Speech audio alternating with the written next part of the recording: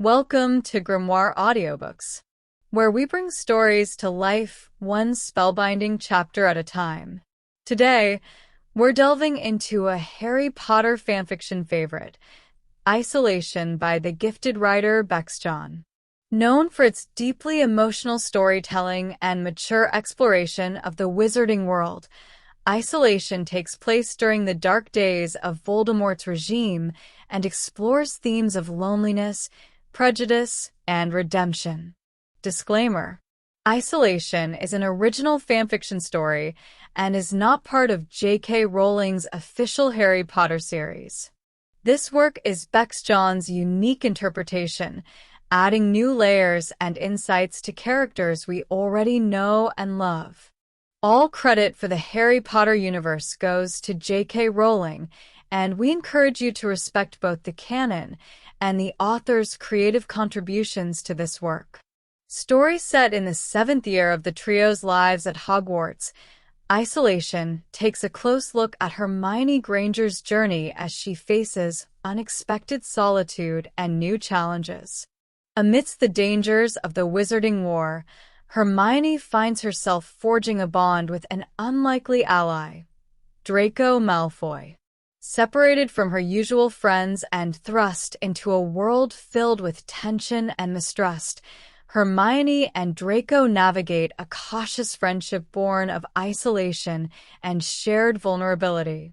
This story brings us a deeper, more nuanced look at Draco Malfoy's character, examining his inner conflicts and giving fans an emotionally charged romance with the moral complexities of wartime as its backdrop.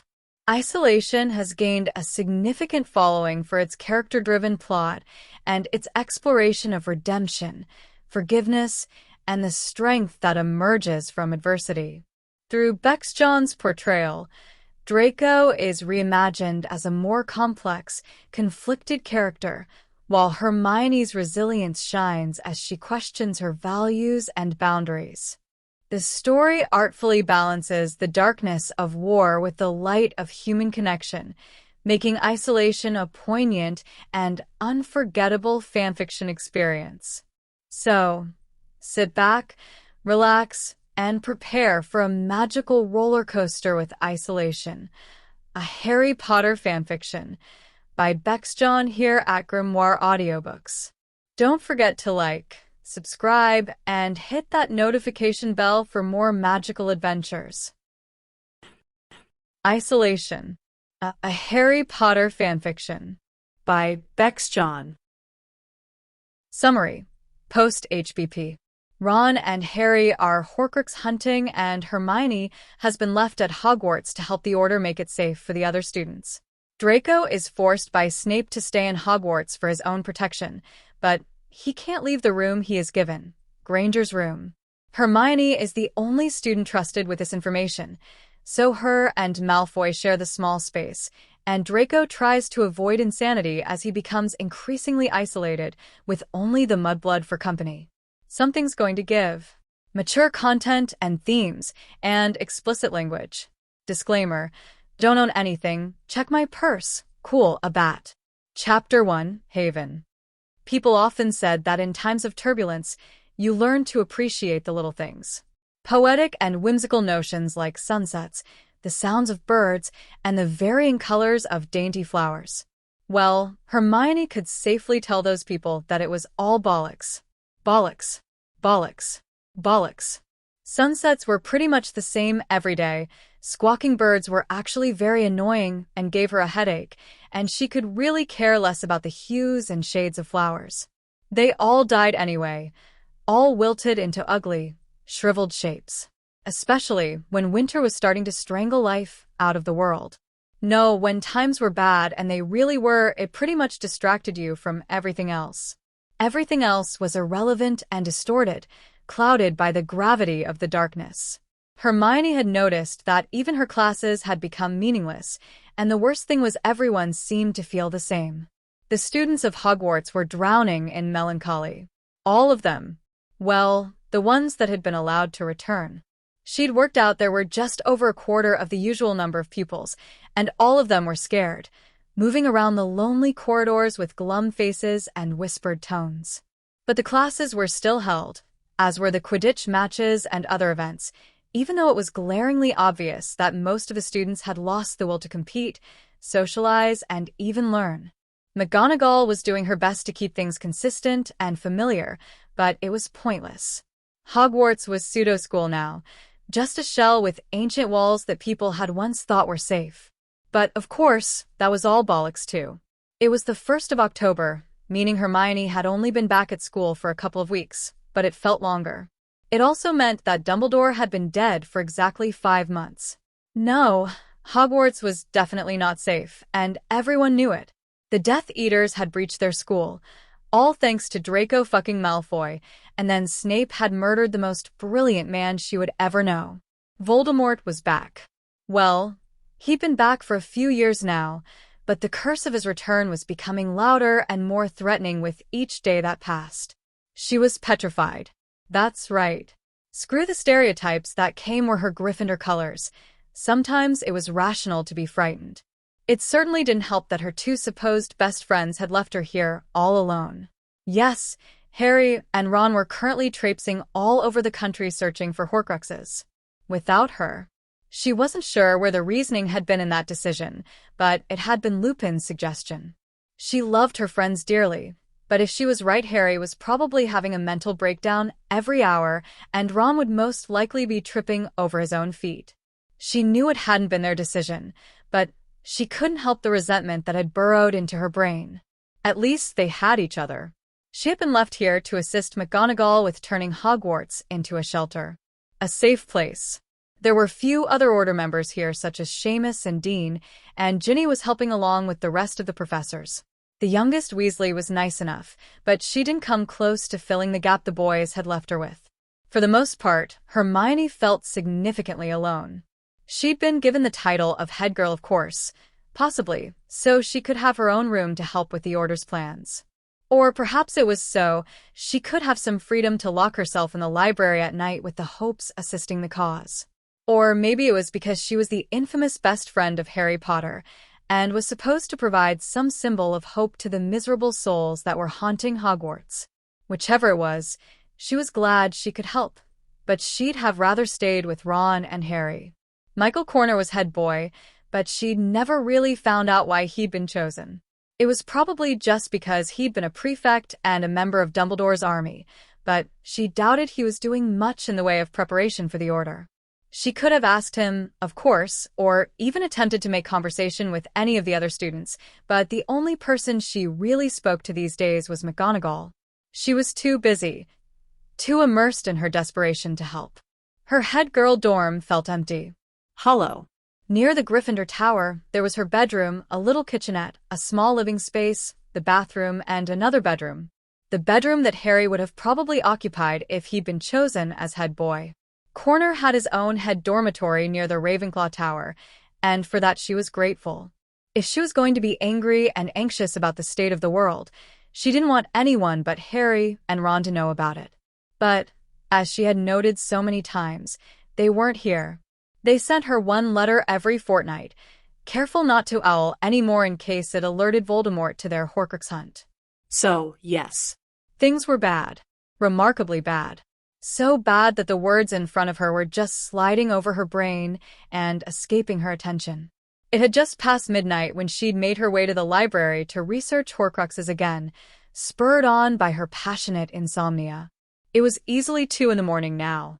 The place was obviously empty, and only the faint glow of her lumos gave any indication of life between the labyrinth of bookshelves.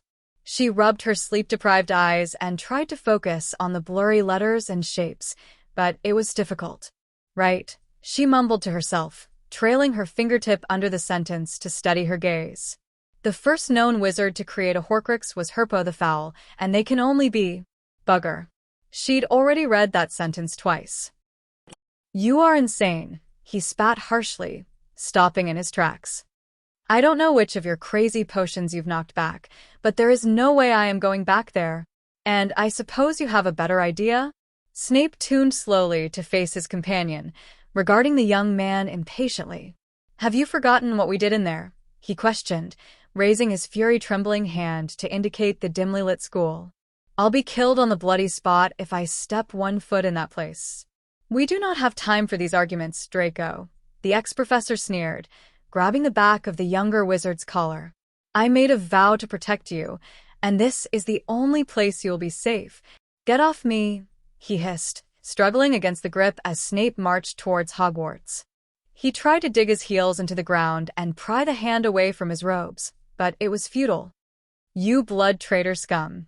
Snape stalled his long strides and adjusted his grip on Draco's clothes to bring their faces close. It didn't show on his face, but Malfoy suddenly felt very wary of the dangerous look in the wizard's eyes, but he didn't flinch. He was a blood-traitor. Fact. Snape and himself had been in hiding for the last few months following the events in Astronomy Tower. Draco wasn't stupid. He knew his failure would have consequences, but he could have never imagined the magnitude of them. The Dark Lord wanted him dead. He hadn't spoken to either of his parents since, and he had no idea what had happened to them. He'd barely left some Shetland shack, with his only companion consisting of the greasy and eerie man currently glaring torture at him. And he had a price on his head. Both sides wanted him dead. Peachy. And then Snape had told him that he was a spy, that he betrayed them all, and that he was one of them. Draco had vomited the barely digested scraps they had managed to salvage that day and spent the remainder of the evening trying to escape their Scottish hideout. But where would he have gone? Had it not been for the fact that Voldemort wanted him evaded as soon as possible, he would have disclosed that revelation for some personal gain. But he had no place with the Death Eaters anymore, which left him substantially buggered, forced into following around the blood traitor who had told him he could no longer protect him. Headfuck. And now he had brought him to Hogwarts.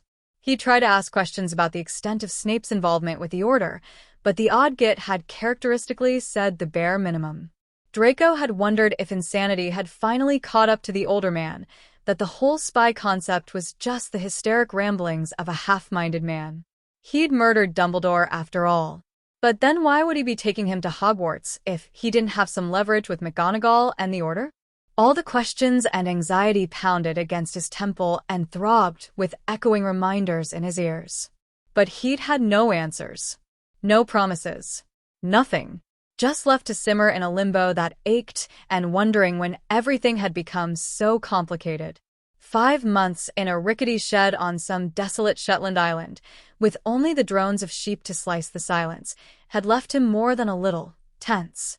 Of course, having the most powerful wizard on Earth hunting for your corpse didn't help. What a shit week. Shit month. Shit year. "I am trying to protect you, Draco," the sinister man snapped, tightening his hold on Draco's robes. "This is the only place you will be safe." "I will not be safe here," the blonde growled, curling his lip in disgust. "I am their fucking enemy." "You're an enemy to both sides now," Snape pointed out, continuing his steps towards Hogwarts and yanking the Malfoy heir with him. "But this side is the least likely to kill you." Professor McGonagall had already agreed to this. "Stupid cow," Draco barked, earning him a choking tug. "So, I am to entrust my safety with that crazy hag?" "You don't have a choice." His protest stopped. She shivered. Autumn had crept up on the castle too quickly, and had squandered the cold at the back of her neck. Her breath left her mouth in silky mists, and she bunched the fabric of her jumper in her fists to protect her fingers. Hermione jumped out of her seat when she heard the library door swing open, followed by shuffling steps. She grabbed her wand, silently ending the Lumos charm and listening carefully to the intrusive thumps against the floorboards. She made her breaths as quiet as possible, managing to rise from her seat without making the faintest noise. She peeked through the gaps of the bookcases, searching for a glimpse of something out of place. All the shadows mingled into one mass of almost black, so she concentrated on the sounds. Whoever it was still lingered by the door, but was slowly making their way further into the library. Her hand tightened around her wand. "Miss Granger," a familiar voice called, and she relaxed her shoulders. "Are you in here?" "Lumos," the witch sighed, her feet following the friendly tone. "I'm here, Professor Slughorn." "Oh, there you are," the jittery man smiled when she came into view. We've looking everywhere for you. You really shouldn't be out this late, even if you are head girl. Is everything okay? She questioned, ignoring his comment. Professor McGonagall would like to speak with you, he stated simply, leading her away from the library. She's in her office. Is something wrong? Her brows knitted together with concern. Why would McGonagall need her at 2 a.m? I'm not sure what's going on, Miss Granger, he admitted with a harmless shrug. I'm sure everything's fine, or we would have been informed. I suppose so, she nodded absently, tucking her hands in her pockets. It just seems a little odd. In times like these, Miss Granger, he breathed, and she could hear how tired the man was. They were all so tired. I'm surprised you can still find anything odd. Fair point. I will walk you to the office, he told her, his voice croaking with fatigue. Would you like me to wait outside for you to make sure you get back to your room safely? That's not necessary, she dismissed with a little shake of her head. My room is only a small walk from McGonagall's office. Plus, you look very tired, sir. I was woken rather suddenly, he confessed, smothering a yawn into his sleeve. But then you were reading in the library. Are you sleeping okay, Miss Granger? Well enough, she lied. Might I recommend some dreamless sleep potion? He suggested, giving her a meaningful look. I could brew you some for tomorrow? No, thank you, she offered him a weak smile. I have some muggle sleeping pills I can take if I really need to, but I'm fine, Professor. Really? If you say so, Miss Granger, he relented, stopping as they reached the door to the passageway that would take her to McGonagall's office. I shall leave you here then. Thank you, Professor Slughorn, she nodded politely, waiting until the wizard had disappeared down the corridor before she mumbled the password. Tabby Cat. Draco was sat in an oversized chair, grinding his teeth and chewing his tongue.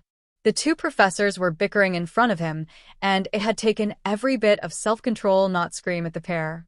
If McGonagall wasn't clutching her wand defensively, he would have probably hexed them by now, or at least cast a few silencing charms to block out their scratching tones. I agreed to meet you, Severus, the witch spoke harshly. I made no such promise that I would actually let him stay here. There is nowhere else, Snape stated calmly, turning his eyes to Draco for a moment. If the Dark Lord finds him, then he will kill him, Minerva. And you would have me put the rest of the students in jeopardy, she snapped, her Scottish accent thick and reminding Draco of his vile stay in the north. Always hiding. You are trying to protect the students, the sullen wizard spoke. He needs protection more than anyone. That boy is the reason this place was attacked, she shouted, pointing an accusing finger at him. That boy is a child, Snape interrupted, ignoring the offended grunt from the otherwise silent teenager. He was misled, Minerva. Draco's eyes shot up at those words, and he analyzed the man he had once trusted with wary skepticism. It felt odd and degrading to be defended by someone he now despised. He knew what he was doing, the headmistress said quietly, her conservative tone back into place. And if he hadn't been so foolish, things would be very different. The Dark Lord would still be a threat, he reasoned carefully. You know that Albus. Don't you dare try to bribe me with his memory, she warned, her voice rising a decibel that harassed her own ears. Don't you dare, Severus? You know I'm right, he said with a subtle force. You know full well how determined he was to ensure Draco didn't follow that path. The Malfoy heir felt his jaw slacken. The inevitable questions flooded his brain too quickly, and he hissed the air through his teeth. The old oaf had taken an interest in him, had wanted to keep him away from the dark path, and Snape knew this? Just more secrets, more splinters into his brain. What the hell? I warned you to keep your mouth shut, Snape drawled purposefully, not even bothering to glance at him. Minerva, you know Albus would have let him stay. Well, she sighed, massaging her forehead with her age-creased hand. Albus' benevolence could have been considered his downfall, alongside his desire to see the good in everyone. Snape made a small sound of agreement. Be that as it may, he mumbled quietly. I'm running out of time. He needs a place away from the Dark Lord.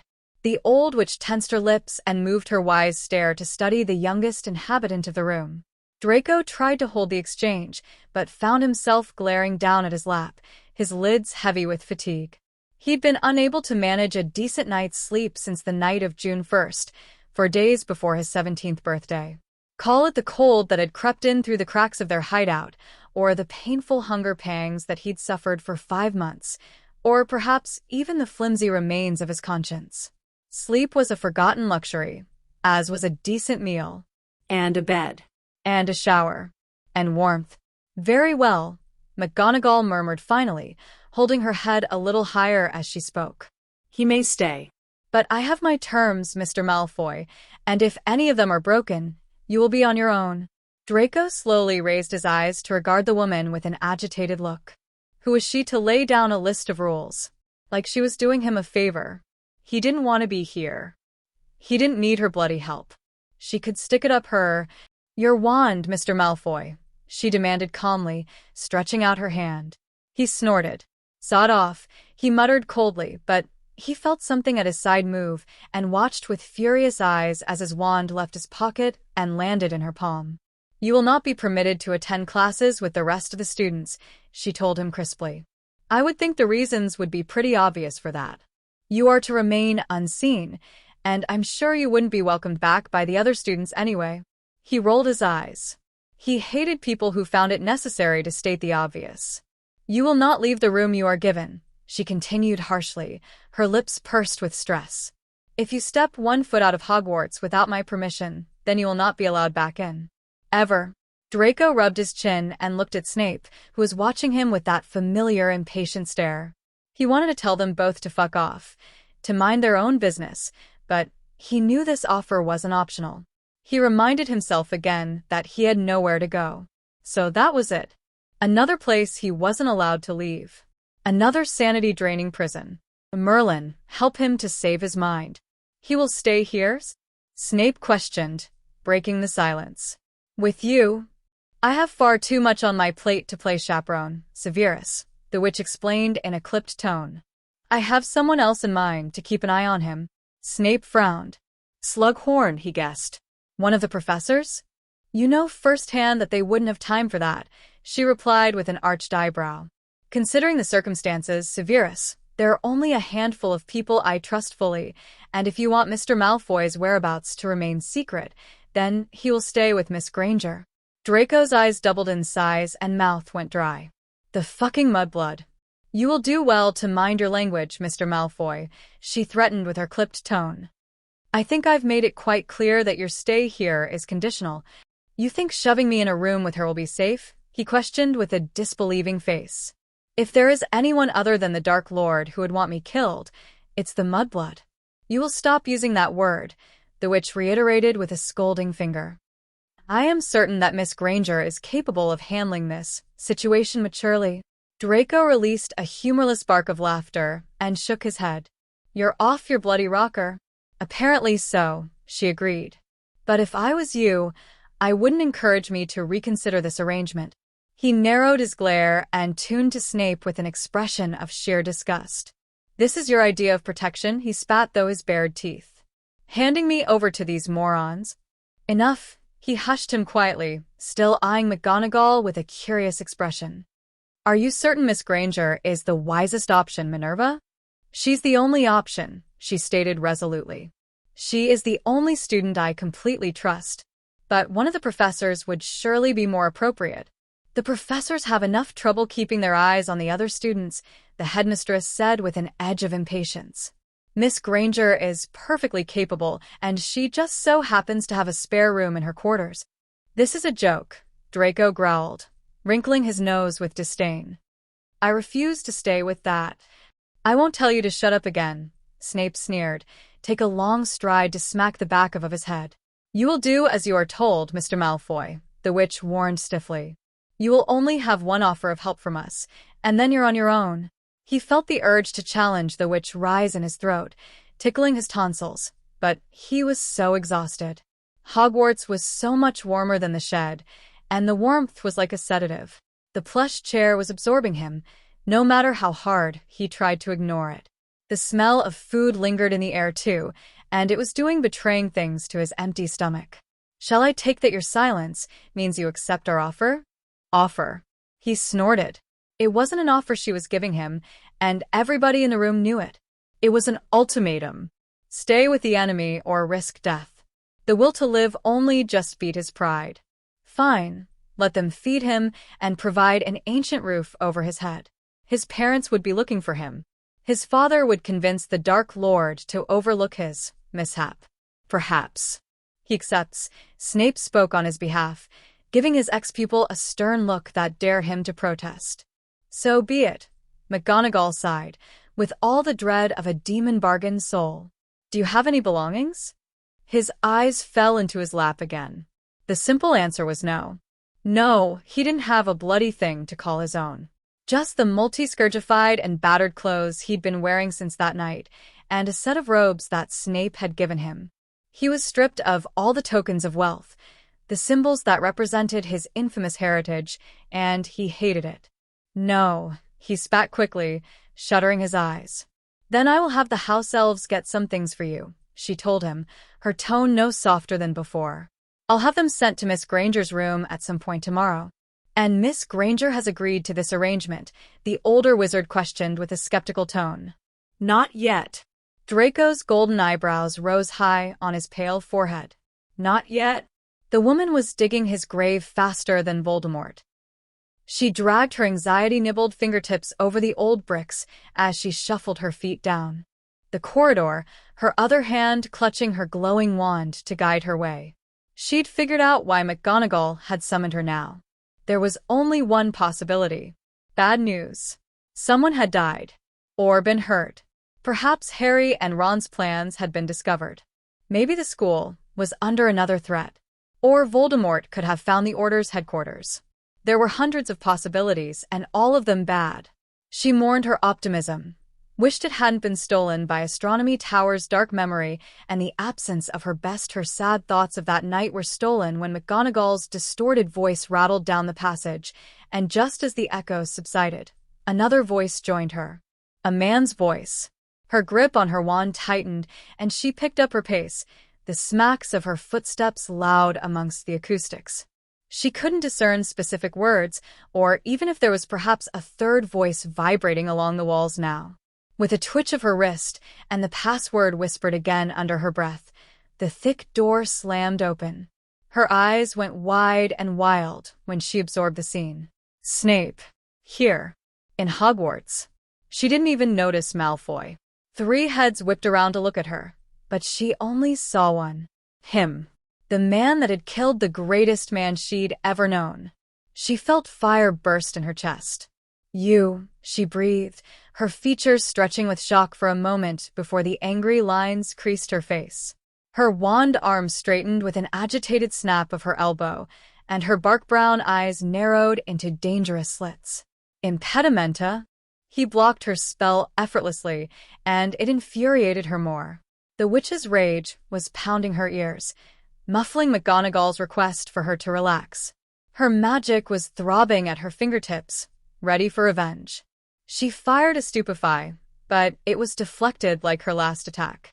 Draco watched the duel silently with his calculating eyes, wondering why Snape was actually participating in it at all. Surely a quick petrificus would put the meddlesome mudblood in her place. She hadn't noticed him, hadn't once taken her eyes off the other wizard. He would bet his family's fortune that spotting him would hardly calm the little tantrum she was having right now. Snape eyed the girl calmly and shot a silent, disarming spell in her direction, deciding it was best to end this before it got out of hand. He cocked an impressed eyebrow when it had no effect, and faltered when another one of her curses made him stumble on his feet. She had been practicing. When had she learned silent shielding charms? Enough. McGonagall tried to intervene, but Hermione's eyes barely flicked over to the woman. Miss Granger, calm down, and let me explain. The young witch didn't blink. Confrin. Her wand flew away from her hand, and her confused and betrayed stare shifted over to the headmistress. She felt charmed ropes coil around her to restrict her movements, and frustrated tears sauntered down her cheeks. The older witch gave her an apologetic look before she jerked her wand again, and Hermione felt her feet leave the floor before she went flying back into a closet. The door closed behind her with a blunt bang, and she remained frozen in the dark for a stunned moment before she was struggling with everything she had and shouting until her throat felt stripped by bleach. Why was McGonagall doing this? She coughed on an outraged sob and swallowed back the scream caught in her windpipe. What the hell was going on? On the other side of the door, Draco sank back into the chair with a roll of his eyes. He watched the pair of professors as they shared a look of skepticism and resisted the compulsion to shake his head or laugh at their stupidity. How could they honestly be surprised that she had reacted the way she did? He really was surrounded by bloody idiots. Well, he commented, his voice raspy at the back of his throat, but still rich with surplus sarcasm. That went well. Chapter 2. Punch. She's improved, Snape commented, eyeing the door with a pensive look. You have no idea, McGonagall sighed, frowning as Hermione's protests only grew louder, ringing around her office and making her cringe. She's been practicing a lot with Horace and myself. I can see that, he nodded, glancing over to Draco. Perhaps she will be able to manage him. She is capable, the headmistress assured him. Severus, the anti-apparition wards will kick in again shortly, and I think it will be easier to explain this to her if you aren't here. I've been here too long anyway, he agreed, taking some long strides to the young wizard hunched in his seat. Remember what we discussed, Draco? You're actually leaving me here? He questioned, hissing out the words through his teeth. With these people? Thanks a bunch. Try to remember that you are in danger, his old professor advised, his voice thick and condescending.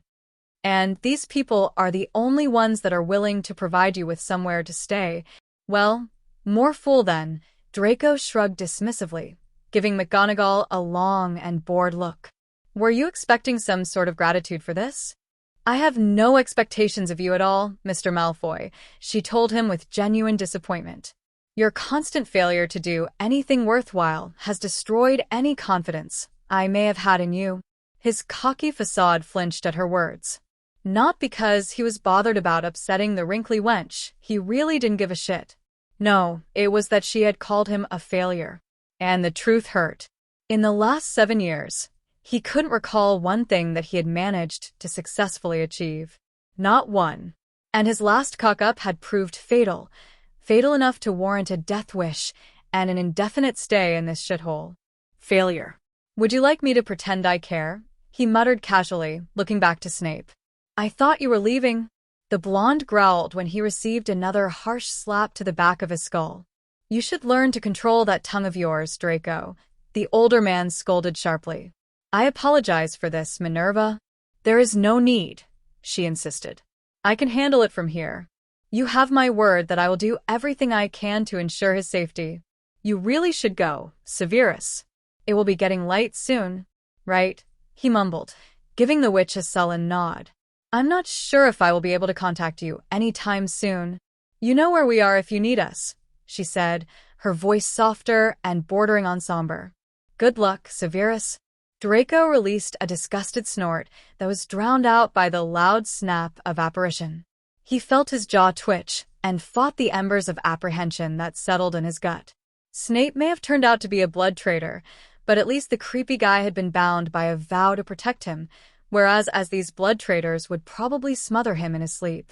Another one of Granger's shrill howls ruptured his eardrums, and he turned to McGonagall with a weary and half-shut stare. This will be fun, he muttered dryly, folding his arms over his chest. You will not say anything to make this more difficult, the witch commanded with an agitated finger pointed in his direction. And you will certainly not use that awful word. You mean mudblood? He questioned, drawing out the derogatory term. You seem awfully confident with that assumption. I'm warning you, Mr. Malfoy, she persisted. You are only making things more difficult for yourself if you continue to act this way. Just get it over with, he groaned, rubbing his eyes. The mudblood screeches had made his painful heartbeats thud against his temple, and the warmth was lulling his lids to fall. He really wanted some sleep. It's nearly 3 a.m, and I would like to get some rest. And I'm sure you'd like to do it in a bed, she said slowly, staring him down. I know you haven't had a bed for a while, Mr. Malfoy. What's your point? If you insist on making this harder than it should be, she started, taking a couple of steps towards the screaming closet. Then I might decide not to let you sleep in the bed, or use the shower, or perhaps you would. I get your point, he scowled, firing her a foul glare. Just get on with it. It would also do you good to learn some manners, she advised, finishing her short distance to the closet's door. With an overdue calming breath, the headmistress tugged open the door and frowned when she saw the mess. Hermione's struggles had knocked some of the shelves, and the younger witch had gained a few bruises from some raining books.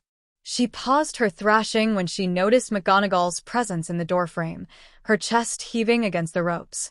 The graying witch angled her wand to levitate Hermione into her office and sighed when her student recommenced her attempts to get free. Draco resisted the taunting words that teased his tongue for the sake of a comfortable night. Granger looked like hell had gargled her and then spat her back out, her chaotic hair swarming around her face like autumn leaves, and her eyes red-stained with what looked like a sleep-deprived month. Good. He was glad she was suffering, glad that somebody else was. Let me out of these things, she shouted, her eyes swollen with tears as she hovered a few inches off the ground. I need you to calm down, Miss Granger. I will not calm down, she refused, her voice quaking and scared. What the hell? I promise I will explain everything, the professor attempted to soothe her. I need you to calm down, Hermione. Please. She stole 6 long breaths and swallowed back the anguish wedged in her throat. She still hadn't noticed him. Okay, she murmured. Okay, just please get these things off me. With a moment of hesitation, McGonagall released the spell, and Hermione's feet landed on the floorboards with a small thump. She brushed her palms over the raw lines left by the ropes and studied the older woman like a stranger. She coughed away a confused sob and took a wary step towards the center of the room, oblivious that she'd moved closer to Malfoy. Why was Snape here? She questioned finally, deciding that the silence was far too vexing. Before I tell you anything, McGonagall started. You need to understand that you can't reveal this to anyone. Not even Mr. Potter or Mr. Weasley. Hermione shifted her weight and pursed her lips, analyzing the situation in her head. McGonagall's words did not bode well with her. She told Harry and Ron everything, and her professor's odd behavior in the last few minutes had completely baffled her. Her fawny eyes darted away, needing to focus on something else, and that's when she saw him. She locked on to his icy cool glare and felt something in her soul snap. She didn't remember sprinting over to him. Everything was blurry and fast. When she was close enough, she drew back her balled fist and rammed into his face, hard enough to scorch her knuckles. She felt a feral growl vibrate in her throat and drew her fist back again, the blood slithering down his chin and across her fingers nowhere near satisfying enough. She wanted to pound his face until it was unrecognizable, until it stopped reminding her of what he'd done. But McGonagall's spell dragged her to the other side of the room, and she was screaming again. She fought the magic so hard her limbs burned, but it wouldn't give. What the hell is that bastard? Stop it, the other witch shouted, keeping her wand trained on Hermione's writhing body. There were no tears now, just a rage that simmered and practically caused the girl to glow. Hermione, you must listen. You spineless twat, she snapped, ignoring McGonagall and curling her lip as she eyed Malfoy. He was thumbing away the trickle of blood that was leaking from his lip with an expression that was far too aloof for her to handle. He caught her eyes again, and her hatred was blinding. He was slimmer than she recalled, and he looked a little worn, but everything else about him was exactly how she remembered. The creamy hair, the china skin, the rain-cloud eyes. It was awful, and she roared with outrage. Control yourself, McGonagall attempted again, stepping into Hermione's line of sight. I'm trying to explain. How could you? Hermione hissed at the aging witch, fresh tears springing to her fiery glare. They killed Dumbledore. How the fuck could you do this to? That is quite enough, she replied, her tone that familiar strict bite. I'm trying to tell you. Nothing you could say would. Severus Snape is a spy for the Order, she said bluntly, satisfied when Hermione seized up with shock and released a dulcet gasp.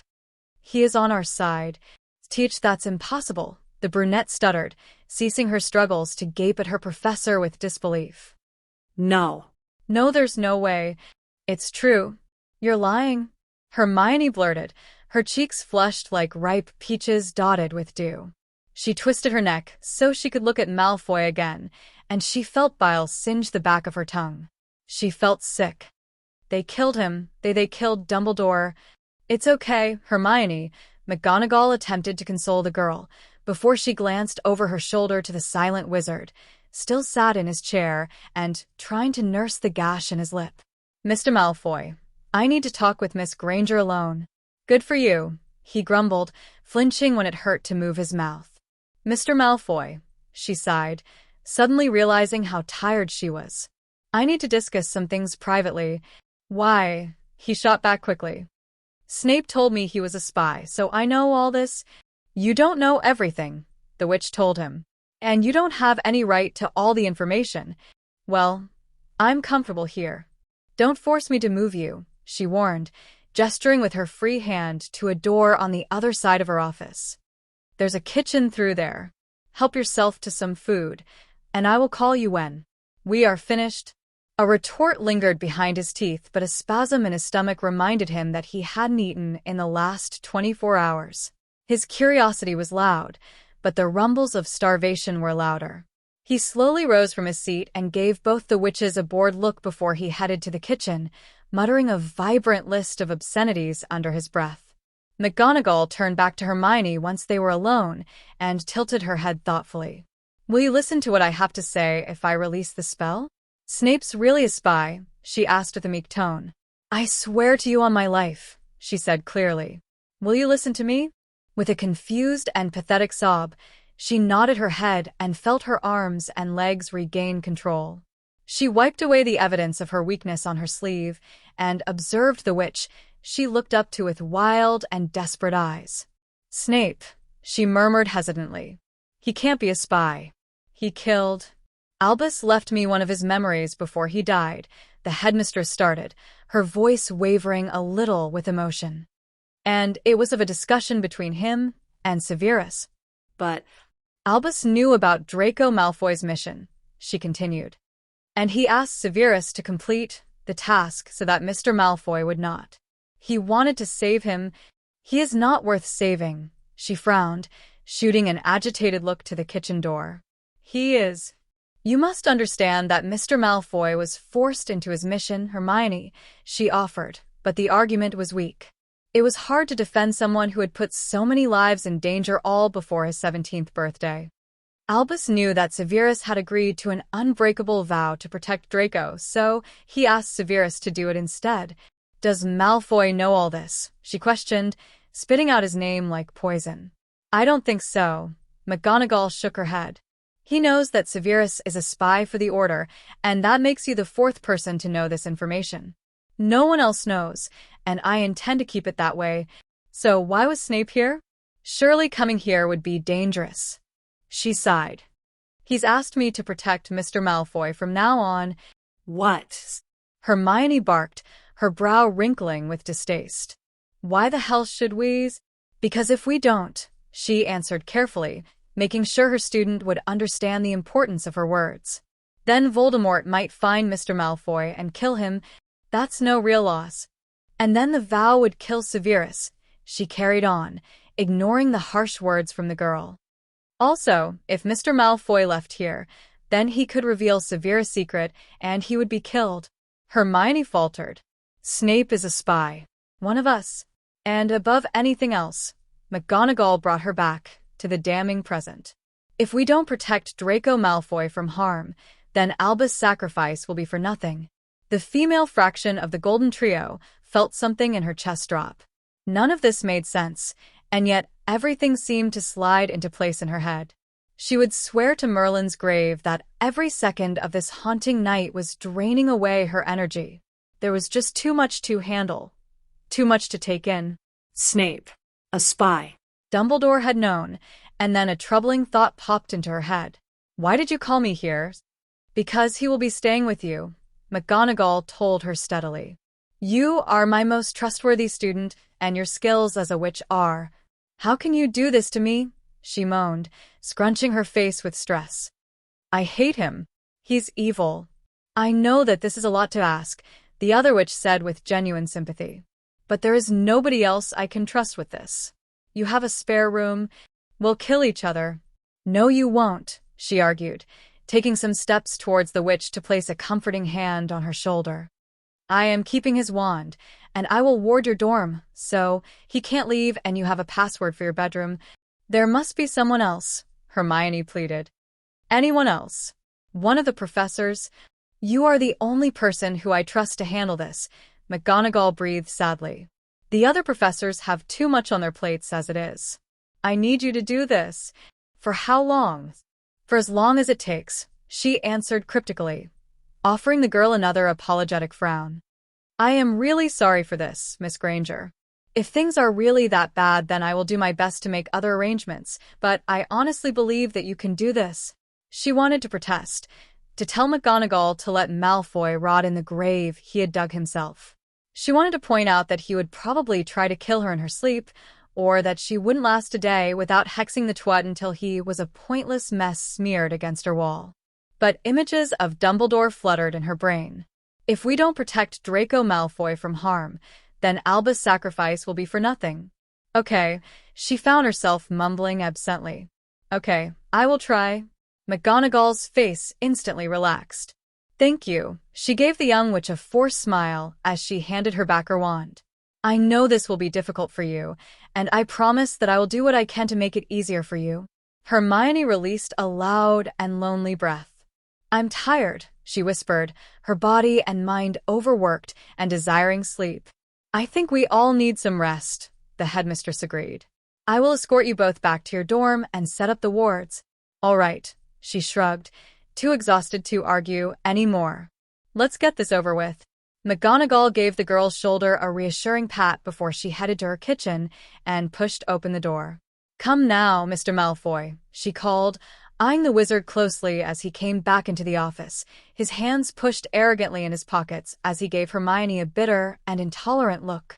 Get over your little bitch fit, he sneered, purposefully keeping his distance.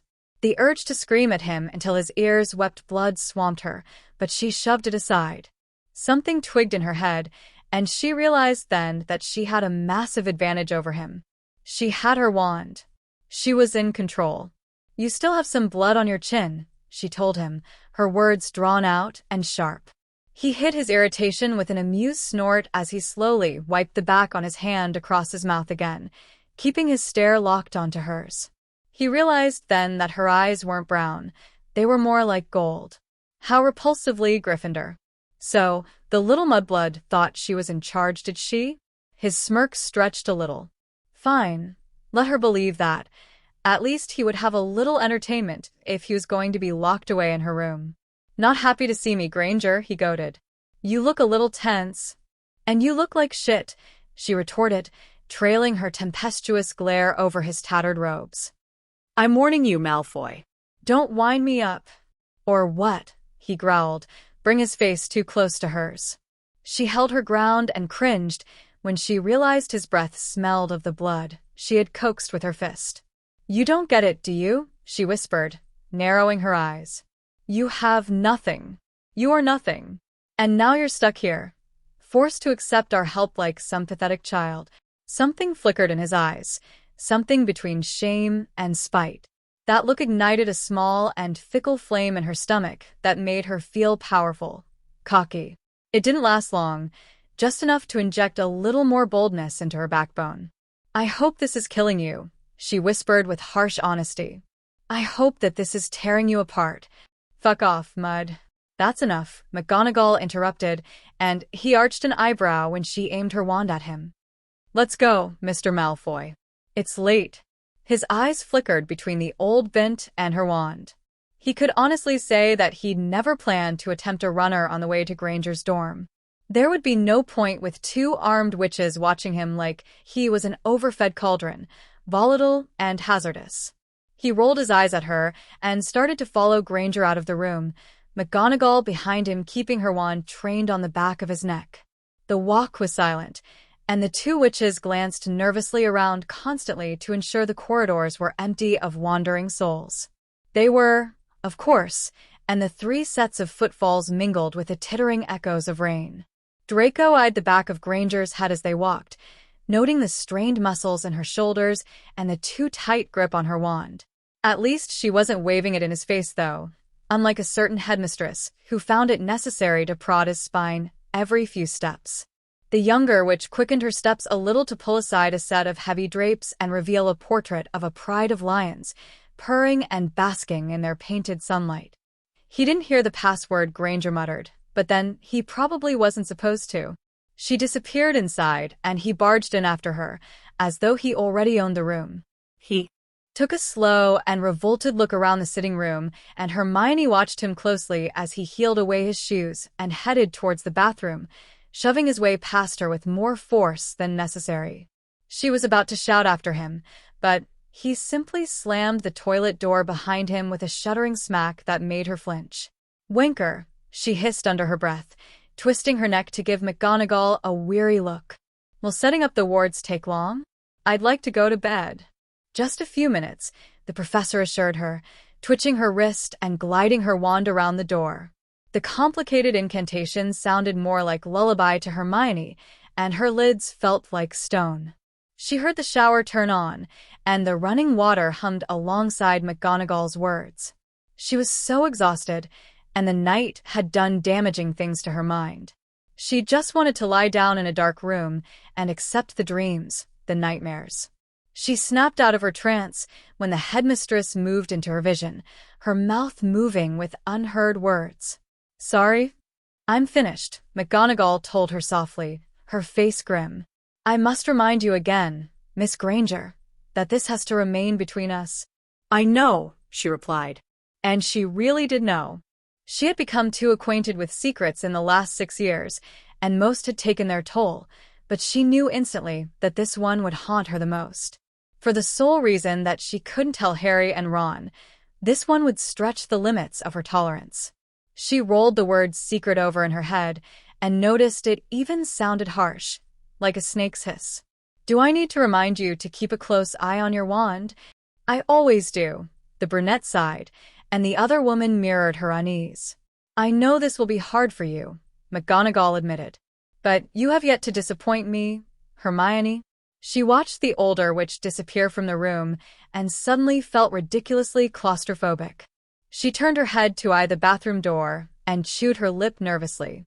Clawing her agitated fingers through her mussed hair, she dragged her feet to her bedroom, keeping her anxious eyes on the bathroom door until she mumbled her password, Lutra Lutra, and ducked inside. She didn't bother shedding her clothes, just collapsed with an ungraceful fall onto her bed and cocooned herself amongst the sheets and blankets. She glanced out of her window, and the sky was still black, but then winter had that effect on the colors and moods of the mornings. The distant calls of early birds were the giveaway, and a quick look at her clock confirmed that it was almost 4 a.m. She thanked Merlin that it was Friday and that she had no classes tomorrow, although she wondered if she really should be thanking anything or anyone considering the events of tonight. The trickling droplets of Malfoy's wash were loud and clear in her room and served as a taunting reminder to her new and unwelcome roommate. Her temple was throbbing with the beginnings of a stress-induced headache, and she knew that despite her fatigue, she would have a hard time finding sleep. Half an hour passed before the water died, and she could hear Malfoy's crass movements as he headed into his own room. She groaned into her pillow when those sounds carried too, skimming across the bathroom tiles and leaking through the thin walls. She grabbed her wand to hurriedly mumble a silencing charm on her room and hoped that it would last until morning. Draco combed his fingers through his damp hair and fiddled with the hem of the towel. He couldn't begin to describe how good it felt to have a decent shower, to feel clean again. His eyes roamed the bedroom and noted the Gryffindor colors with a repulsed grumble that simmered against his tongue. And this was where he would be staying, amongst the gold and red mess. He heard a distant noise and realized it must have been Granger shifting in her sleep. He could hear that. Great. Still, at least the bed was comfortable. He discarded the towel and opted for sleeping in the nude, deciding blemishing his freshly clean skin with his scruffy clothes would just irritate him. His eyes fell to the dark marks staining his ashen flesh, and he traced the outline with the tip of his finger, scowling into the darkness before he fell back into the inviting fabrics and stared up at the ceiling. The sky had turned a nasty shade of indigo when he finally managed to steal that elusive slumber that he'd been craving for weeks. Chapter 3. Doors. She woke too quickly. Her eyes snapped open and went wide, darting nervously around her room. She sucked in a short gasp and covered her face with her palms, blinking away her sleep and gulping back her dry throat. She felt disorientated and muddled, like an imp had skipped through the caverns of her mind and fiddled with her thoughts. She rubbed away the cold sweat on her forehead and sat up, looking around her room and ensuring that everything was where it should be. Her nightmares had been so vivid recently. She couldn't for the life of her decide if last night had been a trick of her subconscious or if everything had been real. Perhaps there'd been no Snape, no Malfoy, no secret. Maybe she was still the sole inhabitant of her dorm. Maybe. Her tired gaze fell to the rope burns on her arms, and she exhaled a disappointed sigh. She'd wanted so bad for it to be a dream, so willing to delude herself. Call it the brain's defense mechanisms or call it hope. Hell, call it whatever you wanted. The fact of the matter was, it hadn't been a nightmare. It made her feel sick. She could actually feel the contents of her stomach churn as she contemplated just how close he was. Just her small bathroom between them. Just 2 walls. She glanced at her clock and wanted to scream when she realized she'd only managed 3 hours sleep. Hermione had honestly thought that she would have managed to gain a little more rest considering how exhausted she'd been. But no. Evidently, her insomnia was here to stay. Joy. It was pushing 9 in the already miserable morning, and she could already hear the usual raindrops tapping against her window. She knew that it was futile to try and get any more sleep, so she slowly eased herself out of bed, grabbed her bathrobe and wand, and headed for the shower. Keeping as quiet as she could, she peered out of her bedroom warily, catching sight of Malfoy's discarded and scuffed shoes. The remains of her optimism fluttered away with that final damning observation, and she quickly slipped into the bathroom. Shrugging off yesterday's clothes, she muttered a quick spell to flick on the shower at a high heat. The witch turned to look at herself in the mirror, brushing her knotted curls away from her face and fingering the shadowy crescents under her eyes. There was too much torture on her face, and it was tucked into the creases of her permanent frown. She looked like a tracing paper version of herself, paler and almost translucent, like frosted glass. She focused on her eyes and thanked Merlin when she saw the familiar glint in them, the spark of fire and determination that had always lingered, that had yet to be beaten. She was fine, just tired and wondering exactly how she was supposed to coexist with Malfoy. The mirror started to steam, so she turned away from her worrying reflection and released a content moan as the steamy water soothed her shape. She closed her eyes and massaged the soap into her skin, inhaling the vanilla scent with a calming breath. She lathered her, arms first, then her shapely chest and flat stomach, and then bent down to stroke the length of her legs. This felt good, like normality, and she basked in the sensations. She could feel her muscles easing, and it was wonderful, relaxing enough that she allowed her ever-crowded mind to cease thinking, if only to shield the memories of last night. If only to forget that someone she despised was sharing her dorm. A Death Eater. It took a bit more soap, but she let it all go and allowed herself to escape because she knew it would only get harder from here. Merlin, forgive her for pretending it didn't exist for some stolen minutes. Draco lifted one heavy lid when a feminine moan seeped into the room. The whispers of running water had started to stir him a few moments ago, but it was the strange sighs and mews that woke him completely. His brow furrowed when he didn't recognize his surroundings, and he raised his head to eye the room suspiciously. He remembered then. He remembered that he was in Hogwarts. Remembered he was sharing a dorm with the mudblood. Shit. He gnashed his teeth, and his eyes went to the window. Draco knew it wouldn't work, but he tried anyway, flinging himself off the bed and trying to shove it open. The clasp wouldn't budge. He drew back his fist and smashed it into the glass as hard as he could, but it didn't even crack.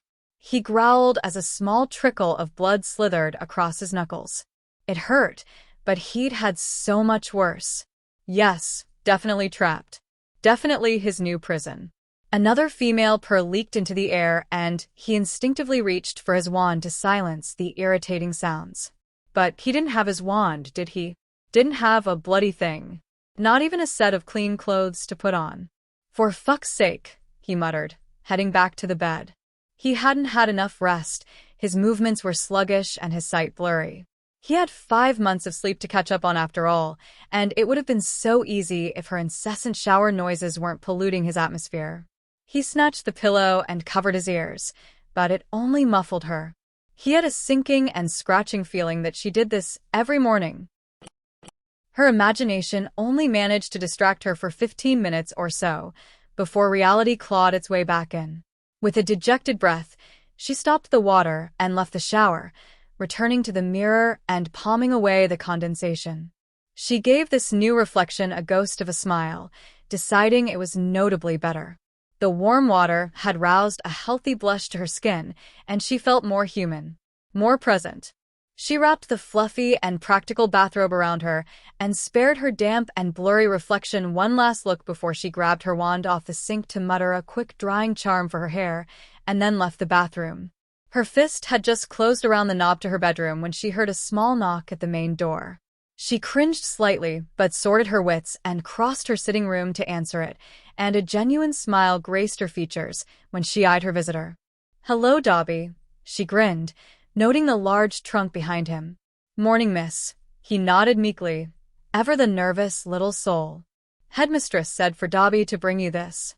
"Thank you," she said, knowing they were probably things for Malfoy. "Could you do me a favor, Dobby?" "Yes, miss," the house elf chirped merrily. "What does miss want Dobby to do?" "Could you possibly sort out some extra food for me?" she requested. "And I can come to collect it later? Dobby can bring it here." "That's okay," she told him with a delicate wave of her hand. "I'm going for a little walk later, so I'll pick it up. Honestly, it's fine." "Yes, miss," he mumbled, obviously a little disappointed. "I go now. Must help clean after breakfast." She wanted to tell him to stay, feeling substantially safer with someone she knew around, but he was gone with a snap of his fingers. She did some quick calculations in her head and realized that she hadn't seen any of her friends for 5 days, having spent all of her free time in the library doing what she could to assist the order. She glanced behind her at Malfoy's door and concluded that she would need to meet with him soon. They were another dose of something normal. Another escape. Hermione pulled her robe a little tighter around herself as a chilly breeze swept up the corridor and invaded her dorm. She jerked her wand to levitate the chest into her sitting area and let it crash to the floor with a loud thud just outside Malfoy's room. She considered giving him a shout to explain that he now had some belongings, but reasoned with her common sense that the Hogwarts motto was there for a reason. It really was best to let sleeping dragons lie, especially a prejudiced, psychotic dragon who was caged against his will. She jumped when the autumn breeze shoved her door closed with a piercing clap. And then she could hear movement coming from his room, accompanied by heated and masculine muttering that sounded like venom, even if it was just muffled nonsense behind the door. She considered running for her room to avoid the hassle, but the stubborn lioness within her wouldn't allow it. She squared her shoulders defiantly and narrowed her eyes, preparing for the inevitable theatrics.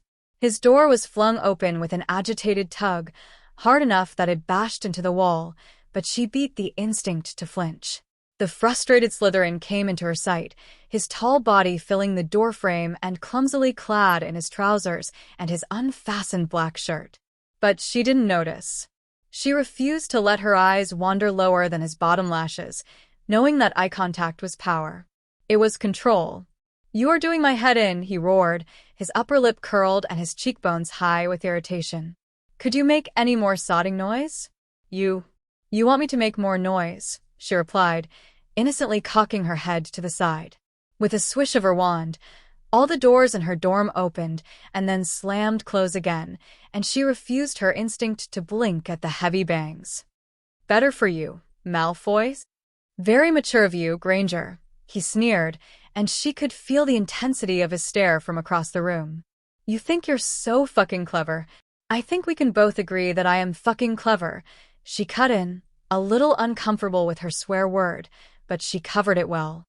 As you so eloquently put it, stop making so much noise, he growled, his voice a foreboding rumble that lingered between them. Stop banging things, stop talking, stop moving. I can do whatever the hell I want in my room, Hermione argued, faltering when he sidestepped the trunk and stalked towards her. She backed up against the wall and raised her wand, but he didn't cease his long strides. Don't come near me. As if I would fucking touch you, he growled, stopping only when the end of her wand prodded his chest. I would sooner die. Be my guest, she retorted quickly. It would be worth it. I'm warning you, Granger, he sneered. I refuse to put up with this. It's like having a dyspraxic giant in the room. Deal with it, she snapped, adding more pressure to his chest with her wand, although she would swear it only pushed her further against the wall. She quickly tugged her robe a little tighter around herself, but if he'd noticed her post-shower attire, he gave no indication whatsoever. Thank Merlin. I mean it, Granger, he scowled. Stop making noise, or put a silencing spell on my room, as if I would waste my magic to accommodate you. Then shut the fuck up, he yelled, slamming his fist into the wall beside her head. The castle's magic ensured there would be minimal damage, just a small dent, but the vibrations of the hit skimmed across the shell of her ear and roused a reluctant shiver. I need rest, and I can't get any if you won't shut your mudblood mouth. She drew her free hand back with the intention of hammering it into his creamy face, but maybe she was getting too predictable. Her angry eyes shifted to the long fingers tight around her wrist, and she felt her blood bubble like sun-stimulated acid. Let go of me.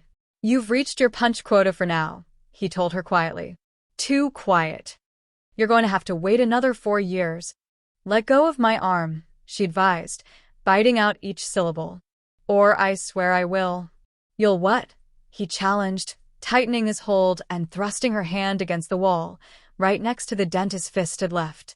Her next move was instinctive and quick, and her wand was at his throat, stabbing the space between his Adam's apple and a vein that spasmed with his rage. Her eyes locked onto his defiantly, daring him to goad her further. Hermione didn't doubt for a second that she would hex him to Hogsmeade and back if he continued to tease her fragile temper, but his iron-gray eyes barely flickered, and the grip on her wrist remained firm. Go ahead, Granger. And it was his confidence that rattled her the most, that stirred her magic to pour out of her wand and scorch his skin. You fucking bitch, he shouted, stumbling back and clutching the fresh burn on his neck. You'll pay for that. I've had enough of you, she told him, her wand still trained on the blonde. Go back to your room and get some sleep. Don't you even try to boss me around, you filthy. I'm going out, Hermione explained steadily, even if her anger was begging to skip into her words. So you will have a good few hours undisturbed sleep. I suggest you make the most of them. Then piss off already, he grumbled, turning his back to her and heading to his room. Another door slammed, and she allowed herself to grimace this time. She needed to get out. The living room was tainted with new and uninvited scents, and she felt like a hunted badger being smoked out of her set. She tore her gaze away from his door and rushed to her bedroom, changing as quick as she physically could. Fully dressed in her jeans and a comfortable jumper to fight the cold, she swiftly left her head girl dorm and started for the library.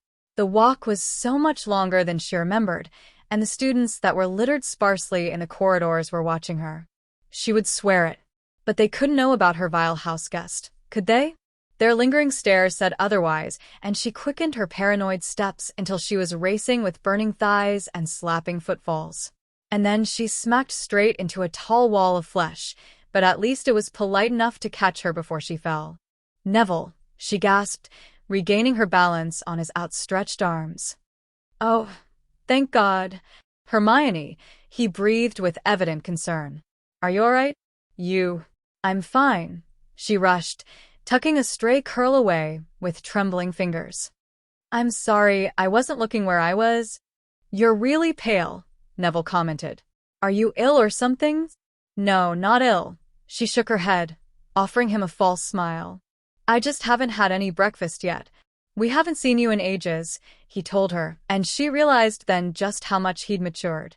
Ginny and Luna were saying they missed you yesterday, and I know I've been rubbish recently, she sighed, her eyes downcast. I'm sorry. I've just been trying to help Harry and Ron. You need a break, Hermione, he told her. It's not good for you, and you really do look ill. Just come and meet us for dinner later. She was too tired to protest. All right, she mumbled, earning a pleased smile from her friend. I'll meet you in the Great Hall later.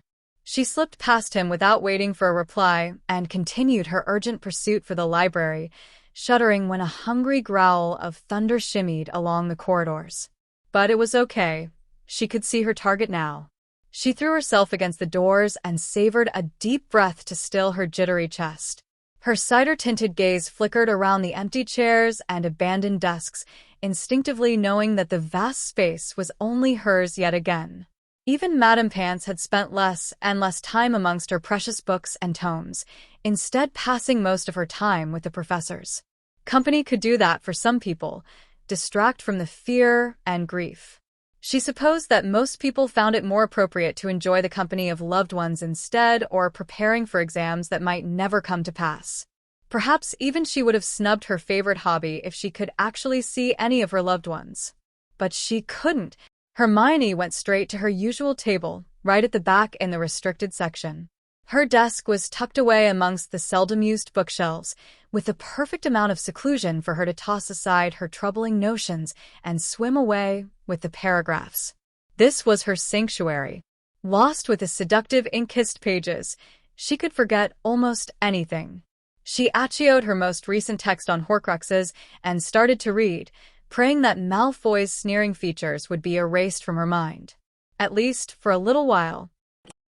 Draco dragged the trunk into his room and quickly examined the contents with a critical eye. Well, it could have been substantially worse. While the clothes consisted of items he would have never picked himself, unless there were no horrid hints of red or gold amongst the fabrics. There were a few pairs of black trousers, some white and black shirts, and then 3 or 4 polo jumpers in black and gray too. At the bottom of the chest were some simple vests and a set of standard wizarding robes, accompanied with some black shoes, socks, and extra underwear. It was more than he'd expected, but less than he'd hoped for. With a bitter grunt, he started to organize them in the provided wardrobe the Muggle way. Merlin, he missed his wand. McGonagall may as well have ripped off one of his limbs, the sodding cow. His wand had managed to keep him occupied when he'd been confined to the shed with Snape. Whether he'd simply stretched the extent of his conjuring and transfiguration skills or practiced new spells, it had always encouraged time to go that little bit quicker. And now that scraggly old hag had confiscated the only thing he could use to divert himself from hollow hours of nothingness. He changed his clothes and simply sat on his bed for Merlin knew how long, trying to think of something to do. He was no idiot. He knew that his inactivity and the imprisonment would do damaging things to him. His sleeping pattern was already buggered, and it was only a matter of time before his mind would start to close in on itself. He'd read the countless stories of foolish wizards who had locked themselves in closets and eventually gone insane after staring at the same 4 walls and having nothing to do. He needed a deterrent, something to concentrate on and provide him with a goal, not matter how insignificant it seemed. Draco headed into the main area of the dorm and steered himself toward the small kitchenette, pointlessly plucking open the cabinets. They were full of the expected products, but he had no idea how to prepare them without his magic. He settled on 2 green apples and slowly scanned his surroundings, his stormy eyes settling on a set of shelves practically buckling under the weight of various books. He stared at them for a long minute, rationalizing that reading would be an ideal way to keep him engaged. But no, they were the mudbloods. He didn't want to touch her things if he could help it. He continued to study the room as he gnawed away at the ripe fruit and absently started counting. She didn't meet her friends for lunch. It was a conscious decision, and one that she regretted a few hours later, but she'd honestly thought she'd found something interesting. However, she'd forgotten that the French and Latin translations for the word crux were 2 entirely different things. She'd made a quick trip to the kitchens to collect the extra food she'd requested and grab a simple ham sandwich, but otherwise didn't leave the library. When the day had finally started to simmer into the evening, she'd barely noticed.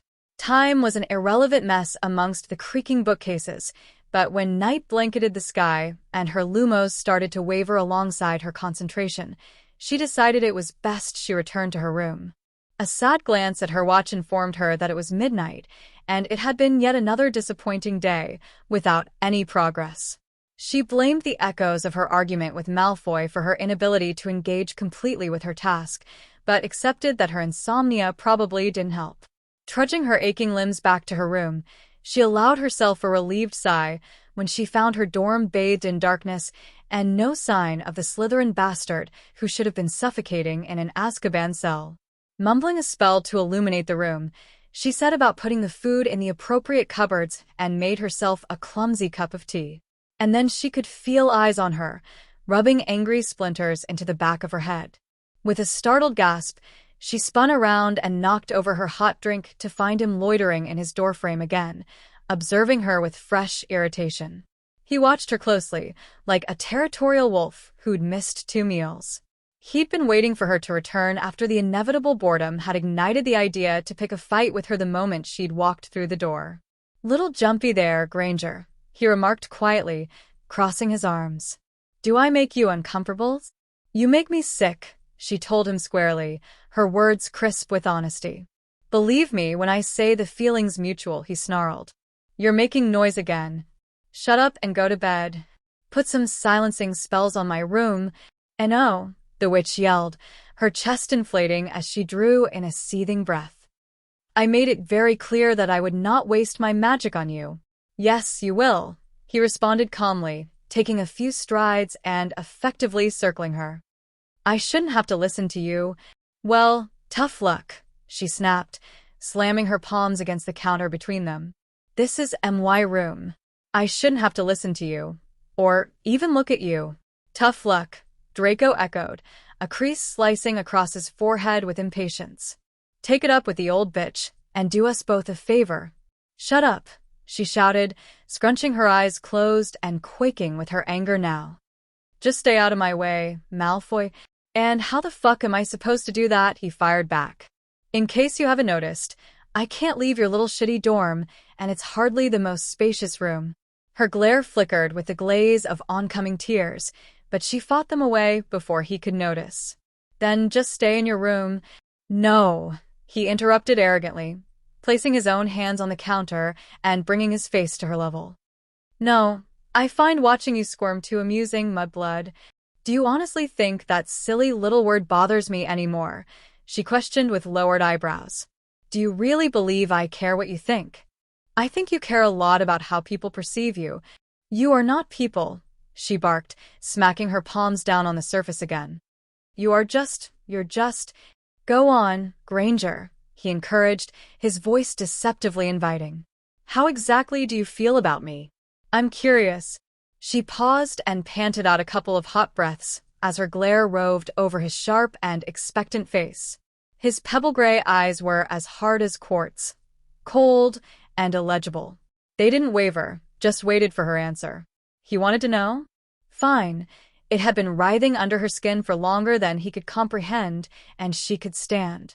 "You're the most spoilt and selfish person I've ever known," she told him quietly, enunciating each tangy syllable.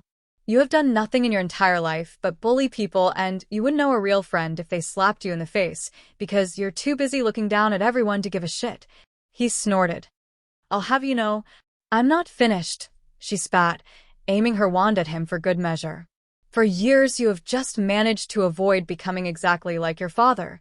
Evil." "You'll not talk about my father," he shouted, too enraged to consider the wand by his chest. "You have no fucking right." "You wanted my opinion," she retorted. "I always knew you were a vile little bastard, but I never thought you would become so twisted that you would become a Death Eater. Harry knew. Tried to tell us. But no. For some stupid reason, I thought you had a small dose of decency left in you, and I was so wrong. First time for. And you turned into what everyone expected." She ignored him, pulling away and pacing a few angry steps to the side. follower to Voldemort and pathetic excuse for human, because you couldn't even do that right, he growled. There it was, being shoved in his face again, his failure. Are you quite done? She sent him a fierce scowl, and he noted it was so much more intense than any look she'd ever dared to flash him before. Good. Getting her all riled up was bloody hilarious. You are sick and spiteful, she hissed, feeling her magic crackle between them as she tried to steady her sparking emotions. And you always will be, and I find that very sad. You want to know what I feel for you?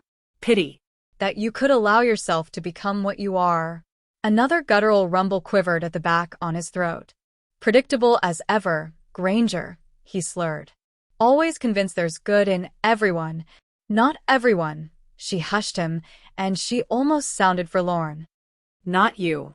Not anymore. Well, at least you're learning not to set yourself up for disappointment. He shrugged his bored shoulders, cocking an eyebrow when she took some more steps away from him. Where are you going? Bed, she muttered, sparing him another golden-spiced glare. I am done with this. Hold on now, he protested, marching to block her exit. It's my turn. I thought I made it very clear, she mumbled past tense lips. That I didn't care about your opinion of me. I didn't care about your opinion of me, he said, slowly straightening his back to loom over her. But you asked? Because I thought it would be amusing, he revealed, indulging in a cruel smirk. And I was right. I know how you feel about me, she argued, trying her hardest to act nonchalant. Mudblood this, bookworm that. You're rather predictable yourself, Malfoy. I may surprise you. Merlin cursed her curiosity for shrouding her common sense for the umpteenth time. Fine, she grumbled, eyeing him warily and tightening the fingers coiled around her wand. How do you feel about me, Malfoy? You repulse me, he sneered with sudden hostility. The fact that we have to breathe the same air makes me want to vomit. You're disgusting. A rancid smear across the wizarding world. You don't deserve your magic. Repetitive nonsense. She forced her eyes to roll. I'm going to bed. Move or I'll make you. I'm just building up, he promised darkly, and something untamed and severe flared behind his stony eyes. She shifted her feet, but refused to look away. Needed to keep eye contact. Control. I don't. You know you don't deserve your magic, he continued, baring his ivory teeth in an accusing snarl. And that's why you work so hard, isn't it? That's why you spend all your pathetic time studying. I happen to like reading, but you feel the need to prove yourself. Draco silenced her with a confident and condescending tone. Because you know your magic isn't rightfully yours. Uncertainty mingled with honey, and he relished his victorious grin. Because you know you're inferior. Her lip twitched. His smirk stretched. And that's why it still kills you when I call you Mudblood, he finished with delicious smugness, bobbing his head with a proud nod.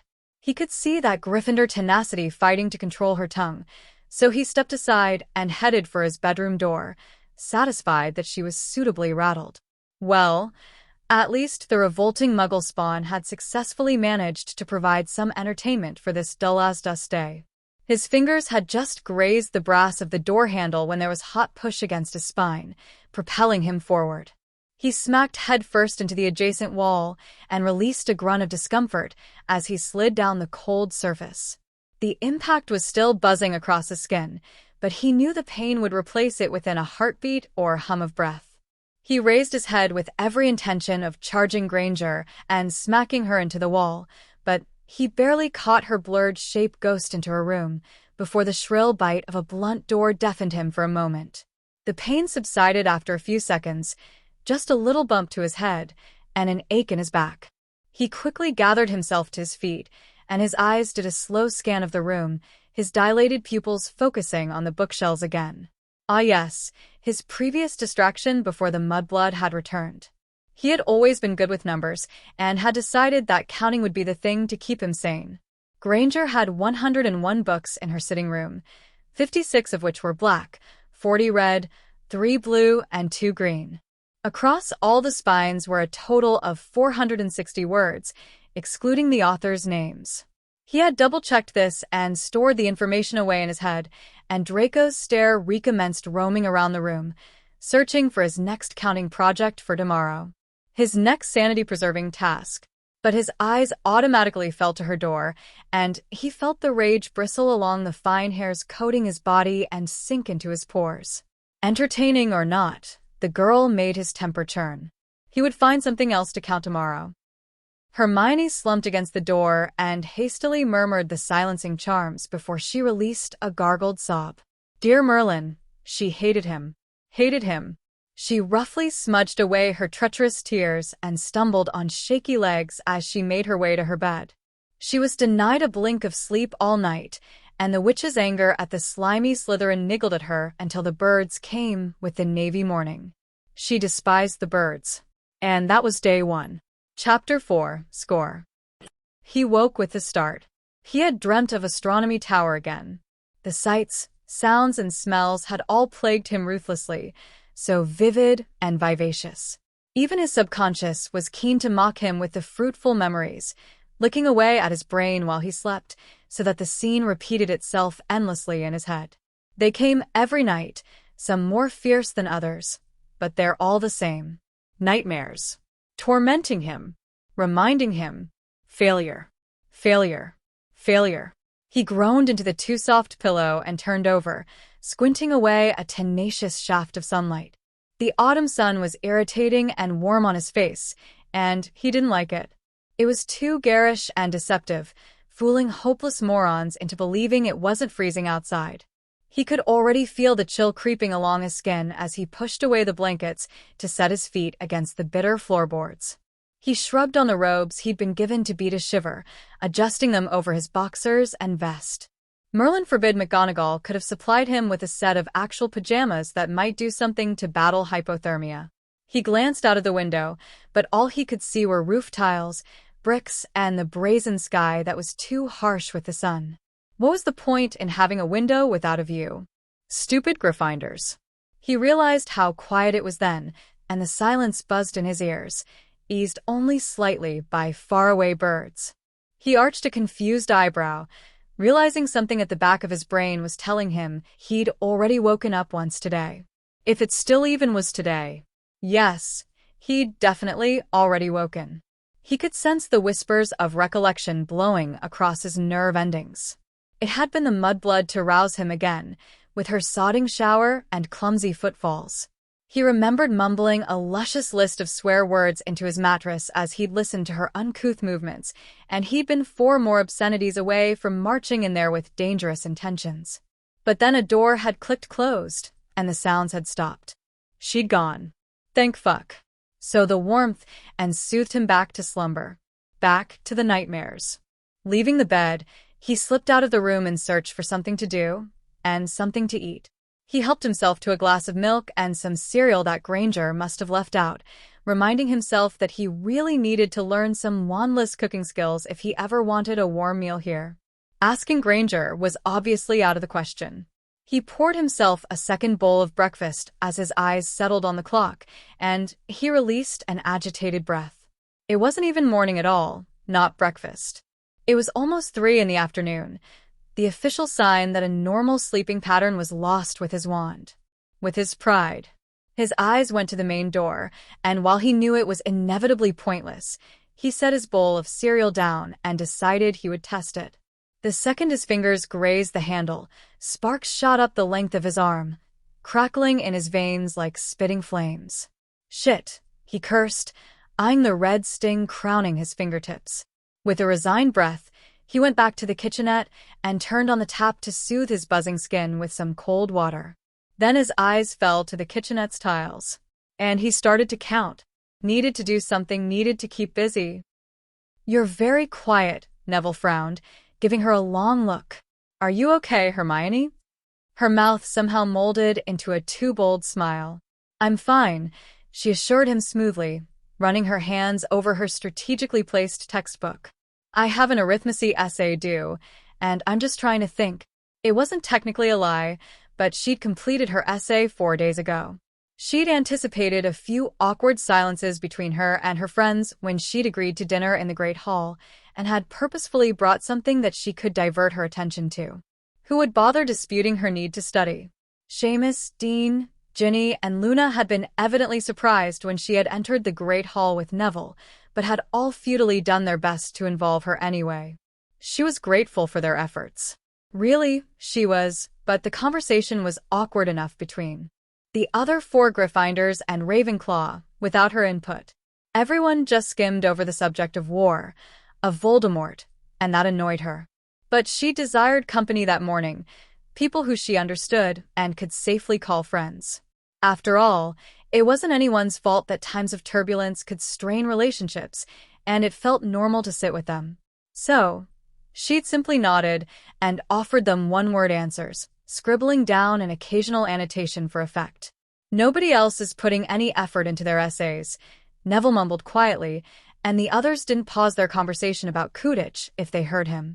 I guess everyone thinks it's a little pointless at the moment, but I know how you are with your studies, so I shouldn't be surprised.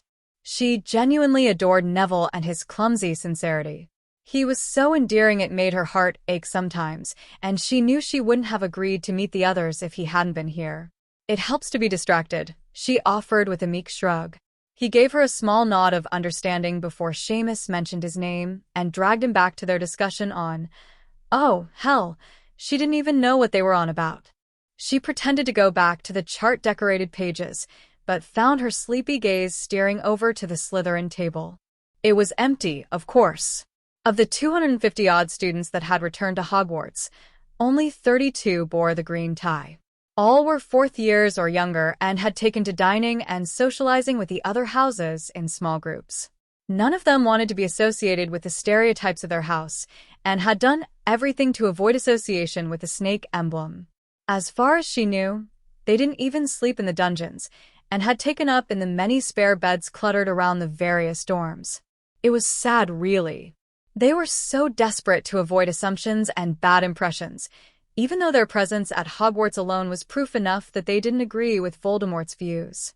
They were just like everyone else, hoping for safety and praying for it all to end. She hated Malfoy just that little bit more then, for being so fickle and conforming to the stereotypes that came with Salazar's legacy, and her stare waltzed up the table to land at the spot she'd last seen him sit. She remembered how awful he'd looked during 6th year and scolded herself for being so naive to the signs of what had been coming. She could remember her comments to Harry about him and how she'd almost sounded concerned. How could she have been so blind? Hermione, a soft feminine voice pulled her back to the present, and she turned to face Luna. You okay there? You looked a little distant. She fought hard not to squint at the irony-laced comment. I'm fine, Luna, she sighed, gesturing to her book. Just having a bit of difficulty focusing on this. I think I might head up to the library. Alrighties. Ginny frowned, and Hermione noted her concern was genuine. You've barely touched your food. The brunette glanced down at her half-nibbled Sunday roast. I'm not that hungry, she shrugged, pushing her plate aside. I had quite a big breakfast. She could see their reluctance to believe her, and she couldn't blame them. She knew she'd lost some weight since Harry and Ron had left, but it wasn't so much that she was starving herself or really eating less food at all. She just ate at abnormal times. It was the insomnia again. Maybe she should take up Slughorn on his dreamless sleep potion offer. Do you want some company in the library? Neville offered earnestly. I guess I could work on my herbology essay. No, that's fine. She shook her head, rising from the table. I know you don't like the library and you haven't finished your dinner. I might pop up later then, he compromised, spearing another sprout with his fork. It was nice to see you though, Hermione. It really was, Ginny nodded, accompanied by a hum of agreement from Seamus and Dean. Will you come see us tomorrow? No. I'll try, she breathed quietly, giving her fellow lions and the blonde eagle a soft smile. It was nice to see you all too. She gathered her belongings and turned to leave with a delicate wave in their direction. She could already hear their hushed tones fluttering amongst the great hall as she left, all discussing how bad she looked, no doubt. They would talk about the dark smudges under her bloodshot eyes and how her skin had turned a shade paler. Nothing vicious or remotely backstabbing. Just the truth. Just words of worry. Perhaps she would have felt guilty if her body could accommodate any more negative emotions. But it couldn't. Thoughts of Malfoy had pretty much filled her to the brim with spicy notions, and combined with a lot of loneliness and a dash of despair, she just didn't have the room. The hope was still there, though, just a flicker of optimism about the size of her heart that refused to perish. She clung to it desperately sometimes, and then cursed it the next moment. It was what kept her going and encouraged her late-night endeavors to read everything about Horcruxes, and also what led her to continue order training with McGonagall. Yes, it was there. It just went missing sometimes. The library was alive for a change. A few third years were crowded around a table discussing some potions homework, and another desk was full with a set of fourth years. Madame Pants was tucked away in her usual spot too, with her beak stuck in a book and her narrow stare peering over the pages to watch the students. Hermione offered the sullen librarian a nod which wasn't reciprocated, before she looked back around the space with unsure eyes. She spotted another batch of pupils behind a bookcase, and decided the library was too busy for her liking. She needed solitude. She headed to the restricted section and plucked 2 of the books she needed from the shelf, and decided she couldn't stay here if she wanted to read in peace. She slipped the weighty texts in her bag and contemplated going outside, but the weather was hardly suitable for a reading session. She just wanted to go back to her room and curl up on the couch with a hot chocolate and literature for company. But he was there. Her brow creased with determination. Well, she was not going to be exiled from her own room because of that bastard. She refused. Why should she have to alter her routine just because of Malfoy? If the slimy prat played up, she could just lock him in his bedroom. She cast a quick concealment charm on the books as she left the library, her intelligence warning her that it wasn't wise for him to know the subject of her interest. If the little swine found out and somehow managed to escape, no doubt he would go skipping back to Voldemort, expecting a pat on the head for foiling Harry and Ron's plans. Her strides back to her dorm were bold and purposeful, building her up with adrenaline to ready her for a confrontation. Mumbling the password to the main door, ad litem, she shoved open the door harder than necessary, and her eyes found him instantly. Whatever she had expected to find him doing, this wasn't it. He was perched on the counter separating the living space from her kitchenette with his hands braced at his sides. His shoulders were relaxed, and his head slightly tilted to the side as he absently tapped one of his fingers against the mahogany surface. He had noticed her, even after she had closed the door with a silent tug and taken some small steps into the room. She craned her neck so she could catch the right side of his face, realizing that his familiar scowl was still in place, darkening his features. She wondered briefly how his agitated expression could be so permanent, but then realized that her mouth had scarcely risen at the corners for several weeks. His scowl wasn't necessarily angry, though, more concentrated than anything else. Hermione peered a little closer, like he was a rare and dangerous bird that she had simply stumbled across. She followed his steadfast glare to nothing but the wall of white tiles. Her lips parted with a look of irritated confusion. What the hell are you doing?" she questioned sharply, watching as he flinched in surprise and snapped his head to look at her. There was the anger. Clearly she had disturbed him in some way, and he was furious about it. Her amber eyes flickered to the tiles again to see if she had missed something, but there wasn't so much as a blemish against the ivory ceramic. "Bloody hell, Granger," he roared, hopping off the wooden top with fluid movements. "I've lost count now, you stupid." "Count," she repeated, instinctively laying a hand over her pocketed wand. He didn't near her like she'd expected, just shifted his weight between his legs and regarded her impatiently about 15 feet away. He still felt too close, though. What the fuck are you doing here?" he snapped quickly. "I live here," she hissed, crossing to the sofa and dropping her heavy bag. "And I have some work to do, so leave me alone." "And where exactly would you have me go?" he countered, folding his arms over his chest. He rolled his shoulders like he was preparing for a brawl, and she could see his muscles rhythmically fluctuate under the gray polo neck. "I really couldn't care less," she answered crisply. "Go your room." "Why should I?" Draco growled, eyeing her with a calculating glare. "You can come and go as you please, so you should go somewhere else." "This is my room, Malfoy," she yelled, balling her fists defiantly. You're just here because the Order feels sorry for you, he snarled. I'm here because you bloody morons can't mind your own business, he shouted. Always sticking your noses in and thinking you're helping. We're helping you. Well, I don't want your fucking help. Draco screamed, his tone loud and reverberating amongst the dorm's antique acoustics. I never wanted your help. Well, you've got it, she interrupted calmly, unable to help the haughtiness to her voice. So stop complaining like the spoilt brat you are and piss off. I'm waiting for you to piss off, the witch retorted. I need to do some work.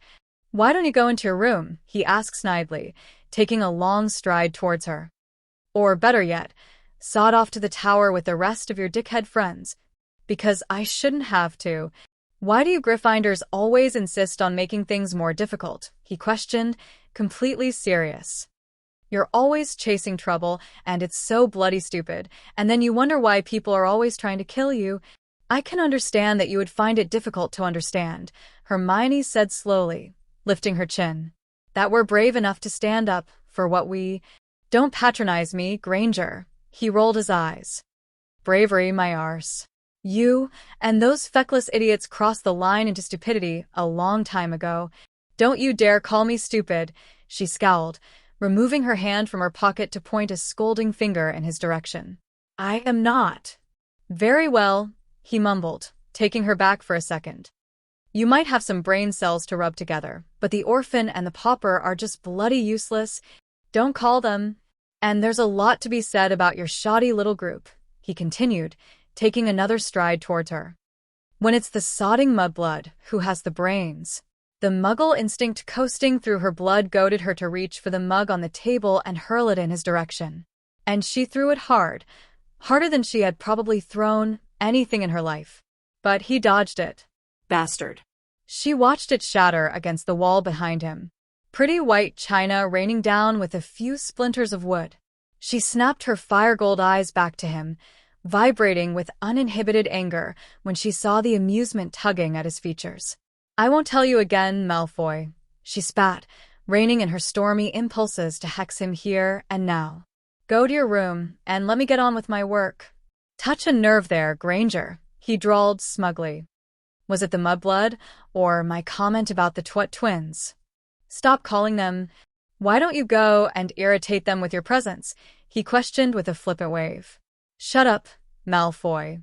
No, I'm bloody serious, he insisted, a little intrigued when he noticed her lips twitch. Why the hell don't you bother Potter and Weasley instead of me? Because they're not bloody here, Hermione blurted, knowing it probably wasn't the wisest thing to tell him.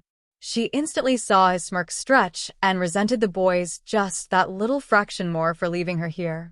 With him. They're not here, she repeated in a calmer tone, willing herself to keep her wits about her. Where are... As if I would tell you, she scoffed. Just leave me, Malfoy, before I... This is classic, he chuckled, licking his lips as though he could actually taste her frustration. Apparently, it was delicious. This certainly explains a lot. She lowered her brow. What are you talking about? Why your face looks like a smacked arse all the time, he told her simply, nearing her again with a winning swagger. Why you look ready to slit your wrists? Too far. Don't be ridiculous. The golden trio separated, he mused, more to himself. That must hurt, Granger. Knowing that the only two people who can actually stand you have up and left. At least I have friends. But they're not here, are they? He reminded her with a telling click of his tongue. Must be a bugger not being able to get your leg over Weasley anymore.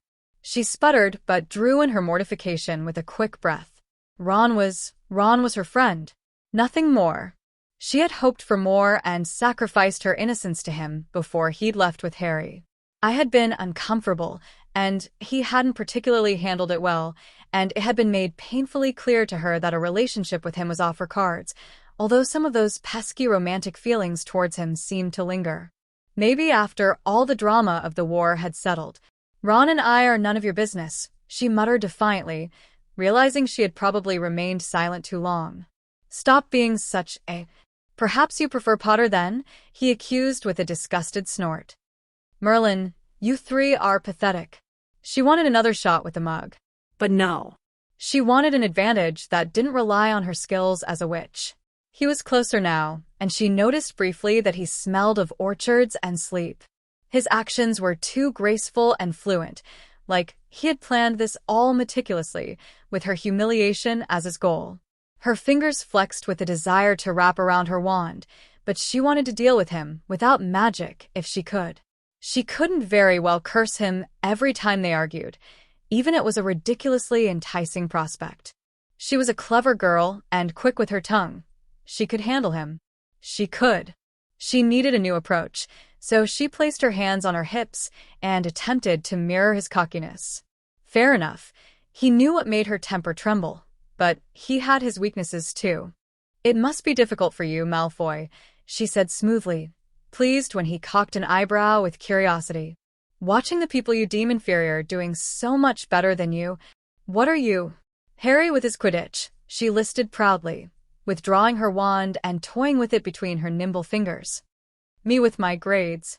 "Are you implying I'm jealous, Granger?" he questioned sharply, his voice a repulsed rumble in his throat. "Because I would rather. It would certainly explain a lot," she reasoned casually, as though she was debating her homework with a friend. She tapped her wand coolly against her palm. Nothing offensive, just a little gesture to remind him that she had magic on her side. All hatred stems from something. I mean, we have managed to accomplish a fair bit in the last 6 years. Fucking, well done to you. And as far as I can recall, she carried on, ignoring his sarcastic hiss with ease. "You have yet to do anything particularly interesting with your life, Malf." "Shut it, Granger. And anything you've tried to do," Hermione pushed, unable to stop herself now that impending victory was warming her bones. "You have always failed miserably. Shut your—" "I remember the time in second year," she went on, rubbing her chin in an almost pensive way. "When you fell off your broom and lost the Quidditch game to Harry. Wasn't your father there?" He snarled and went to grab her, but when she flicked her wand towards him, he halted.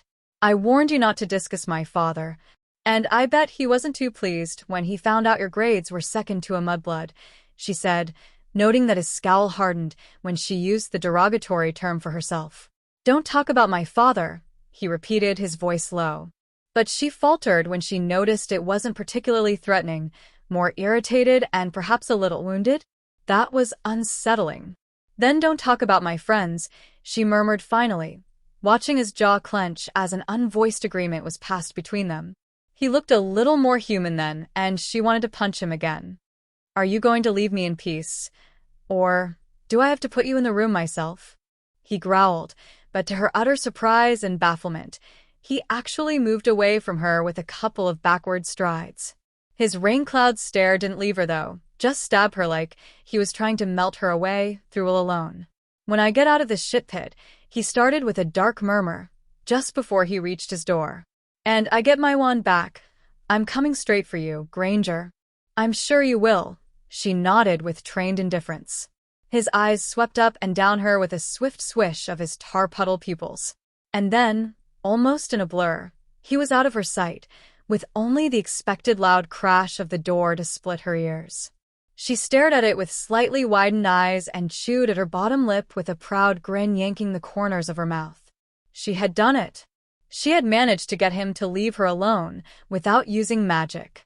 Hermione fell back into the couch and felt a proud giggle shimmy up her windpipe. She had beaten him, despite her earlier troubles when he had decided to bring the boys into the argument. She'd had the last word. She'd gotten what she wanted. And while she didn't realize it, she allowed herself a smile that wasn't forced for the first time since she had waved goodbye to Harry and Ron. And that had been almost 4 weeks ago. Bitch. Back in the small space, he would swear the 4 walls had shifted slightly. The room definitely felt smaller, and it made the beginnings of a cool sweat lick his forehead. He had half a mind to charge back in the sitting area and start screaming at her again, but then what would it accomplish? All she would do was abuse her magic, and he would end up back where he was, but probably in a bit of pain to make his day just that little bit more dismal. He covered his face with his palms and dragged his scratching fingers through his hair. He'd never felt so degraded in his 17 years. When had his life deteriorated so much that he had landed here? supervised like a pissing child by the muggle spawn scum, trying to avoid becoming one of those sanity-drained freaks that mumbled nonsense to themselves when the walls had gotten too close. But it could have been worse, he mused. It could have been the weasel. That would have definitely ended in bloodshed by now. At least Granger wasn't a brainless prick and could actually back up her arguments. He went to the bed and slumped into the fabrics, resting his elbows against his knees and staring at the withered floorboards. His eyes shifted to the bedside table and he opened the drawer, peering inside to find only a discarded quill and a Gryffindor tie. Perhaps he could use it to hang himself with when he'd finally gone insane in this place. He snatched up the quill and waltzed his fingers up the silky feather strands. He glanced back to the drawer to check if there was any ink or parchment, but there wasn't. So he leaned back on his bed and brought the nib to the mahogany headboard. He sliced at the dark wood and carved an M and a G, and then dissected the letters with a defined line between them. M for Malfoy, G for Granger. He would have put M for Mudblood if his surname didn't start with the same letter. All right, he would admit that she had won this argument, but he had certainly won yesterday's. It only seemed rational to keep score, and it was something else to feed his habit for counting. He scrawled a short line under each letter to indicate their respective scores and made a silent vow that she wouldn't get any more marks for the duration of his stay. Then his eyes went back to the floor, and he started to count. First the boards, then the cracks in between. Chapter 5. Scent. Every day she came back to her dorm, and he was there, ready to drill her brain with insults and complaints, and it was starting to suck the life out of her. She would finish her lessons and return to the head girl dorm to complete her homework, knowing the library would be too packed until about 8 in the evening, and he was always there, just waiting, his tongue damp and prepared to goad her into arguments that could last for minutes or hours, depending entirely on how stubborn they both were. It was always the same scornful words. Filthy. Bitch. Mudblood. Mudblood. Sometimes they hurt, and sometimes not so much. She was slowly developing an immunity to them, but every now and then he'd throw something new at her, and it would completely shake her. Then again, she gave as good as she got. They were pretty evenly matched, she figured, but after a week of pulsing headaches and his voice thundering in her ears, she'd had enough. On the 8th day of his stay, a Friday, during her arithmetic lesson, Hermione had an epiphany, and it came in her mother's voice. Nothing annoys a bully more than if you don't react. Or, better yet, be nice to them. She had never really paid much attention to those silly little bits of advice that parents gave, as more often than not they did nothing beneficial, but this she could use. Malfoy was clearly baiting her because he bored, and if she refused to acknowledge him, or simply play nice, it would do his head in. And if he got too aggravated, she could just lock him in his room until he'd calmed down. She'd never treasured her wand so much. Just 2 more lessons, and she would be finished for the day. And he would be there, waiting. And she would ignore him. No matter how much he wound her up, she would not react. She would not react in the way he wanted. Just potions and herbology to go, and she could test her little theory on the smarmy git. There were 405 tiles between the kitchenette and the bathroom, all white, and 56 had cracks in them. It had taken him 3 days to confirm that, what with Granger's bloody interruption and his need to double-check. He'd gone back to the floorboards then. There were 97 altogether, 38 in his room, and then he had added all the others in the dorm together too. That was excluding Granger's room, of course. He tried to break into her quarters 2 days ago and had received the same burning sensation he'd had from the main door. Scalded fingertips. Peachy. He'd woken up at 2 today after a very tempestuous night. More nightmares, and they were getting a lot worse. His eyes had automatically gone to his headboard to study his artwork, just as they had done each morning beforehand. As it stood, he had 6 marks, and Granger had 5, according to his memory, and a reminder that on some days they'd argued more than once. He guessed it was Friday. He'd arrived on a Friday, so that would make this his 8th day in hell. At least he was managing to keep a track on time. Sort of. It really would have been more sensible to mark the day on his headboard instead of arguments tally. But sod it. He was winning, so it would stay as it was. He left bed, changed, and went in search of something to do, to count, just until Granger got back, and they could have their usual battle of wits. Granger. Her scent was everywhere, clouding the atmosphere like a summer smog. That tea tree soap she used, a hint of summer rain, and what he had finally established was cherry. Sweet with a bit of spice. Not entirely unpleasant, just bloody suffocating when he had to inhale it all day, every day. Her aroma had even leaked into his room and was now permanently wedged somewhere between his sinuses and his frontal lobe. He couldn't get away from it. From her. And it was dragging insanity into his brain, just that little bit quicker. Making his way into the common area, he grabbed his usual bowl of cereal with an apple and searched for something to count, but there was nothing. So he simply stared at the clock and watched the minutes tick by until she came home at 20 to 4, as she always did.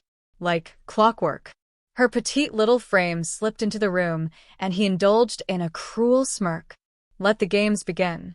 Afternoon mudblood, he greeted with bravado, not particularly bothered when she didn't react. It took her a while to get riled up to a level he relished. And how did our favorite bookworm Gryffindor find the lessons today? Fine. Thank you, she responded evenly, taking her usual spot on the sofa. He faltered. What? No, sod off, Malfoy, today. I asked you a question, and I gave you an answer, she replied calmly. Too calm. It wasn't good enough, he criticized, walking closer to her. She shrugged. Just shrugged and removed some parchment to start on her homework. The silent treatment, a challenge. Okay, he could play with that. She would react eventually. She had to. He'd waited for the spark in her eyes and the sharp retorts for over an hour. He wanted them. Thrived on them, actually. What the fuck is this? He spat, snatching the parchment out of her fingers and examining it critically. You even write like a malformed muggle. Can't mudbloods manage decent handwriting? She still didn't look at him, just plucked a book from her bag instead and started to read. He tossed her homework to the side and growled at her. You're not fooling me, Granger, he said slowly, standing directly before her and crossing his arms. I know what you're doing. I'm reading, she told him quietly, her cinnamon-glazed eyes trailing over the inky pages. You know you want to shout at me, Granger, he drawled, convinced he must be teasing her impulse to claw at him with either fingernails or insults. Or, do I have to bring up the twat who won't die and his orange pet? His stony glare shifted to her ever-plump lips and waited for the customary twitch of her mouth. When you are isolated to a room with only one person to pass the time and observe, you notice the telling signs, and Granger was a rather fascinating specimen to read. All it took was a quick offensive slur about her two special friends, and her lips would always twinge. Then her pupils would dilate and an agitated flush would stain her cheeks before the witty comebacks would tumble out of her mouth. But there was no twitch today. No, her blossom-colored mouth didn't move at all. She'd broken her routine. The routine he'd almost memorized. How dare she?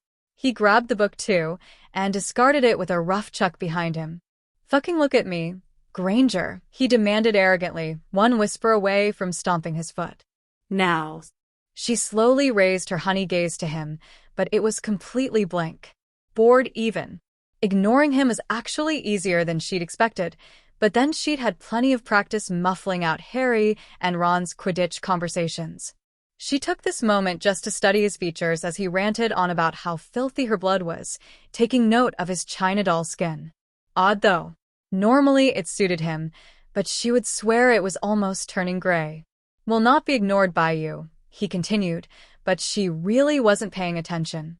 Granger, I am bloody. She shimmied her eyes up his face and noticed how drained he looked. Not sleep-deprived, though. More weak-limbed and glassy-eyed, with failing energy. She breathed in, and he was close enough that she could smell him. Apples and sleep. Always apples and sleep. A thought crossed her mind, and her lips parted with interest. She was on her feet in a thud of his heart, brushing past him and heading to the small kitchen. Where the hell are you going? She vaguely heard him demand. I said, where are you bloody going? He was distant blur behind her as she started throwing open all the cabinet doors and examined the contents, also trying to remember what she'd eaten in the last few days. Merlin, how could she not have noticed this before? Hey, he called, marching up behind her. Mud bitch. I asked you, what have you been eating? Hermione questioned sharply, spinning around to find him a little closer than she'd have liked. He blinked with hot confusion.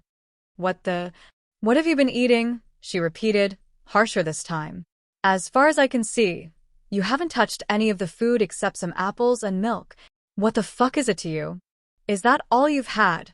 She asked, finding herself horrified for some reason. Apples and milk. He hooded his eyes to mask his puzzlement and scowled at her odd behavior. Why exactly was she so offended by his eating habits? And cereal, he mumbled, unsure what else he should say, but feeling an urge to defend himself. That's it, she frowned, releasing a sad sigh that he really despised. Malfoy, you can't survive on that sort of diet. Why would? You're becoming anemic, she continued, and he suddenly stepped back, as though he'd just remembered that her muddy blood could be contagious. And you're probably developing a protein deficiency. Does this boring lecture on anatomy have a point? He snapped impatiently, pretending to examine his fingernails. You need to eat more, Hermione told him, realizing that there was an unnerving hint of concern to her tone again. Curse the do-gooder gene in her system. Why haven't you?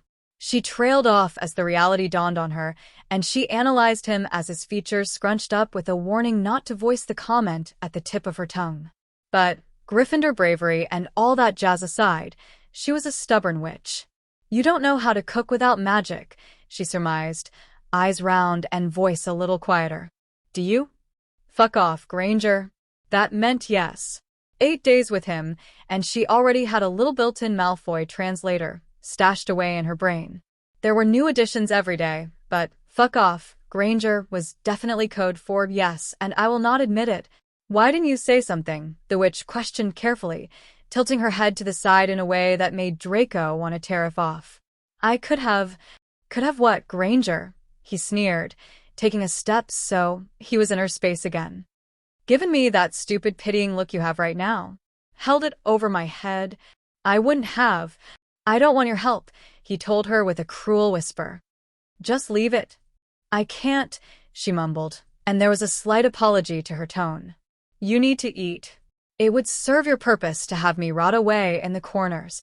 Draco snarled, towering over her so his fruity breath glided over her cheekbones. Why do you give a shit about? I just do, she sputtered, making up for her lack of height with volume. It's just the way I am.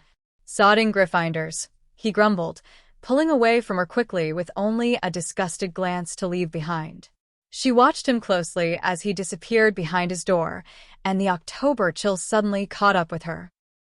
Inside his room and away from her bloody concern, he slid down the door and dropped his face into his sweaty palms. This was definitely a new low, sympathized by her. And things had been different today. There had been a glitch in the routine that he and her had accidentally stumbled into. The walls dragged a little closer again. He didn't even bother getting up to place a mark on the headboard. As far as he could tell, neither had won that argument. He stayed in that defeated position for an hour or 4, listening to Granger's movements and inhaling her unavoidable scent. He heard the main door close, presumably with her exit, and he shakily rose to his feet, suddenly aware of how lethargic his muscles were performing.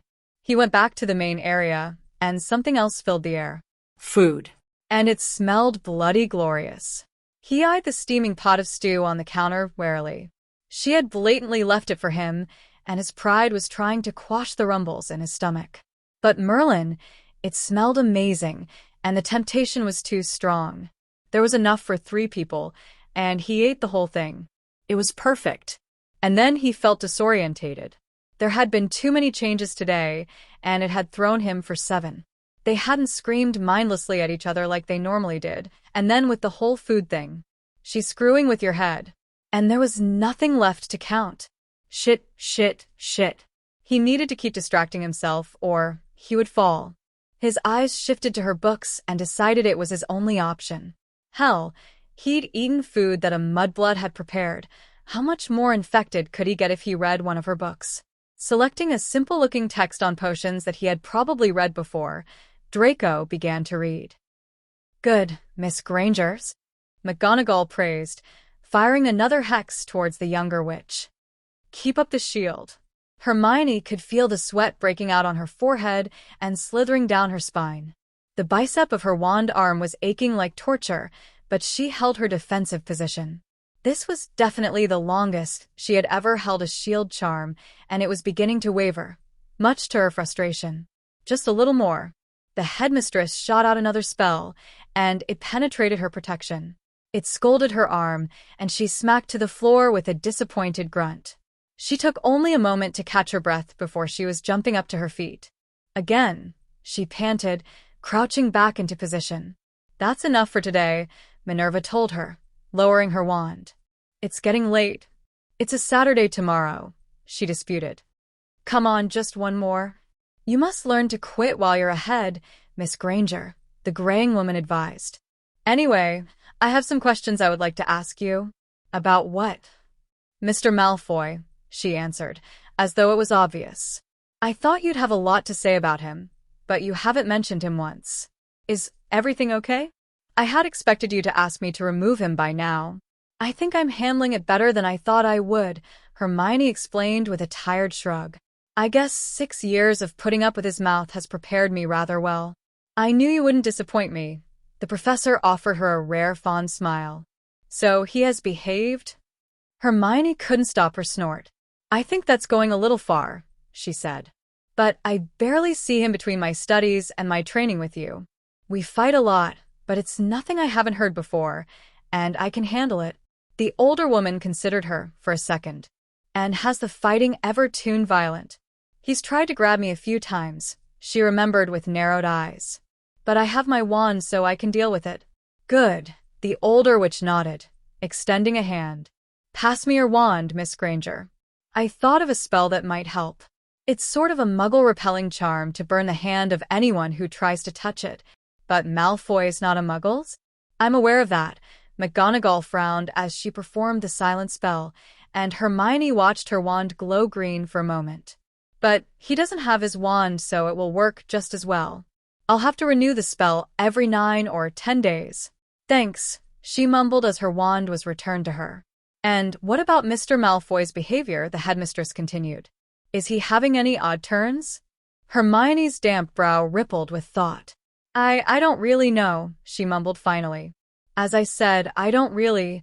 Well, I would like you to pay a little more attention to him from now on," the professor told her student with her familiar clinical voice. The brunette blanched. "Why would I?" "That boy was imprisoned in a shack for the better part of 5 months," McGonagall explained slowly.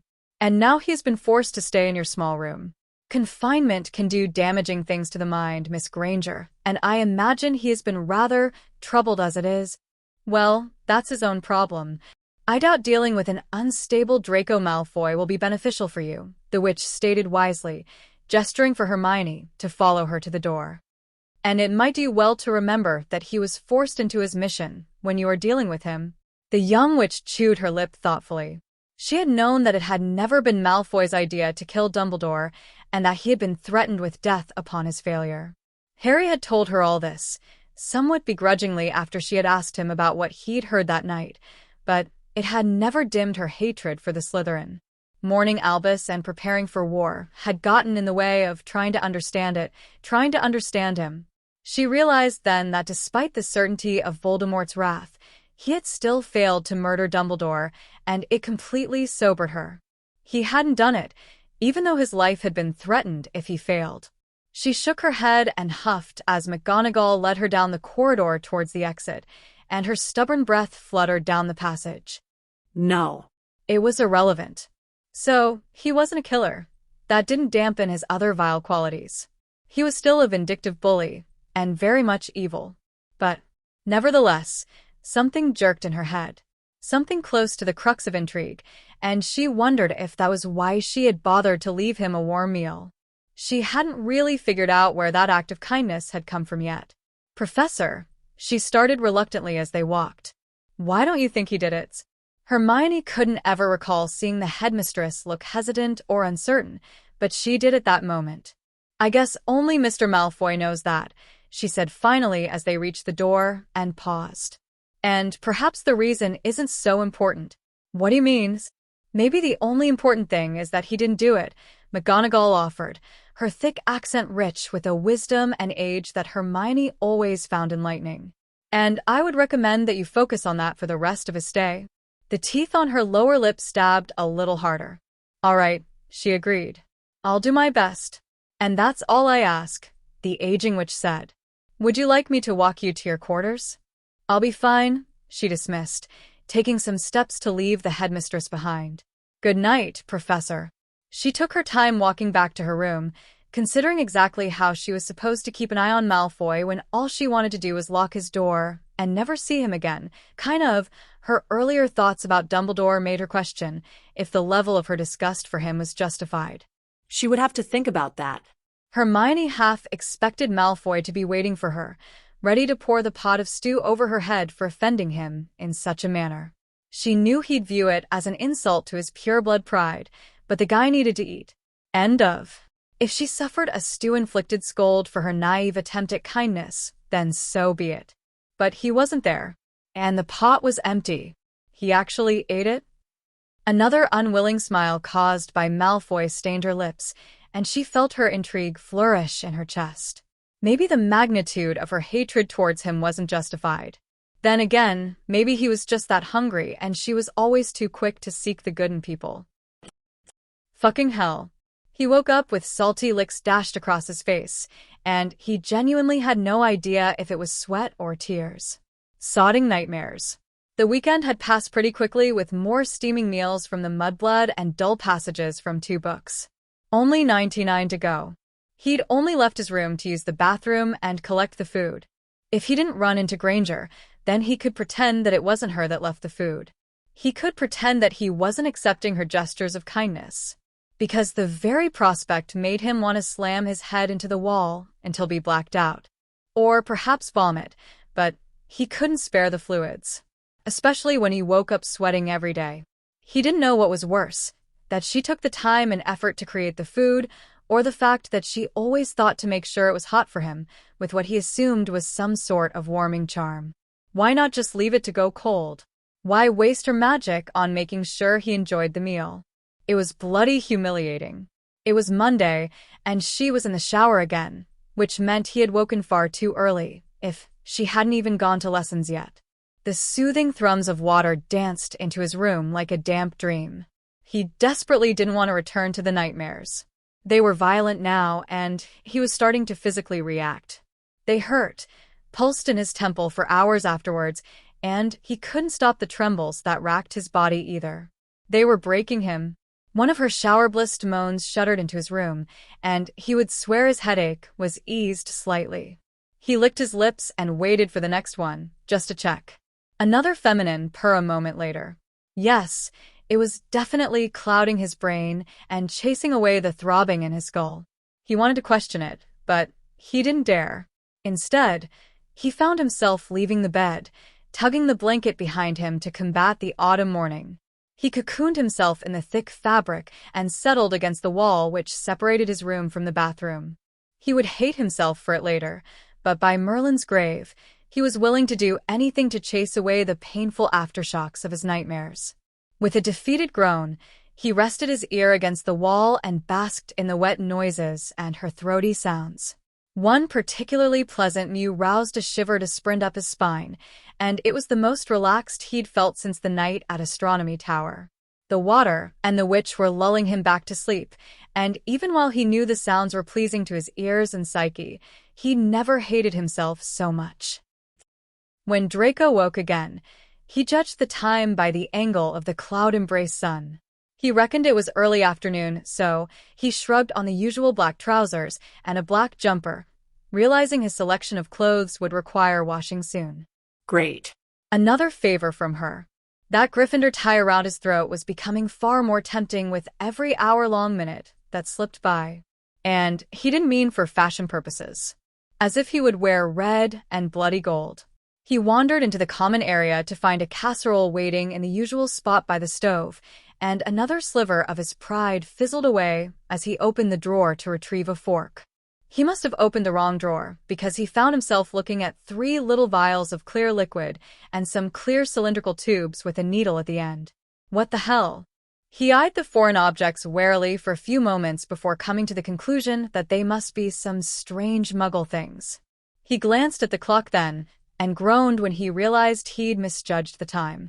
Just as the thought had carved itself into his brain, the main door opened and Granger stumbled into the room, apparently having a little trouble with her bag. She looks different. And she really did. He had no idea what it was, but something had definitely changed. She was the only person he had seen for 10 days, and he could admit that he had learned her features fairly well, but something was definitely different. She hadn't noticed his presence, yet so he trailed his quicksilver eyes across her face to find the change. Same petal pink lips.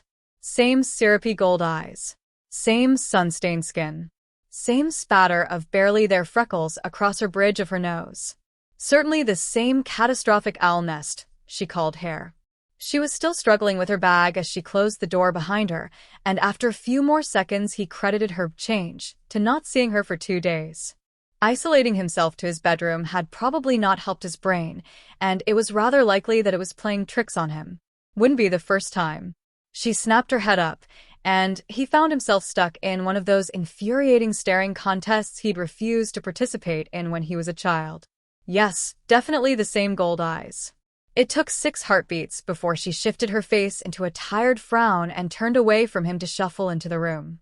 "I'm not in the mood for an argument today, Malfoy," she mumbled, collapsing on the couch gracelessly.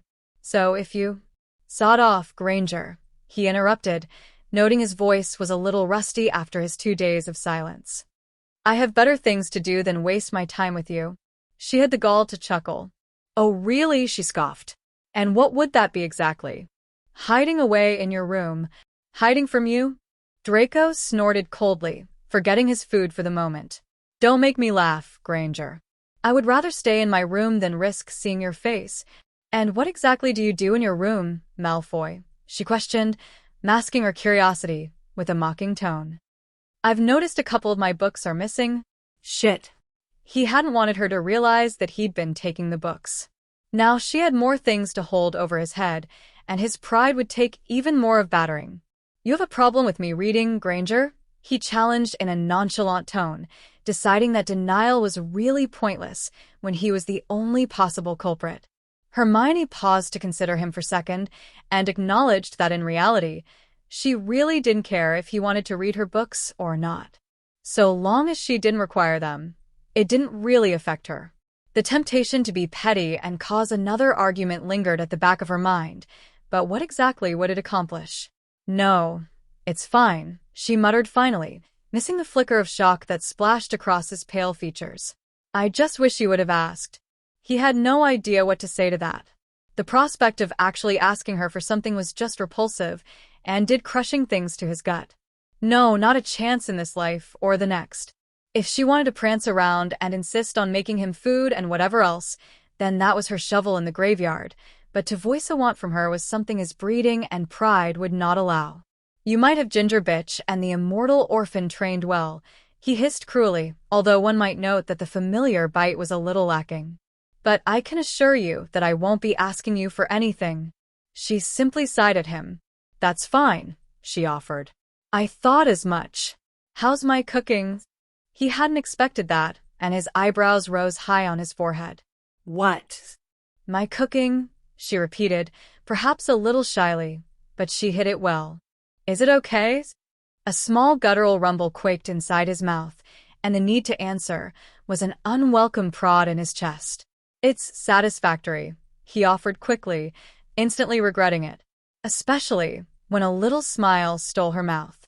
It was the first he'd seen since he'd been forced to live with her, and it was an unnerving sight. It suited her, though. "Good," she nodded, and the need to change the subject brought back his headache. "Granger," he started warily, glancing down at the drawer with the odd muggle items he discovered earlier. "What are those things in the drawer?" "What things?" she asked, rising from her seat to near Malfoy. She realized it was probably the closest she'd been to him without one of them screaming in the other's face, and she felt a little uncomfortable when she accidentally brushed against him. She shook it off, and pulled open the drawer he was gesturing to with a look of understanding on her face. "Oh, these? They're my allergy shots." "Allergy shots?" he echoed, taking a step away from her, too close to the mudblood. "I'm allergic to bee stings," she explained quietly, holding up one of the prepared syringes to demonstrate. "If I get stung, I need to inject myself with some of this. There's epinephrine in here, and have to put the needle in my side. Isn't there a spell or something for that?" he questioned. "There might be," she shrugged. "But I'm used to doing it this way." His skeptical glare shifted between her and the needle. "That's fucking disgusting," he blurted finally, pushing past her and picking up his casserole and a fork as he headed into his room. "Stupid muggles." She rolled her eyes at his prejudiced comment, but she was secretly relieved that they had somehow managed to avoid a fiery argument. It was certainly a first since he'd moved in. Maybe things were looking up. The following morning found Draco up too early, and once again resting against the wall with the shell of his ear pressed against it. He hadn't even tried to resist the dulcet murmurs of her morning ritual this time. It wasn't like she, or anyone else for that matter, could see him listening to her calming chorus of bathing moans. It was just too alluring, too soothing. The most effective antidote for his nightmare-heavy headaches. Her ever-present scent was still trapped in his nostrils too, but that wasn't so bad either. Almost like one of those herbal remedies all the herbologists ranted on about. And he would swear, just before the noises sent him to sleep, that the walls retreated. Maybe just an inch or two, but the room definitely felt bigger. Chapter 6. Tiles. It was Thursday. Or perhaps Friday. Draco wasn't sure. Time was slowly turning into an irrelevant and mumbled mess of forgotten hours and questionable days, and Granger's erratic patterns hardly helped. He had no idea where she slipped off to in the evenings, but he was willing to bet it was either the library or the Gryffindor common room. Where else would she go? Head girl privileges aside, he doubted she would be foolish enough to traipse aimlessly around the grounds with no purpose or point. Wherever she wandered, she would always return before 3 in the morning, and he had stopped trying to sleep through it. Her movements always stirred him, so he'd given up and simply started waiting until she got home to even attempt sleep. He still found himself rousing for her showers, though. He had tried to resist this morning, knowing that his actions were completely insane and somewhat disturbing, but his headache had gotten worse and worse. The noises were like a drug, and a very effective one at that. Just a few of her wet sounds, and the aching in his temple would recede. He'd yielded to the craving eventually, and that's where the morning found him now, slumped in the usual spot and sacrificing his dignity for his bathroom moans fix. Merlin knew he'd tried, but he couldn't help it. He was an addict, and he despised it. He shot up to his feet as he heard the shower die, suddenly in the mood to scream at the mudblood until she was either weeping or torturing him with her wand. Granger was the only thing in this prison that was temperamental, that could change and breathe and pulse. She'd continued to play civil with him for the last few days, and he missed the blood rushing to his head and fingertips. He ached for that fire that stirred his witty temper, yearned to see her flushed and contemplating a powerful comeback.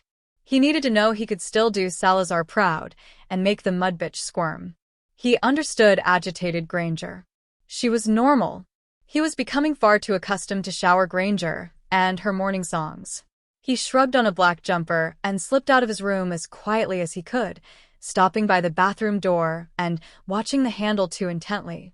He could hear her bare feet padding around against the tile floor, and he tried to think of a topic for their argument. Screw it, I'll wing it. The brass doorknob rattled, and he felt the excitement begin to tease his senses, adrenaline tickling his gut with the promise of a good fight. The door opened, and he burst in before she could leave, purposefully trapping her. The shock was wild across her features as she stumbled away from him, sliding over the damp ceramics and losing her balance. It was instinctive to reach out and attempt to steady her. Just a reflex. Nothing more. But his own bearings were compromised, and in a heartbeat they were sprawled across the bathroom floor in a shallow puddle of water, skidding in opposite directions, him thwacking his head against the door frame and her stopping just short of the bathtub. "What are you doing, Malfoy?" Hermione panted, catching her startled breath. You scared me to death. Bloody hell, he mumbled, sucking the air through his teeth as he touched the back of his head. You clumsy bitch. You grabbed me, she protested, ensuring she was appropriately covered by her fluffy robe. What in Merlin's name? You woke me up, he lied, flinching when he noticed some blood staining his fingertips. Fucking hell, Granger. Jumpy much? Well, I don't normally get attacked when I'm leaving the shower, she huffed angrily, trying to lean back on her heels unsuccessfully. What is your problem? You. He was suddenly aware of how strong her scent was in here, fresh and thick amongst the lingering steam. He couldn't help but take a deep breath, hoping to her it looked more like he was trying to control his anger. But fuck, it was intoxicating. It coiled itself around his tongue, and he could actually taste her, but the cherry tang reminded him who it belonged to. He growled. I don't have a problem. Then what the hell did you grab me for? She questioned hotly. Merlin, you are such a prick. This is your fault, he argued, although he wondered just how threatening he could be crumpled and damp on her bathroom floor. You're the one who fell. Because you scared me, she repeated, giving into her childish urge and palming some water to splash him with. She somehow managed to catch his face, and she couldn't stop her chuckle as a droplet fell from his arched eyebrow. You Gryffindors are so mature, he drawled with perfect sarcasm. It's really pathetic. Oh, shut it, she grumbled, clambering to her feet with a little difficulty. With shaky legs, she shot him a harsh scowl and tried to make her exit, but a set of long fingers snagged her ankle. She fell hard against the floor again, landing in an awkward position that made her tailbone buzz. She whined in pain and cradled her back, snapping her eyes open just to catch Malfoy's smug smirk. And that's mature? She hissed, stuttering on another groan. I don't give a shit, he snorted, but his arrogant expression melted when she flicked some more water onto his face. She smirked back at him then, too lost in the surreal situation to resist. Hermione couldn't remember exactly how the almost juvenile water fight had started, but she imagined it would be a bizarre spectacle walking on. Draco furrowed his brow as he absorbed Granger's amused grin, and while the new bow to her lips suited her well, it was rather unnerving. It was like she had stumbled across one of his secrets and was just waiting for the right time to throw it in his face. He schooled his features back into his comfortable frown, deciding he had allowed this to go on for far too long. Stop being such a... You're bleeding, she interrupted, and his scowl hardened when she slid a little closer to him. Right there, by your ear, and, he prompted, watching her every move as she continued to shuffle closer. What the hell are you? Just let me have a look, she muttered, taking a final undignified tumble to kneel at his side. Her breath was warm against his ear, and he tried to flinch away. Hold still, she demanded firmly, reaching into her robe pocket to withdraw her wand. Let me just heal this. I don't want you bleeding all over my dorm. He stiffened but remained still as he felt prickling magic soothe the small cut. Or maybe it was her breath again. He had no idea. Either way, the sensation was pleasant, and it had felt like forever since he'd had the comforting lick of magic against his skin. But then it had been so much longer since he'd felt something like her fingers against his neck, delicate and completely innocent. His lids lowered a little and he inhaled again to steal some more of the drugging aroma. All it would take was one of her shower sounds, and his senses would cease to cope. There, Hermione sighed, pulling away from him to inspect her work. That's better. Does it feel okay? His Slytherin instincts flooded his mind like a defense mechanism, warning him she was far too close. She was doing it again, screwing with his head with gestures of kindness, and he refused to believe she didn't have an ulterior motive. Nobody could be that pure in the current climate, and it's not paranoia when you're on the enemy's territory. Get away from me, he snarled, pushing her away. I told you not to touch me, but I said don't sodding touch me, he yelled, rising to his feet so quickly it made his head spin. He fired his glare back in her direction, ready to spit the things he had planned to say before, but his voice hitched. Her robe had ridden up high on her thighs from his shove, and it had also drooped to reveal one creamy shoulder with a spatter of freckles that looked deliciously like grated chocolate. Her sodden curls were slicked against her throat and the edges of her face like stretched toffee, and every inch of her exposed skin was tinted with a rosy musk. She was completely different in the afterglow of her shower, more animated and yet still ridiculously innocent in her oversized robe. It was appealing. "Fuck this," he grumbled to himself, turning on his heel and stalking out of the bathroom to leave behind a very confused witch. Hermione blinked as the remains of his shadow abandoned her on the cold floor, leaving her brain to stew over what exactly happened. Malfoy's behavior had become less and less aggressive with each day that passed, proof that a mother's advice was sometimes worthwhile. Acting civil had clearly been the right way to go now. He was simply snappy and bitter, but she couldn't decide if he was simply losing the will to fight or adjusting to his predicament. Adjusting to her. She hoped it was the latter. Hermione found herself stifling a giggle as an image of the ever-graceful Malfoy slipping to the floor stole her mind. As much as she respected Professor Flitwick, she had mastered the engorgo charm a few months ago, so her concentration had naturally started to sway. The morning had made her realize that her blonde houseguest was nowhere near as threatening as he had initially been, and she couldn't help but find the transformation a little intriguing. He was still a git of epic proportions, yet his temper had simmered. It was barely noticeable, but it was there, etched into his pale features and softening his posture. The rage and fire that was always so present when he screamed at her had faded, and she had a feeling that he simply picked fights with her now out of principle and routine. Then again, that might just be her inner optimist, but she couldn't help but think his earlier smirk was a good sign.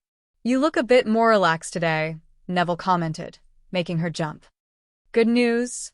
"No," she shook her head, feeling a little guilty. "I just had a good night's sleep, but Harry should be sending me an owl soon. I'll let you know when he does." "Thanks," he smiled, attempting again to enlarge the figurine he'd been given. She watched him with a distant fondness as the minutes ticked away. It was the last lesson of the day, and the mention of Harry and Ron had roused her determination to stick her nose in a book to help their task. When Flitwick dismissed the class, she offered Neville a quick nod before she darted for the door, ready to start her reading. But a familiar face in the corridor paused her footfalls, and she felt dread seize her chest as she took in the headmistress' dire expression. "Miss Granger." "The boys," Hermione blurted, her eyes going wide. "Are Harry and Ron—" "Mr. Potter and Mr. Weasley are fine," the professor assured, and the younger witch released a shaky breath. "However, I do have some bad news." Hermione noted that the woman's face was worryingly reminiscent of how it had been at Dumbledore's funeral, and she nervously edged closer, blocking out the sounds of the students returning to their dorms. "What is it?" she asked quietly. "Is everyone okay? I think it's best we discuss it in my office." He was sat on the kitchen counter again, tapping his index finger in time with the ticks. The minute hand had just twitched to 3 minutes past 6, and Draco eyed the clock suspiciously. Surely the contraption must have malfunctioned, but then that was almost impossible for magical clocks, yet the prospect of Granger being late was even more unfathomable. He'd finished the vegetable broth she'd left him a good hour ago, anticipating her return as he had plotted to set right his mishap from the morning. He still couldn't believe how he'd acted, like some idiotic child finding amusement from rain puddles. Was it any wonder she was beginning to relax in his presence when he was behaving so foolishly? Well, it had to be rectified. Knowing Gryffindors and their fetish for friendships, this would only encourage Granger to be more civil towards him. She was a mudblood, and imprisoned or not, he was superior. She needed to remember that. She needed to remember she was below him, figuratively, of course. Well, that had been the plan, but she was over an hour late. If he could think of one positive trait to associate with Granger, aside from her pesky intellect, it would be her ability to always remain punctual. He hated people who were late and disorganized. So just where the hell was she? The dorm was starting to feel eerie with her absence, and he wondered again if this would constitute as paranoia. The air felt humid, and he would swear her aroma was starting to fade. For reasons he refused to broach, he didn't like that idea. He was contemplating a shower to chase his sudden anxiety when the door finally clicked open. "Where the fuck have you been?" he demanded, hopping off the counter like a pouncing wolf. She didn't even look at him. "Hey, Granger. I'm talking to you." Still nothing. An agitated snarl rumbled behind his tonsils as he advanced on her, cocking an eyebrow when he noticed the defeated fall of her shoulders. The angle of her body and her treacle-tinted locks covered most of her face, and he tried to maneuver himself to get a better look, realizing then that the witch was trembling. He subconsciously slowed his steps when he heard a throaty breath escape her mouth, not quite a sob, but close. He paused a few strides short of her, transfixed when the light caught two little droplets that fell from her veil of curls. Tears. He hadn't expected this. He blinked and silently scolded himself. Here he was again, faltering like some feckless moron. He remembered a time when seeing mudblood Granger cry would have caused him nothing but pleasure, and wanted to relive that. He needed to relive that lest he completely lose himself. "I asked you a question, Granger," he continued sharply, scowling when she flinched at his voice. "Why the hell are you late?" "Now is not the time," Hermione mumbled, keeping her face hidden. "I don't care if the time not appropriate for you," Draco countered quickly, blocking her when she tried to move past him. "I asked you a question." "Malfoy, stop," she said, turning away from him before he could glance her face. "Let me through." "Why the tears, Granger?" he asked, deciding some mockery might go to satisfying reaction. "Weasley fucking Brown again." "Leave me alone," she gargled, her voice heavy with trapped sobs. "Please, Malfoy, just leave me." "No," he sneered, although her pleas had been a little off-putting. "What are you crying about? You look bloody pitiful." "Malfoy, answer me." "And oh," she screamed, her head snapping up. "Leave me alone." His lip twitched as he examined her features, her cheeks smeared with tears, and her eyes beaten and bloodshot. Her leaking stare was distant and pleading, and his concentration fell to her quivering lips, slightly parted to reveal a line of dents from where she must have chewed the lower one to ruin. It was odd to view her like this. She was renowned for being the collected member of the Twatty trio, but she was suddenly so fragile. Vulnerable. He should have relished it. It should have made him feel victorious and provided him with a beautiful opportunity and inspiration to ridicule her. But it didn't. Instead, he found the scene quite unsettling. She took advantage of his confusion and brushed past him, evidently in an attempt to lock herself away in her room and ride out her grief in peace. But he wasn't willing to drop it. He had no idea if it was to continue his aimless taunts or feed his curiosity, but they were most certainly not finished. "I am not done with you," Draco shouted, marching ahead of her to block her door. "I said I'm not." "Well, I am done," she hurled back, choking on a strangled cry. "Why the hell can't you just leave me alone?" "I like watching you beg," he told her quietly. Darkly. "Answer my question." "I won't tell you again, Malfoy," she warned, although her current state didn't give the threat the usual flair. "Move, or I'll make you move." "Go ahead," he challenged, snatching her wrist before she could rummage in her pocket. "Not so fucking mouthy without your wand, are you?" Let me go," she sputtered, unsuccessfully trying to reach with her other hand. "You can't use my wand anyway. It's charm too." "I guessed as much," he hushed her, twisting her arm at an awkward angle to earn a small yelp. "Now, tell me, why the hell are you crying?" He'd forgotten her other arm. Stupid mistake, really, considering the history between his face and her fist. She spun her petite form quickly and managed to catch his jaw, not particularly hard, but enough to make him stagger back and release her. With a swish of her robes, her wand was out and firing a hex that sent him flying backwards to land in the bathroom, a loud smack echoing across the tiles. The wind was knocked out of him, and his ribs ached from the hit, but he slowly raised his dizzy head to study her. His ashy eyes flashed open to find her waiting by the doorframe, her anger only slightly clouded by her mist of tears. The witch's body was quaking more violently now, her muscles seizing up, and her erratic breaths leaving her mouth in loud bursts. He was disorientated from her spell, and he blamed that for the random thought that crossed his mind. She'd never looked more alive. "I told you to leave me alone," she shouted, and he could see that she was allowing her emotions to ride her. "You slimy bastard." He knew he'd pushed her too far. It was so glaringly obvious in her enraged stance and the uncontrollable spark in her glare. She was just one snarky comment away from bursting at the seams, and every instinct was screaming at him to heed the foreboding angle of her wand. But his inner Slytherin reminded him of his pathetic and laughable behavior towards Granger in the last few days, and the familiar insult just stumbled out of his mouth so easily. Filthy fucking mudblood. Something snapped in her. He actually saw it, the flicker of something dark in her eyes, something almost feral. He tried to shift, but another wave of nausea from Granger's attack flushed his brain, and he squinted his eyes to try and focus on her. "Mudblood," she repeated in a husky hum, raising her wand slightly.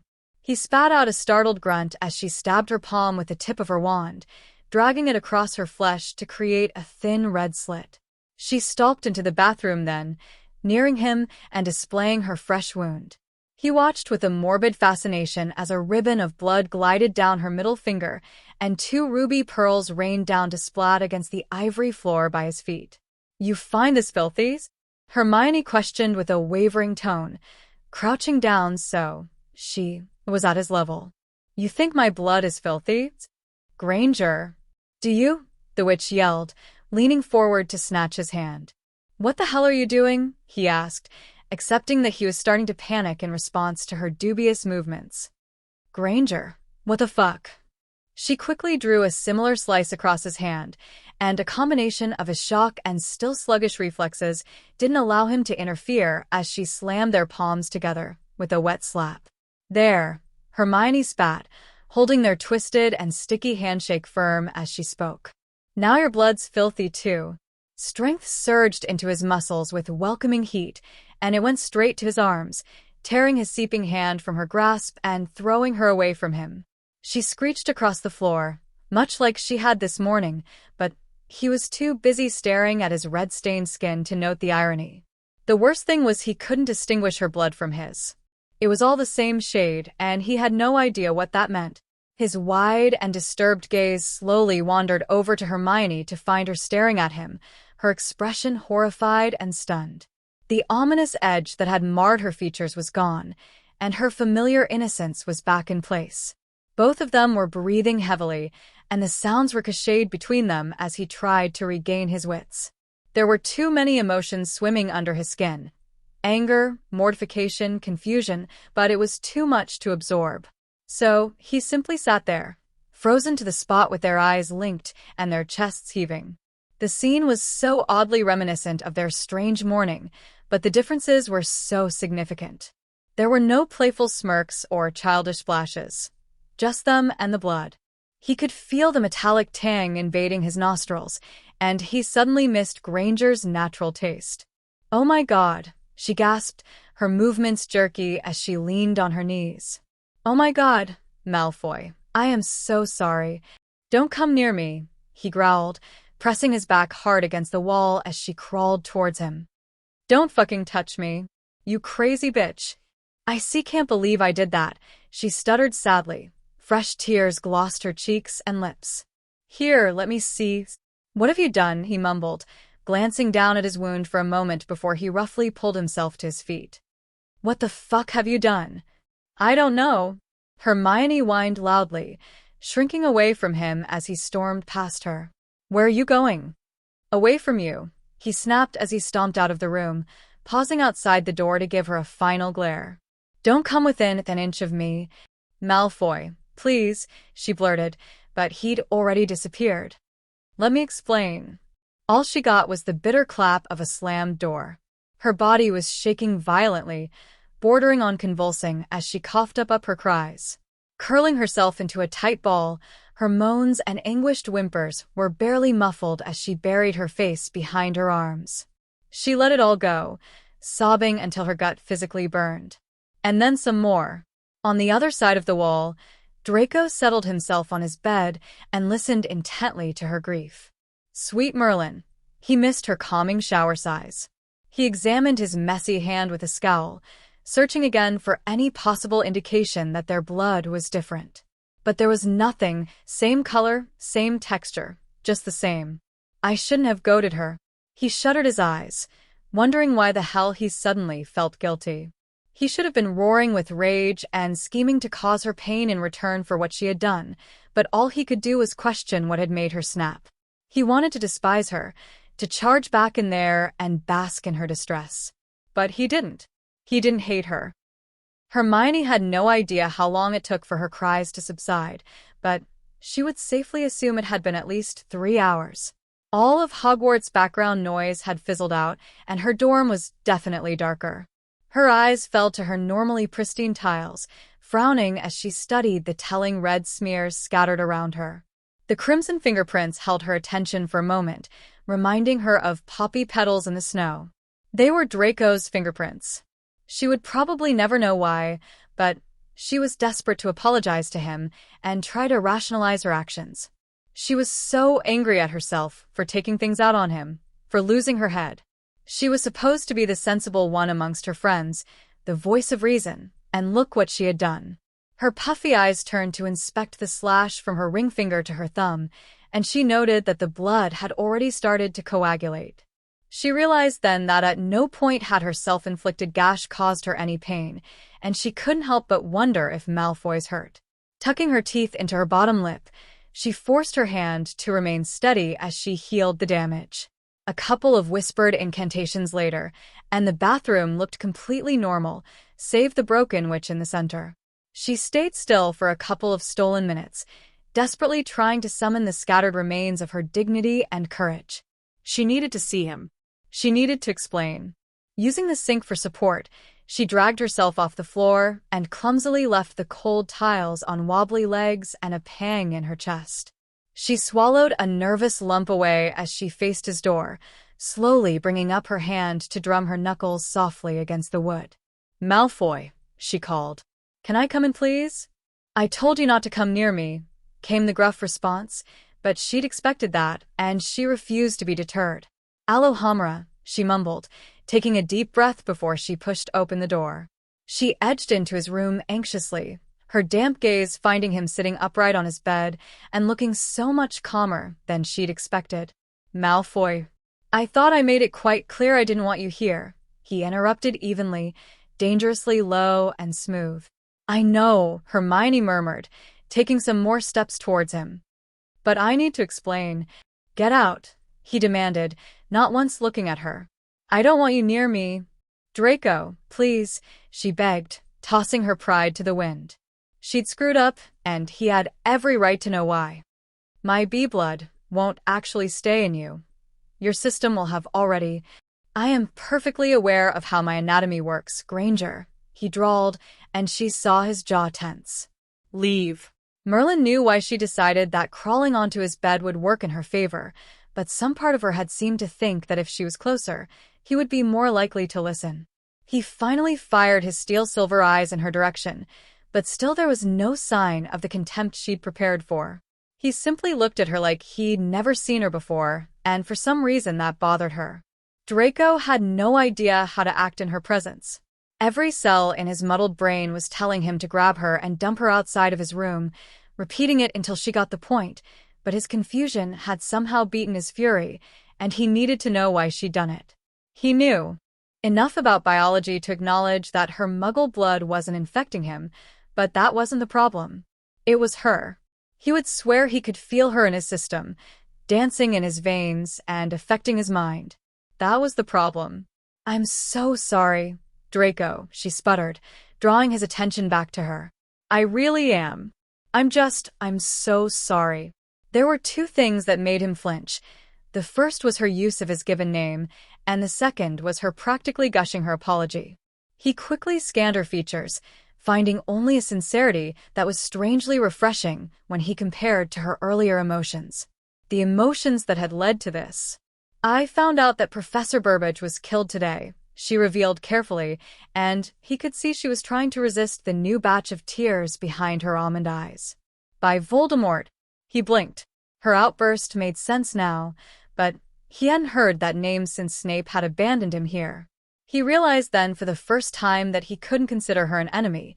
It just simply didn't make sense when the same creature wanted them both dead. No, not enemies, but certainly not allies. Just somewhere in between. She was a friend, Hermione continued with a slight sniffle. And when you said those things I took it out on you, and that wasn't fair. Draco remained silent, because he had no idea what else he could do. The temptation to yell at her for being so stupid was there, but it wasn't pushing through. That infuriating guilt just wouldn't budge, and an annoying little voice in his head kept telling him that he should have never taunted her. Since when did Granger become a factor for his flimsy conscience? If he had to guess, he will venture around the time she'd started leaving him meals. "I'm so sorry," she said again, a lonely and stubborn tear slipping past her lashes. "I promise I will never do anything like that again." He regarded her, feeling her honesty wash over him like a sedative. He took a deep breath and ignored the urge to sigh when her scent settled back into his senses.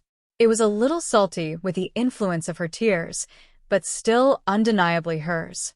He didn't want to shout at her. It didn't feel right when she still looked so vulnerable. He would overanalyze that decision later, but he just couldn't do it right now. "Please say something," Hermione implored, leaning a little closer. "Anything?" He chewed the inside of his mouth and arched an eyebrow. "If you ever do something like this again," he started, enunciating each syllable crisply, "you will regret it." The specifics weren't necessary. He could tell she knew he meant it. "Okay," she nodded numbly. "I won't be in here forever, Granger," he told her. "And I will remember everything you do. Do I make myself clear?" "Yes," Hermione whispered, looking more relieved than he'd liked. "I really am sorry." "I got that." Draco stopped her with roll of his eyes. "Now leave me alone." She didn't move. "Does it hurt?" she asked, timidly gesturing to his injured palm. "No." "Let me clean it," she requested, extending her arm to offer her own hand. "It will just take a second. I can clean it myself." "Please," she cut him off, earning a frustrated sigh from the pale wizard. "It's best if I heal it and—" "Fucking fine," he growled, thrusting his hand into hers and reasoning that it would make her leave faster. "Hurry the hell up, Granger." Hermione anxiously licked her lips before she angled her wand, gliding it over the gash she had caused. It would take a couple of minutes, she realized, and the silence was too heavy for her. She raised her eyes to watch his face, but his harsh glare made them wander to the rather large pile of books on his bedside table. "You've read that many already?" she questioned, her brow creasing with interest. "I just skimmed them," he revealed in a reluctant grumble. "I've read them before." "I'm not surprised," she said, her voice still uneasy and laced with nerves. "There are textbooks from our previous years," he finished for her. "Yes, I had noticed." "Then why do you read them?" "There's hardly a wide variety of activity options." Draco scowled at her, realizing then that he was effectively holding hands with Granger on his bed. He needed to get her away. "Now." "Hurry the hell up." "Almost done," she muttered, stroking the tip of her wand over the final specks of blood. "There, is that okay?" He quickly ripped his hand out of her dainty fingers and checked his hand before he nodded his head towards the door. "Piss off then, Granger." Her honeyed gaze drifted over to his mountain of books again, and she parted her lips to say something. Whatever it was, her Gryffindor courage had clearly gone dry for tonight, and she clumsily left his bed and shuffled out of his room. Only when his door was securely closed did he allow himself to exhale, massaging the bridge of his nose and replaying the odd events of the last few hours in his head. If ever there was a sure sign that this place was starting to affect his sanity, today had been it. He looked down and ghosted his fingers across his freshly healed skin, finding no evidence that she had ever torn open his flesh. He was adamant he could feel her, though, coursing through his bloodstream, and he blamed the invisible flames of her essence for his inability to catch sleep until dawn broke. When he roused at some point in the early afternoon the next day, he did as he always did, dressed in the usual clothes and headed into the kitchenette to see what Granger had left him to eat today. Cottage pie, one of his favorites. And next to the steaming pot was a peculiar stack of books, none of which he'd ever seen before. Chapter 7: Human. Hermione hadn't seen him for 3 days. She hadn't even heard the smallest shuffle from his room, and had it not been for the fact that her cooked meals had always vanished by the time she returned from the library, she might have questioned if he'd been in her dorm at all. The witch had contemplated letting herself into his room again to rush out another string of apologies, but she reasoned that it would probably be a step in the wrong direction. He clearly wanted privacy, and she owed him at least that much after what she'd done. She was still so mortified by her actions. She'd never, ever done anything so awful in her life, so wrong. She'd locked herself in her room no less than 4 times and broken down into uninhibited sobs, cradling her quaking frame. The death of Charity Burbage was still darkening her mind, but she always found herself staring at her palm in those fractured moments, searching for a scar or mark. She rubbed her forehead as her fingers tossed aside another page. The harsh wind screaming outside the castle had exiled her to the sitting area, seeking some solace with one of her books. The wind was her weakness. She could happily sit through a colorful thunderstorm or listen to the beats of thrumming rains, but when the wind sounded like a strangled human, it petrified her. She tried silencing charms, just like she had in all her previous years at Hogwarts, but they would always waver as her concentration was swallowed by oncoming sleep. The breezy roars would shock her awake, and she would be back where she'd started. Hermione had quickly abandoned the idea of gaining any sleep too close to her window, and was now huddled up on the couch in the windowless living room, reading Lord Byron's poems, one of her guilty pleasures. She pulled the blanket a bit tighter around her as she moved on to She Walks in Beauty, stealing a quick glance at the clock and grimacing when she realized it was 3:30, and the bloody wind gave no hint of fading anytime soon. She sucked in a loud breath when a small click broke the air, and her syrupy gaze trailed over to find Malfoy slowly leaving his room. He looked annoyed when he glanced at her, expelling an agitated breath as he headed towards the kitchen, apparently choosing to ignore her completely. She thought twice before she spoke, but the words hurried out before she could think thrice. "Did I wake you?" she whispered, unsure if he'd heard her or was simply deciding not to acknowledge the question. Merlin knew why she thought asking again was a wise idea. "Did I?" "No," he growled as he poured a glass of water, keeping his back to her. "Well, then why are you?" "I was thirsty," he offered, pivoting on his heels and heading back to his room. "Malfoy, wait," Hermione said quickly, straightening her back and wondering exactly what she'd intended to say. She had no clue why he stopped short of his door, but she didn't dare question it, lest he remember his constant desire to get away from her. "Can I ask you a question?" He sighed like she was interfering with his non-existent schedule. "Make it quick." She hesitated and licked her teeth. "Are you still angry about the other day, when you cut my fucking hand open?" he clarified in a stoic tone, turning to face her. "Does it matter?" Hermione watched with trance-treacle eyes as he brought his glass to his mouth, the moisture glossing his lips. "I guess it does," she confessed shyly, averting her attention to her lap. Suspicion and shock almost made him choke on his drink, but he caught himself. "Why?" he snapped bitterly. "What difference does it make?" "I'm not really sure," she murmured, carefully rising from the sofa. Draco's jaw twitched as the blanket tumbled to her feet, leaving her in a simple t-shirt and baggy pajama bottoms. He found himself holding his breath as she started to move, but she simply headed towards the kitchen, and he briefly wondered exactly what he'd done if she had walked in his direction. By the flimsy flickers of candlelight, she looked different, more peaceful and slightly surreal. It was the darkness toying with his vision and perceptions that made him linger, studying her closely as she plucked 2 mugs from a cabinet. "Hot chocolate is better to have before bed," she spoke softly, using her wand to boil some water. "Would you like one?" He didn't respond. She'd clearly decided that she was making one for him anyway, and the smell of powdered cocoa mingled deliciously with Granger's natural scent. He toyed with the sleeves of his jumper while she finished the beverages, and once they were complete, she carried them both over to the sofas and placed them on the coffee table. He raised an eyebrow as she wrapped herself back up with the blanket and relaxed into the couch, his cautious stare shifting between her and the steaming mug that was meant for him. "Are you going to sit?" she asked, and he could tell she was forcing her tone to be nonchalant. "I'll drink it in my room," he said with a low grumble, taking some strides towards her. She started awkwardly. "Well, I was hoping you might answer my question, and maybe sit with me a while." That caught him off guard. Of all the things she could have said, he would have gambled away his inheritance that those words would never pass her lips in his company. It was certainly an intriguing development to the shitty situation, and he couldn't help but consider seeing where this would lead.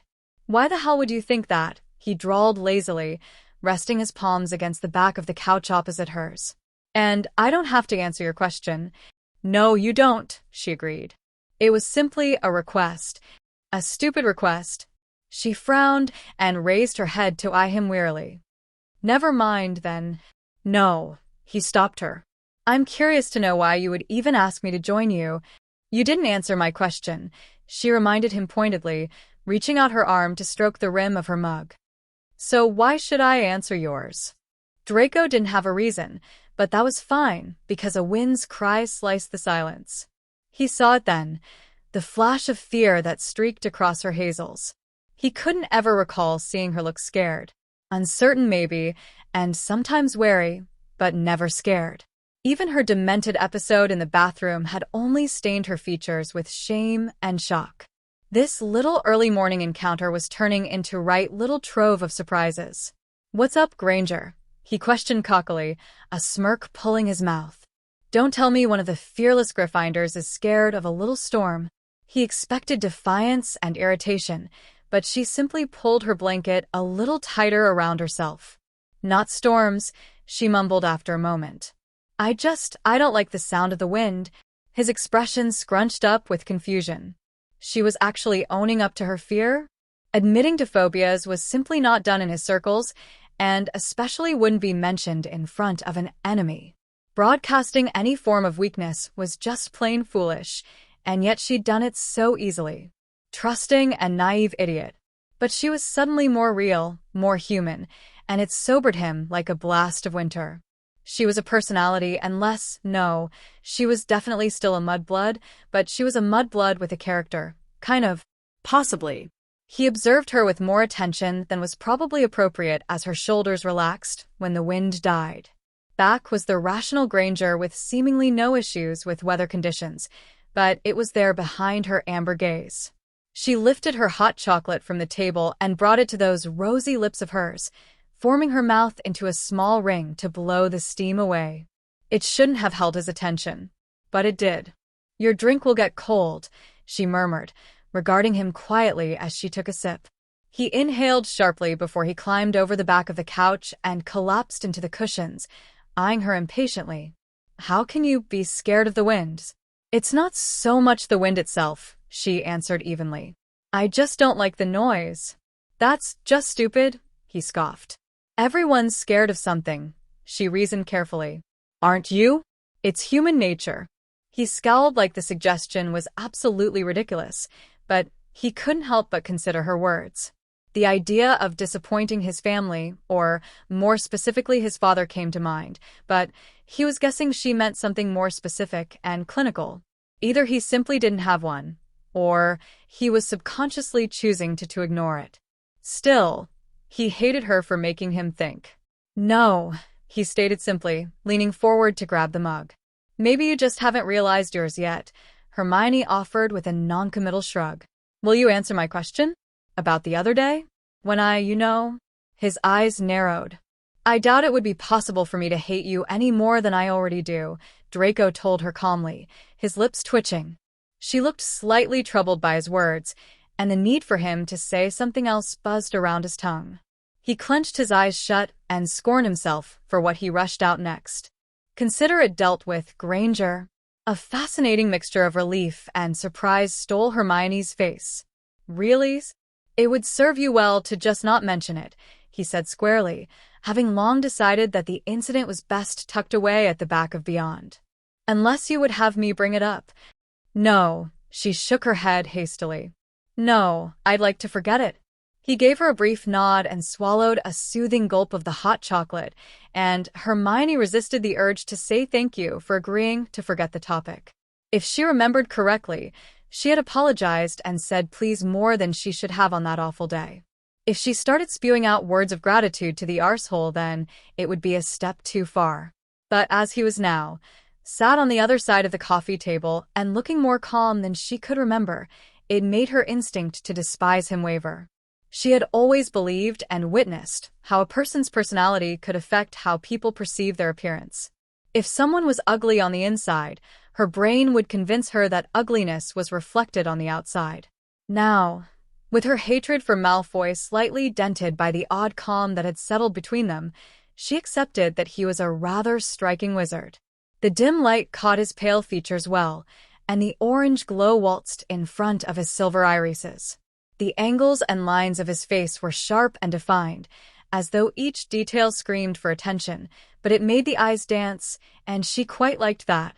She could argue that he was too pale, almost like he'd been mastered from ice, but she realized he probably hadn't felt a ray of sunshine in Merlin knew how long. "Have you read the books?" she asked carefully, deciding the silence had been breaching the fringes of discomfort. "The ones I left on the top." She could see his hesitation to answer her. "Yes," he admitted cautiously. "Which one are you reading now?" she pressed. "Why do you want to know?" "I'm just curious," she shrugged honestly, wishing his suspicion towards her would simmer. Draco exhaled loudly. "Titus Andronicus. Good play?" "It's all right," he corrected her quickly, nursing his drink between his palms. "Some parts are sloppy." "I'd agree with that," she nodded thoughtfully. "It was one of Shakespeare's early plays." "You gave me a lot of books by him," he mumbled slowly, giving her a stern glare. "I assume he is a Muggle author." Her eyes widened.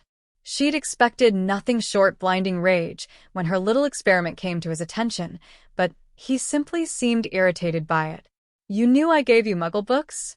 "It pretty obvious, Granger." He rolled his eyes. "I didn't recognize any of the authors, and it seemed like something you would pull. And you still read them?" she pushed with a disbelieving tone. "Why?" His scowl hardened a little. Truth be told, he hadn't touched her Muggle literature for 2 days, simply eyeing them with genuine disgust. But boredom was too powerful and sanity-draining, and he'd yielded on the 3rd day, rationalizing that it was either the reading or a mental breakdown. He'd intended to have the books feed his revulsion for Muggles, providing him with proof that they really were uncultured and uncivilized beings who would struggle to pen a decent paragraph. But it was actually okay. Good enough that he'd continue to turn the pages and be subconsciously impressed. It was so unnerving and sickening, and it had made him question things. Only for a moment, but he had. No, he had never believed all that propaganda shit about Muggles being feral, but he'd been convinced on some level that they would be less able with the arts, but this shake-something guy was adequate. He couldn't very well tell Granger that, though. "There's nothing else to read," he growled, realizing he'd taken too long to respond. Hermione sighed, watching him under her eyelashes as she took another sip. Her heart thudded with her inquisitive nature, and she wanted to know how far she could test this. "And what do you think of the play so far?" he snorted. "It's violent," he said as though it was obvious, which she guessed it was. "Which is entertaining, but it proves how barbaric Muggles are." "Barbaric?" Hermione repeated, reining in the urge to scream at him. "How so?" "Well, it's just mindless bloodshed. As opposed to all the wizard wars," she pointed out quickly. "Violence is present in all races and species, Malfoy, and especially in humans. Magic or not. The guy killed his own son," Draco remarked, cocking his head proudly to the side, as if that had been the winning blow. "That's an indication of how uncivilized Muggles are." Hermione didn't skip a beat. "But Voldemort killed his family." The blonde's haughty expression faltered, and he hated that she witnessed it. "That's different," he mumbled defensively. "That was... and Crouch killed his father." "It's different," he repeated adamantly, but he knew the argument was weak. Granger looked neither smug nor arrogant as she raised her head to meet his peeved stare, but simply dampened her lips with a quick flick of her tongue. "How is it different, Malfoy?" He rummaged through his brain, hunting for a satisfactory argument or reasoning that would knock her back into place. He felt agitated and perturbed, but also a little smidgen of respect for Granger slithered into his conscience, and that just pissed him off more. This would definitely earn her a mark on his headboard. Shit. It just is, he muttered, taking another swig of her rather perfect hot chocolate. The stiffness of his neck was his first clue that he hadn't slept in a bed. Whatever his head was resting on was too hard to be a pillow, and as his eyes slowly blinked open, he focused on a different ceiling to what he was used to. Draco awkwardly shifted to find himself outstretched on one of the sofas, propped up by the armrest. It was still rather dark, but there were no windows in this space, and a brief check of the clock told him it was almost 7 in the morning. He groaned and rubbed his face, slowly rising into a sitting position that caused his back to click like crackling embers. His sleep-blurry vision focused on his surroundings as he tried to recall just how, and when he had fallen asleep on the couch, and his winter-gray eyes moved to the other side of the coffee table. He stiffened. She was cocooned from neck to toe in her blanket, her clumsy curls splashed across the cushion in coffee swirls. With her eyes shuttered and her features so relaxed, she looked the embodiment of comfort and peace.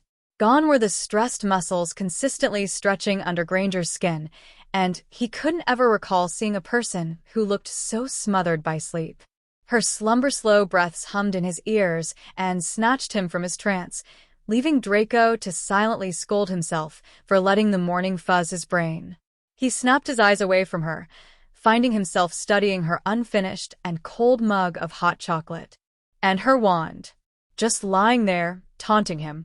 He dragged his body away from the sofa and meandered his way around the table as silently as he could, knowing all the while that this would probably lead to nothing. She'd told him herself that it was charm to repel him, but it could have so easily been a well-placed bluff. He shuffled closer to her wand, crouching down and moving into a position just in front of the sleeping witch. Her breath skimmed over the sensitive skin of his throat, and he fought the shiver that kissed down his spine. Reaching out, all his hope for a chance of escape died when warning magic buzzed against his fingertips before he could even touch it. He'd expected it. With a defeated huff, he leaned back against his haunches, Granger's dreamy sighs still whispering across the fine hairs on his skin. He closed his eyes, relished the feeling, the smell of her this close enough to touch. And like an army of flames, he was blasted back to reality. He flinched violently away from her, as though she was laced with poison, cursing himself to Salazar's tomb and back. This was what her sodding blood experiment had done to him. She was crawling through his system and into his head, screwing up his senses. It wasn't her muddy blood, it was something deeper, something carving his bones and drowning his cells. It was her, Granger. Her substance, her innocence, just racing through him and throwing shards at his sanity. Revolted by his actions, he fled her company on slightly shaking legs, praying some distance would purify him of her. Hermione was startled awake by the angry slam of his door. Shame, really. It had been the best night's sleep she'd had in weeks, even if it had only been for a few hours. The winds were calm for the next 4 days, and he successfully managed to avoid her while he convinced himself more and more that she was festering beneath his flesh. On the Friday, exactly 1 week after their blood bathroom incident, the walls had started to close in again. A craving for interaction with another human settled into his pores and, of course, Granger was the only option. He needed to hear another human's heartbeats because his own were getting too loud with his solitude. Of all the fucked up things to plague his brain, needing someone else's presence was definitely the thing that let him know he was going mad. He wanted an argument, or just something to remind him there was life beyond his bedroom door. He rationalized it by pointing out it was entirely circumstantial. If there was anybody, and he meant anybody, other than her that could chase away his demons, then there would be no need for this. Anybody, except Weasley. Pure blood or not. If Bitcha McGonagall had shoved him into a room with that orange tumor of Wizarding Society, there would have been slaughter by the second hour. That mental image cheered him a little. He could hear her shuffling around in the kitchenette, clanging around with various utensils and causing more noise than was probably necessary. Combing his hands through his ice-blonde hair and releasing a weary breath, he left the four-walled prison-cum bedroom to find Granger fussing with some pans and vegetables. Hermione felt his presence before she saw it, and she spun around to give him a curious look. "Let me guess," she said evenly. "I was making too much noise again?" "Yes," he grumbled, taking a few steps towards her. "What the hell are you doing, Granger?" "Just sorting out some food for tomorrow," she explained with a delicate shrug. "I probably should have asked you this before, but are you allergic to anything?" "No." He shook his head, hoisting himself up to sit on the counter. "Just you." He'd meant the comment to be cold and crisp, but it had lacked that snide edge that had taken him years to perfect. Instead it sounded more teasing. Well, Granger certainly seemed to find it harmless, judging from her amused snort and the slight curl of her lips. He considered calling her mudblood just for familiarity's sake, but something in his rather warped mind told him not to, and she spoke before he had a chance to question it. "Have you finished reading Titus?" she asked, evidently a bit uncertain about how she was supposed to act around him. At least they had that in common. He scoffed. "Give me some credit, Granger," Draco mumbled, resting his elbows against his knees and eyeing her back. "I was almost finished the other day." "Of course I've finished it." "Okay," she nodded, using her wand to help her finish her cooking. "And what were your thoughts on the ending?" "Too rushed," he stated simply, his tone critical and brusque. "It was a rather amateur ending." She hummed in thought as she turned to face him, crossing her arms over her chest. "I agree." What? "I agree," Hermione repeated, catching his stare with an uncertain flush. "It was too fast. Have you thought about reading another?" He was already halfway through another one of her Muggle books.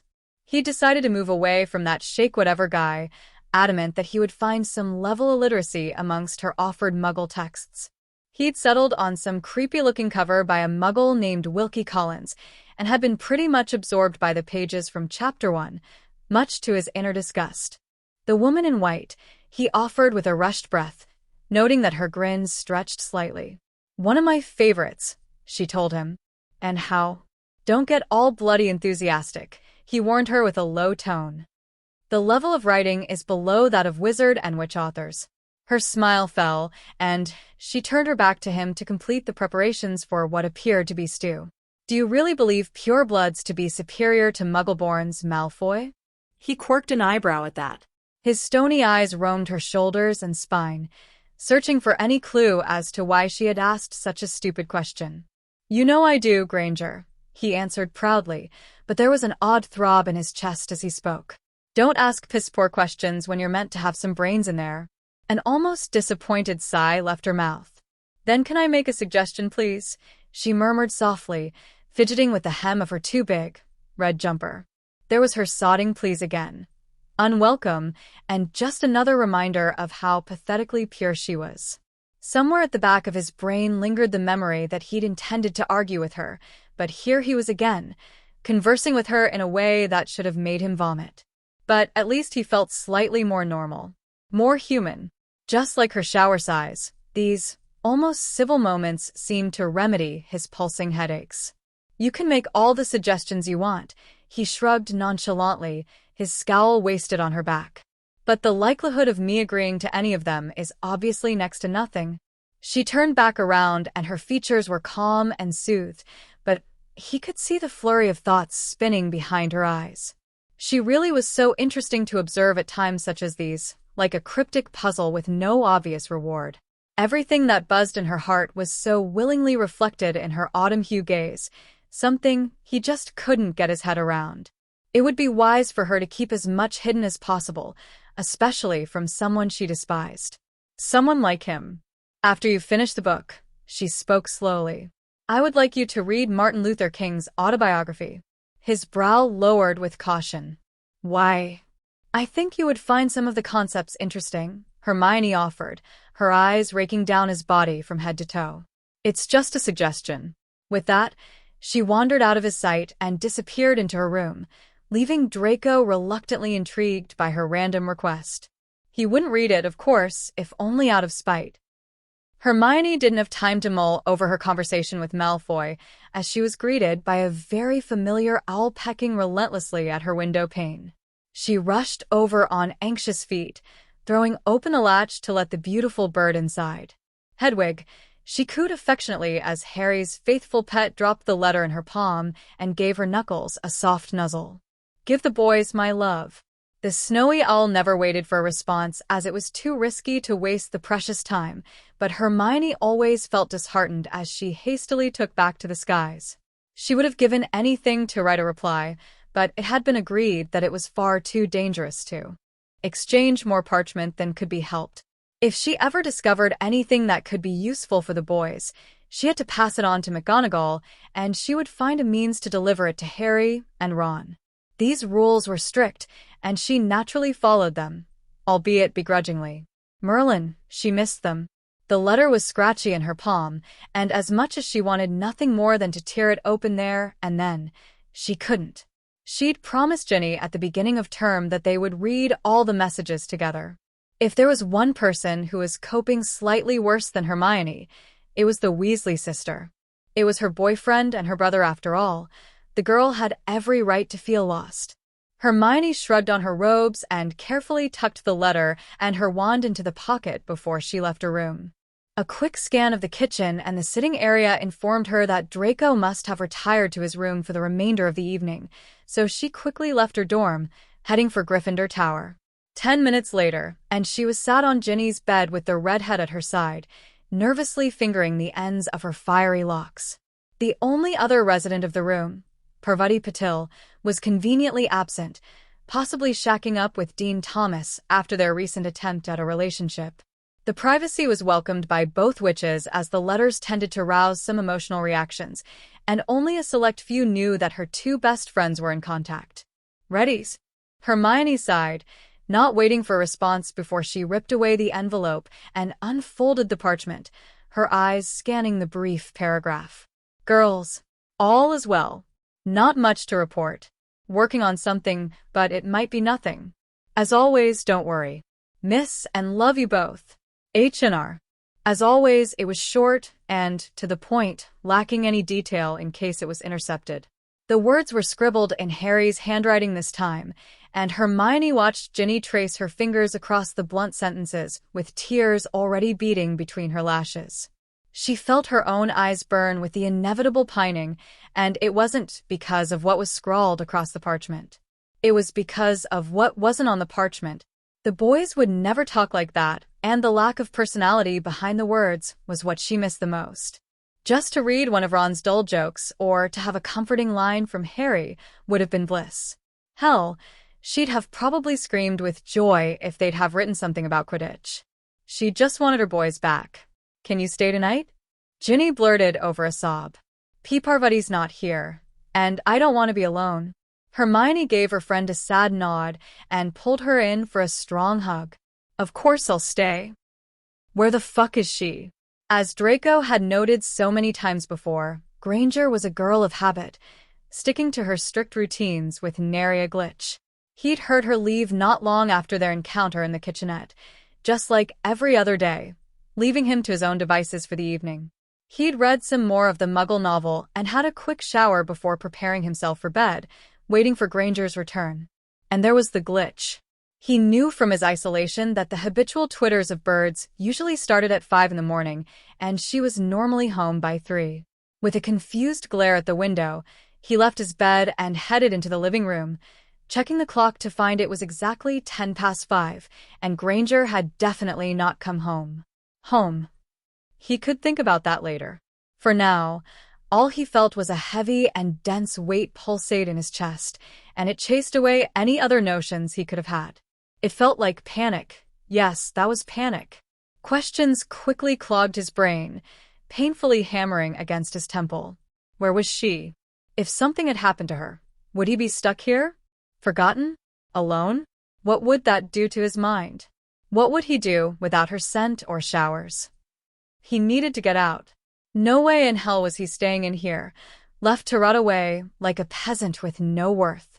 He marched quickly to the main door, ignoring the familiar and irritating static against his palm, warning him not to grab the handle. But he did anyway.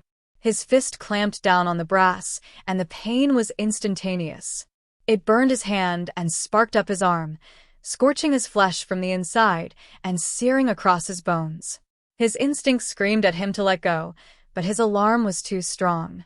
He gnashed his teeth in an effort to ignore the pain and tried to push down, but then the fire shot down his spine like blazing scratches. His back arched, and he roared with agony, but still, he refused to let go. He could feel himself weakening, the violent flames burning away his energy and convulsing his muscles. He knew he was spasming with uncontrollable jerks, and another tortured yell tore out of his throat. With one last feeble attempt to escape, he put everything he had into opening the door. The heat raced right back up his spine and attacked his head, flaring at the nape of his neck before it all went numb. He didn't even feel himself crash to the floor, trembling wildly and writhing as the fit rocked every inch of him with dangerous twitches. And then he was unconscious. Chapter 8. Touch. Hermione hadn't managed a blink of sleep. Ginny had become inconsolable fairly quickly, and Hermione had simply rocked her back and forth, stroking her hair until the redhead had become too exhausted to remain conscious. She knew Molly comforted her daughter in a similar fashion, and she'd spent the majority of the night thinking about her own parents and how much she missed them. Her weary brain had then naturally dragged her to thoughts of Harry and Ron, and finally, Malfoy. In her defense, it was impossible not to think of her cold houseguest when he was always there, but he'd been a little easier on her strained thoughts as of late. Despite his arrogance, prejudices, and the rest of the complicated recipe of flaws, Malfoy was certainly more bearable than he'd been before. She'd even found herself, accidentally of course, leaving for the library later than usual so she could spend more time in his presence. It was all for studious purposes, of course. McGonagall had asked her to keep an eye on him, and she found it somewhat fascinating to witness all the subtle changes. Plus, it felt good to have a consistent male presence again, even it was forced and said male was a prat. Still, watching him adapt to his surroundings and to her was so intriguing, and she had secretly challenged herself to influence him as best she could. Hermione was almost certain that if, and that was a massive if, she could break his prejudices, then he wouldn't be so bad to live with. Then again, probably not. Her Gryffindor optimism could be a pain in the backside at times, but she'd try anyway, if only to erase the word mudblood from his vocabulary. Her lack of sleep was clearly starting to muddle with her head, and a glimpse at the clock told her it was already 6:30 in the morning. She checked that Ginny was completely out before she carefully moved her to the side, reaching out with the hem of her sleeve to brush away some dreamy tears from the younger witch's face. Hermione silently headed to her friend's desk and scribbled a quick note, apologizing for leaving and explaining that she needed some rest. With a parting sad look at the pretty redhead, she crept quietly away from her former living space and wandered down the lonely corridors back to her dorm. It was only a short distance, but her steps were slow and thoughtful as she noted, yet again, just how dead Hogwarts seemed. Yes, the halls were still bleak with the winter morning, and it was too early for anyone to be up on a Saturday, but she had always adored Hogwarts for feeling so alive and warm. Now, every brick looked darker, and every room was colder, and the entire castle had a similar atmosphere to that of a graveyard. It was a haunting comparison, one that constantly reminded her of how dismal everything was. It would be the 1st of November on Monday, another month since Dumbledore's death. Half a year, and it still made her heart shrink. With a troubled sigh, she mumbled her password to the Pride of Lions, but the door didn't open all the way. She frowned and pushed against it, feeling resistance from the other side. She slipped in sideways and instantly tripped on something fleshy that sent her tumbling to the floor with a shocked gasp. With a frustrated breath, she chucked her hair out of her face and glanced over her shoulder, her eyes going wide when she noticed what, or who, had caused the obstruction. "Oh God," she whispered, pivoting on her knees and crawling over to him. "Malfoy? Draco." He looked dead. It was as simple as that. His skin had turned a ghostly shade of gray, and his lips were a chilling blue smudge across his face. With his eyes sealed and his expression a foreboding semblance of peace, Hermione felt intense alarm and dread clog her throat. With jittery movements and panic-clumsy hands, she fumbled with his wrist, grimacing when she noticed his palm was a swollen mess of blood and scorched flesh. The loud and violent thuds pounding in her ribcage calmed when she felt Draco's steady pulse against her fingertips. She released a shaky breath and relished the feeling of his heartbeats for a second, allowing her terror to subside. It only took another glimpse at his mangled hand and his position by the door for her to deduce what had happened. He'd tried to escape. "Malfoy, you bloody idiot." Kneeling at his side, she forced herself to gather her wits, surprised when she realized her cheeks were damp. She'd cried? Well, panic could that to people, and she could think about it later after she'd kicked the shit out of him for being so stupid. "Wingardium Leviosa," Hermione said quietly as she got to her feet and withdrew her wand, maneuvering the unconscious wizard to one of the sofas. She crouched next to him with her wand lingering over his chest, ready to wake him, but she hesitated. Her fawn-like eyes slowly drifted up to his face, and she realized she'd never had an opportunity to see him like this. This close. He looked so normal then, like he was simply sleeping. There was no trace of the anger and turmoil that always seemed to stain his features, no hint of how fractured his life was. He appeared relaxed, and she was completely transfixed by him. She reached out a curious hand to brush aside his snowy blonde fringe, and her fingertips moved on their own from that point, sweeping across his brow and up his cheekbone with probing, barely there strokes. Something wedged in her chest as she studied him further, and she found herself thinking it was such a shame. He was handsome and smart, but his upbringing had ruined him, and it was so sad, such a waste. Some of the color returned to his face as she grazed his skin, and she couldn't help herself as she brushed her thumb against his lower lip. He was warmer than she'd expected. She snatched her hand away and gave it a horrified glare. This was what insomnia did to her. Mess with her brain and encouraged to do stupid and inappropriate things. Shaking her head and privately scolding herself, she placed her wand back against his chest and prepared for Malfoy's inevitable temper when he woke up and found her leaning over him. "Enervate." Draco sprang up with a loud gasp, his eyes snapping open into wide and stormy pools, and his chest heaving with urgent sputters. He didn't even notice the witch as a side as he stared straight ahead, blinking wildly and trying to regain his composure. "Malfoy." Hermione shouted his name, placing her hand across his arm. "Draco, calm down. It's all right." His frantic stare shot over to her, and she could have sighed when she saw him relax and his breathing slowed to a regular rate. She was about to speak again when he quickly reached out with his injured hand, and she managed to resist the urge to flinch away in surprise. It happened too quick to understand, but his sticky palm was suddenly against her cheek, intimately slicking her skin with his blood. Her lips parted in shock as she tried to comprehend the gesture, and he was trembling so badly that the tremors vibrated against her face. And then, as if nothing had happened, his hand dropped, and he was simply staring at her with a blank expression. Snapping out of yet another trance, Hermione examined his shivering body nervously, listening to his chattering teeth as the shudders became increasingly worse. "Malfoy," she breathed as calmly as she could. "Your body needs to recover, okay?" He didn't even attempt to answer over the rhythmic claps of his teeth, just continuing to watch her with completely empty eyes. "I'm going to get you some dreamless sleep potion, all right? I'll be back in a second." She rushed to her bedroom without waiting for a response and flung open the chest at the base of her bed to rummage as fast as she could for a vial of purple liquid. With the required potion in her fist, she grabbed a blanket from her bed and raced back to him, finding his body quaking at an alarming rate. She dropped the blanket and stumbled back to his side, desperately tugging away the cork and bringing the vial to his lips. "Draco," she murmured over her anxiety. "Can you keep still so I can give you this?" No answer. Just more shaking. Pausing for only a second, her free hand went to his face again, cupping his cheek and using her thumb to pry apart his lips. "It's okay," she muttered distantly, oblivious to how tender she was being.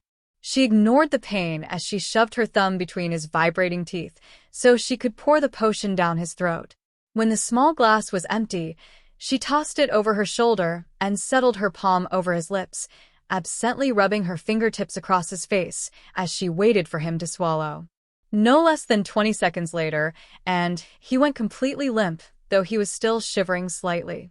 She pulled the blanket over him and ensured he was substantially covered before she collapsed back on her haunches with a relieved sigh. Dear Merlin, she'd been petrified for him. But she'd done all she could. Stealing a glance just to ensure that he was sleeping soundlessly, she rose to her uneasy feet and literally felt the exhaustion smother her like a freezing wave. Dragging her protesting limbs towards the bathroom, she hunched over the sink and tried to gather her thoughts, but a glance at her reflection made her breath hitch. There it was, his crimson handprint, bold and oddly beautiful across her cheek, like some territorial mark that still felt blissfully warm. She stared at it for a long minute before she flicked on the tap and rinsed his blood away with a strange flutter in her chest. With a final glance at her reflection, she trudged into her room and began to discard her clothes. She hurriedly changed into a t-shirt and her pajama bottoms, tucking her wand into a pocket at her thigh. She could have cried over how comfortable her bed looked. So, Godric knew why she decided to grab another one of her blankets and head back into the sitting room. Settling herself down and hugging her body under the covers, her heavy-lidded gaze focused solely on the slumbering wizard across the coffee table on the opposite sofa. Again, he looked so different, but she had a feeling it had nothing to do with his calmed features this time. This would change things, but she had no idea how. Hermione woke first to the sounds of wandering students outside her dorm. She checked the clock to find it was almost midday, meaning she had miraculously managed 5 hours sleep, one of her longest rests in ages. It also meant that Malfoy would be waking soon if she'd measured out the potion correctly, and her sleepy stare drifted over to him. The whole incident seemed like a weathered whisper across her memory, somewhere between reality and a forgotten dream. She could have been watching him for minutes or hours when signs of life began to slowly influence his body, just little twitches and a rousing sigh before his eyes opened with a flutter of blinks. She half wished he didn't notice her, because she knew it would lead to one of the most awkward moments of her life. Just as she was contemplating closing her eyes and pretending to be asleep, he cocked his head, and their eyes locked. She'd expected nothing but rage and embarrassment, but she saw only irritation and a hint of shame swirling in his rain-cloud eyes. The silence seemed to spark between them as the eye contact refused to shatter, and Hermione's voice found her before she could turn it away. "How do you feel?" He looked away then, and she honestly didn't expect him to answer. "Like shit," he muttered, his voice a little hoarse. The witch observed him intently as he pulled himself into a sitting position with some difficulty and a reluctant grimace, keeping his injured hand under the blanket. He bent his knees and clenched his eyes shut, bowing his head and massaging his temple with lean fingers. She chewed her bottom lip and silently scolded herself for leaving her couch, gathering the blanket about her shoulders as she neared him. "What the hell are you doing?" She could have sat on the floor next to his sofa. It would have certainly been a more rational idea than nervously settling herself on the couch by his feet. If he had screamed at her then, she wouldn't have blamed him because she had no idea why either. But Draco barely moved. This was one of the most bizarre situations she could ever remember getting herself into, and considering the last 6 years of her life, that was saying something. "What were you thinking?" she blurted before she could douse the urge, frowning when he still didn't lift his head. "Do you have any idea how dangerous the wards are? You could have died, Malfoy." "You didn't come back," he interrupted with a low mumble. What? Hermione breathed, trying to study every detail of his face to gain a clue. You didn't come back," he repeated, finally glancing at her from under his eyelashes. "Last night. I don't understand. Nobody else knows I'm here." He hushed her, his words strained and quiet.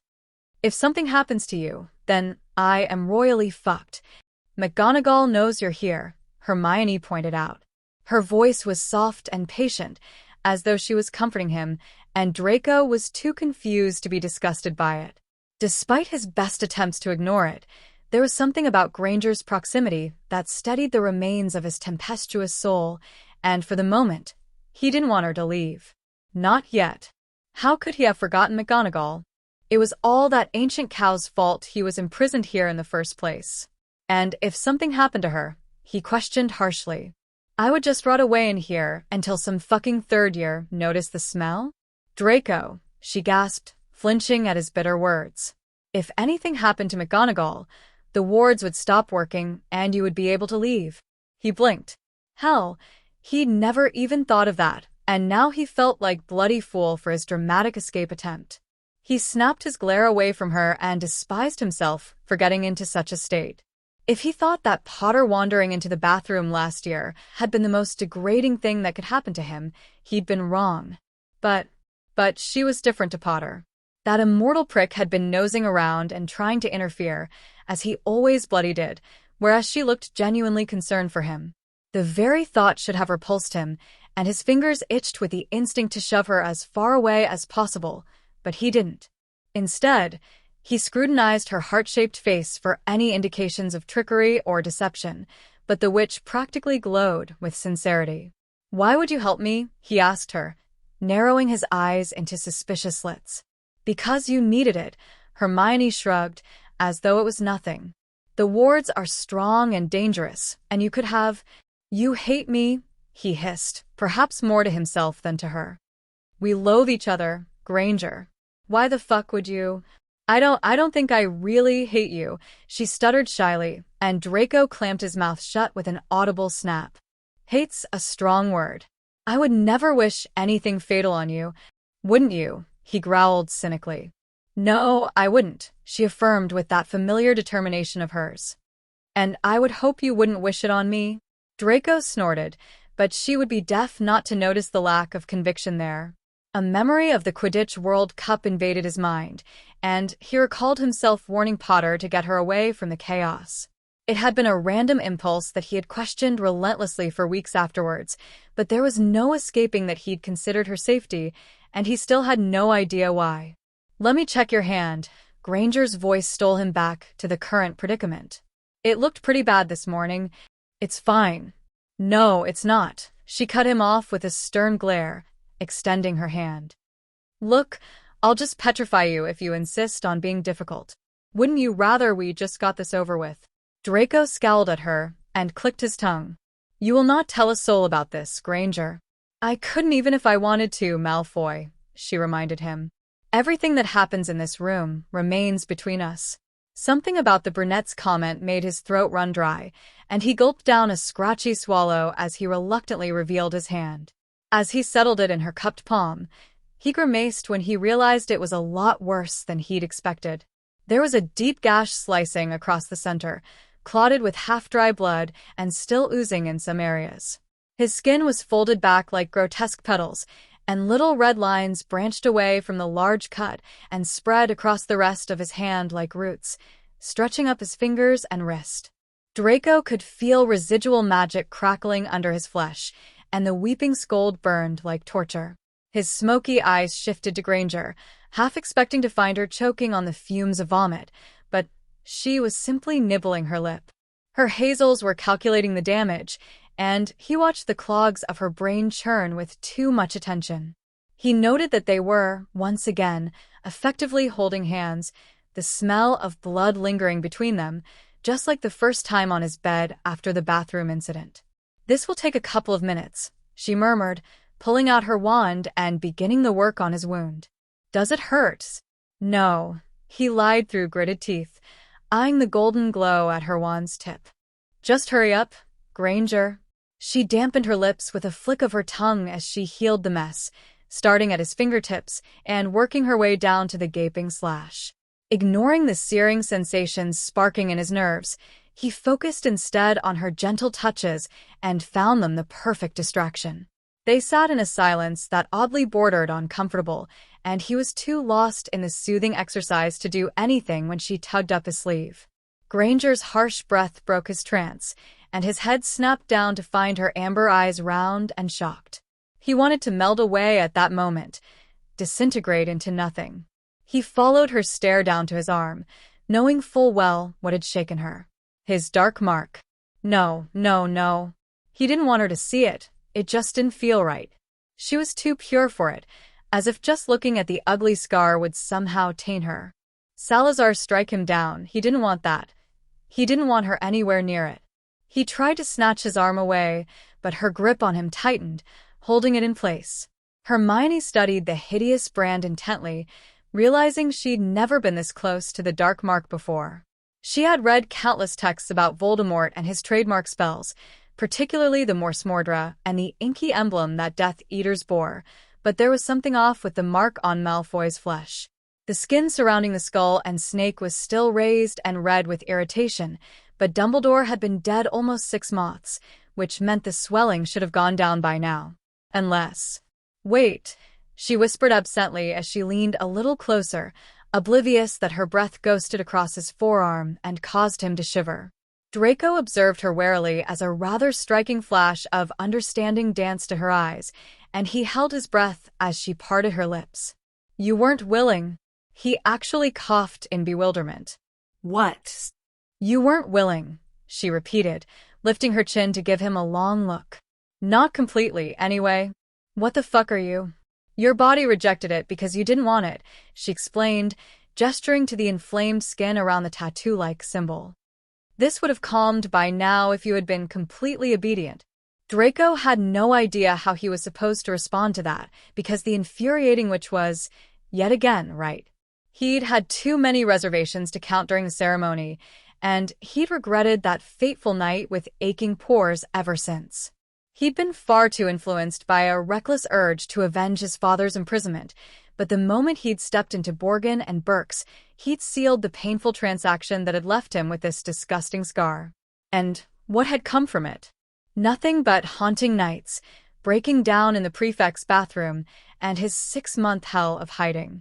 He knew all this, had long accepted that it was a fatal mistake which had led to the most degrading and awful moments of his life, but he didn't want her to know that. What the hell would you know? He challenged with a condescending sneer, ripping his arm away from her and covering the brand back up with his sleeve. Let me guess. One of your precious books, Granger? You should know better than to trust everything you read. I know it wasn't your choice, Malfoy, she argued in a calm tone that only infuriated him further. And I didn't have to see your mark to figure it out. Spare me your philosophical bullshit, Granger, he spat, but he couldn't stop his features twisting into a pained grimace as a sudden bout of nausea hit him. Are you okay?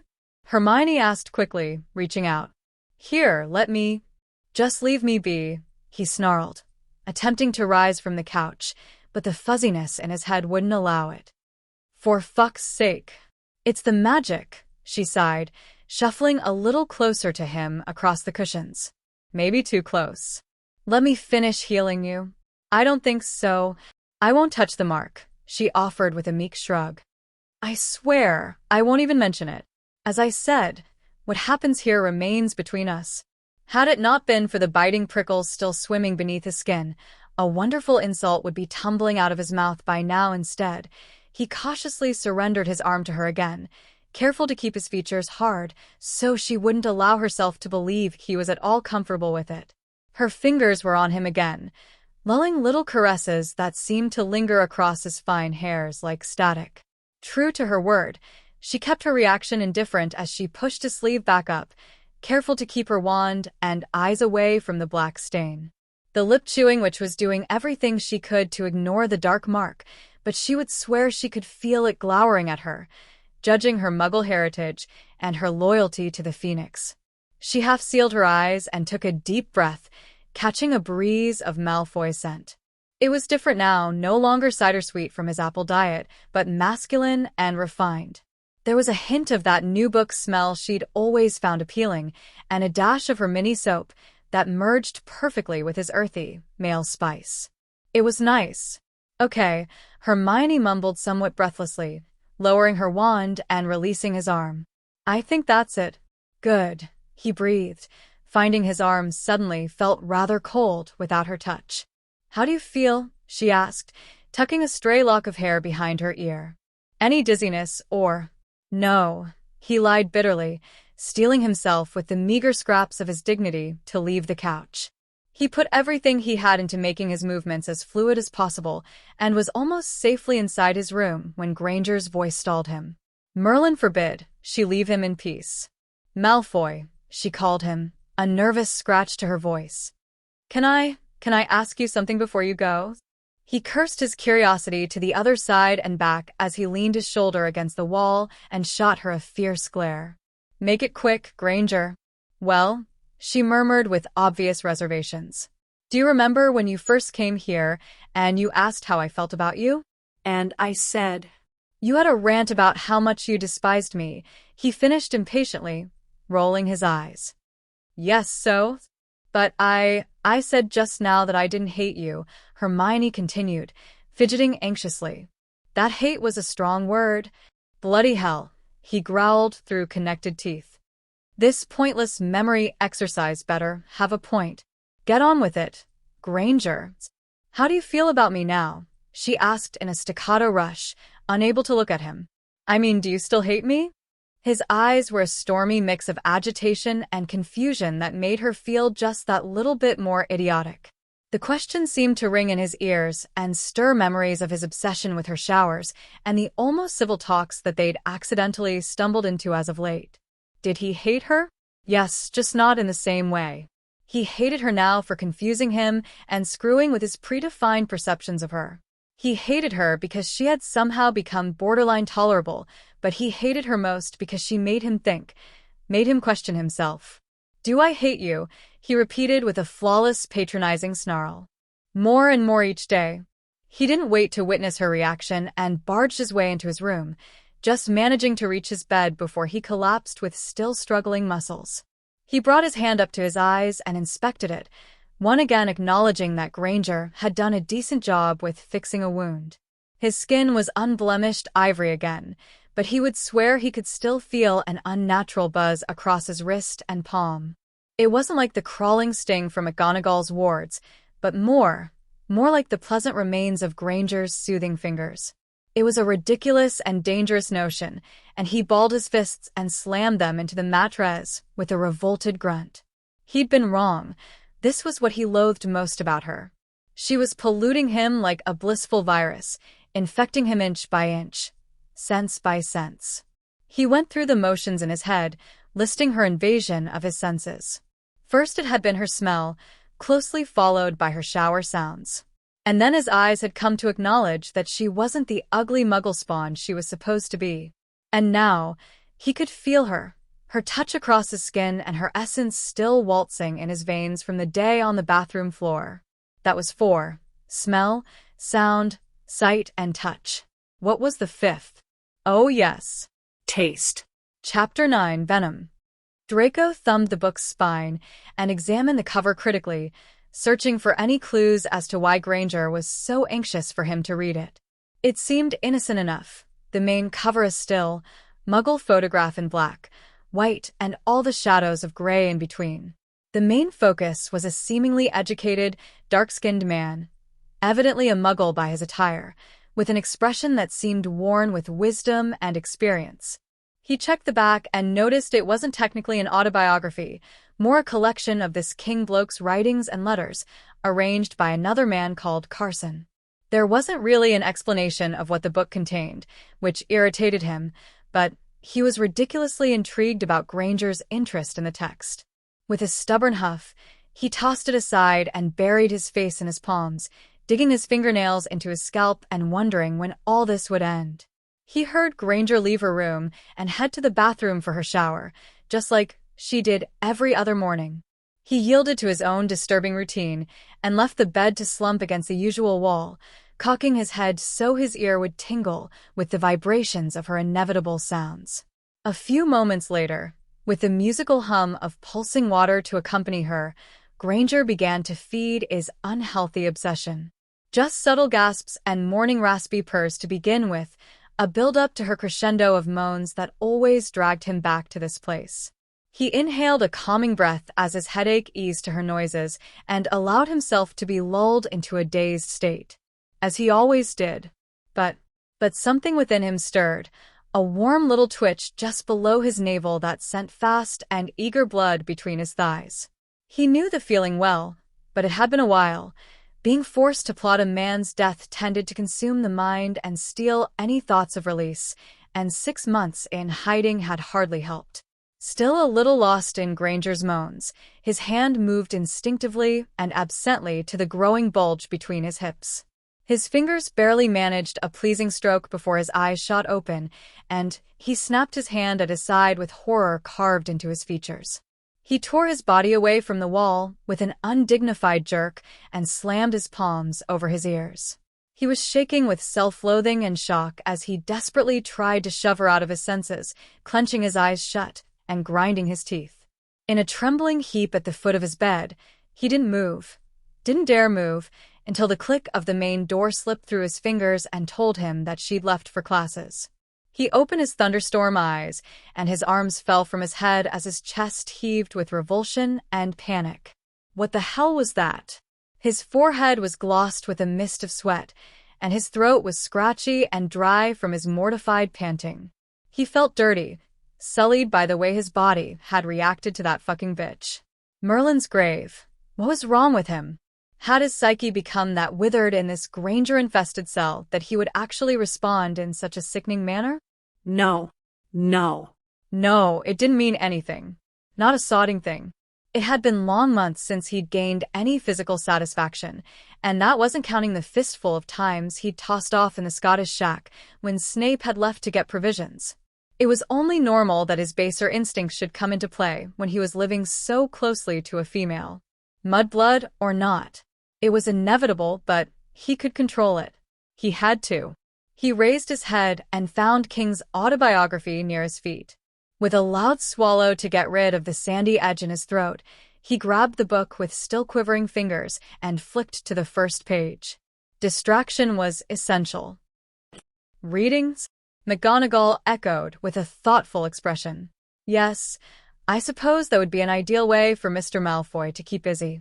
I have given him some of my Muggle books, Hermione confessed. I thought I could perhaps change his view on Muggles. I admire your tenacity, Miss Granger, she sighed, leaning back in her chair. But I would advise you don't get too carried away with that idea. Mr. Malfoy seems pretty fixed in his ways. I know that, the brunette cut in. But I don't think he's as bad as he makes out. He's intelligent, and I think if I could just feed that seed of doubt, he might see some sense. The headmistress pursed her lips and tapped her finger pensively against her chin. Your opinion on Mr. Malfoy has changed, she said slowly. A statement, not a question. Well, Hermione started awkwardly. I just think I understand him a little better, and I think he's adapting well to me too. I'm pretty sure his perception of me has changed in the last month, so maybe I could convince him that his prejudices have no basis. McGonagall considered the younger witch carefully.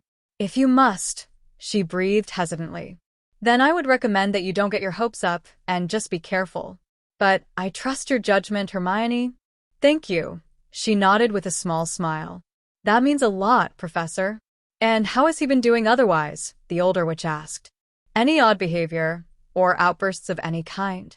Hermione's brain was instantly harassed with flashing memories of Saturday and coming home to find Malfoy passed out on the floor.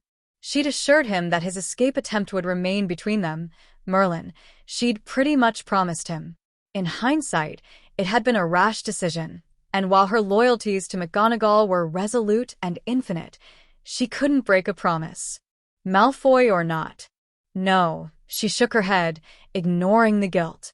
No, he just spends most of his time in his room. Okay, the professor spoke with a slightly skeptical tone. Well, keep me informed on his behavior. And how are you doing, Miss Granger?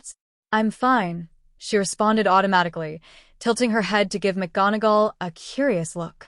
Why do you ask? I'm just checking you are feeling well, she offered in an even tone.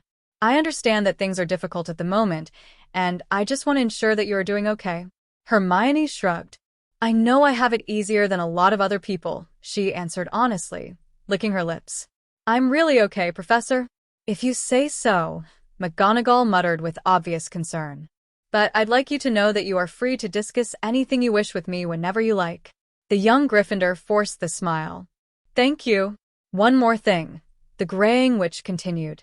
I need to make a trip to Hogsmeade this weekend, and you and Mr. Macmillan are welcome to join me to get some things. You might want to ask your friends if they need anything. Okay, she said, rising from her seat. I'll see you Saturday, Professor.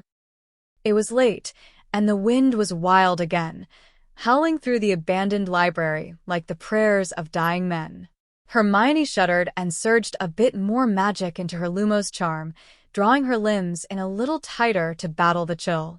Her breath left her lips in ghostly mists as she tried to concentrate on the passage-laced pages, willing her heavy eyes to stay open. It was useless. The wind was too bold and her body too exhausted to remain here. She had returned to her dorm after classes like she normally did, as Neville had near begged her for some help with a transfiguration assignment, and she'd seen no point in leaving once he had finished. Her uniform had become scratchy and musky from her too-long day, and she'd barely managed a cheese and pickle sandwich after her meeting with McGonagall at lunch. She was starving, stiff, and frustrated that the night had denied her any progress. Just like every other night. Another shrill wail of the weather rattled her nerves, and she slammed the book shut with a forlorn sigh. The sound screamed around her, and she hurriedly packed up her belongings, casting wary glances at the surrounding shadows. With quick and silent footfalls, she rushed down the hollow and menacing corridors with her heart pounding against her chest. Catching flimsy reflections of herself in the windows and convinced that she could feel a stranger's footsteps behind her, she moved into a full sprint.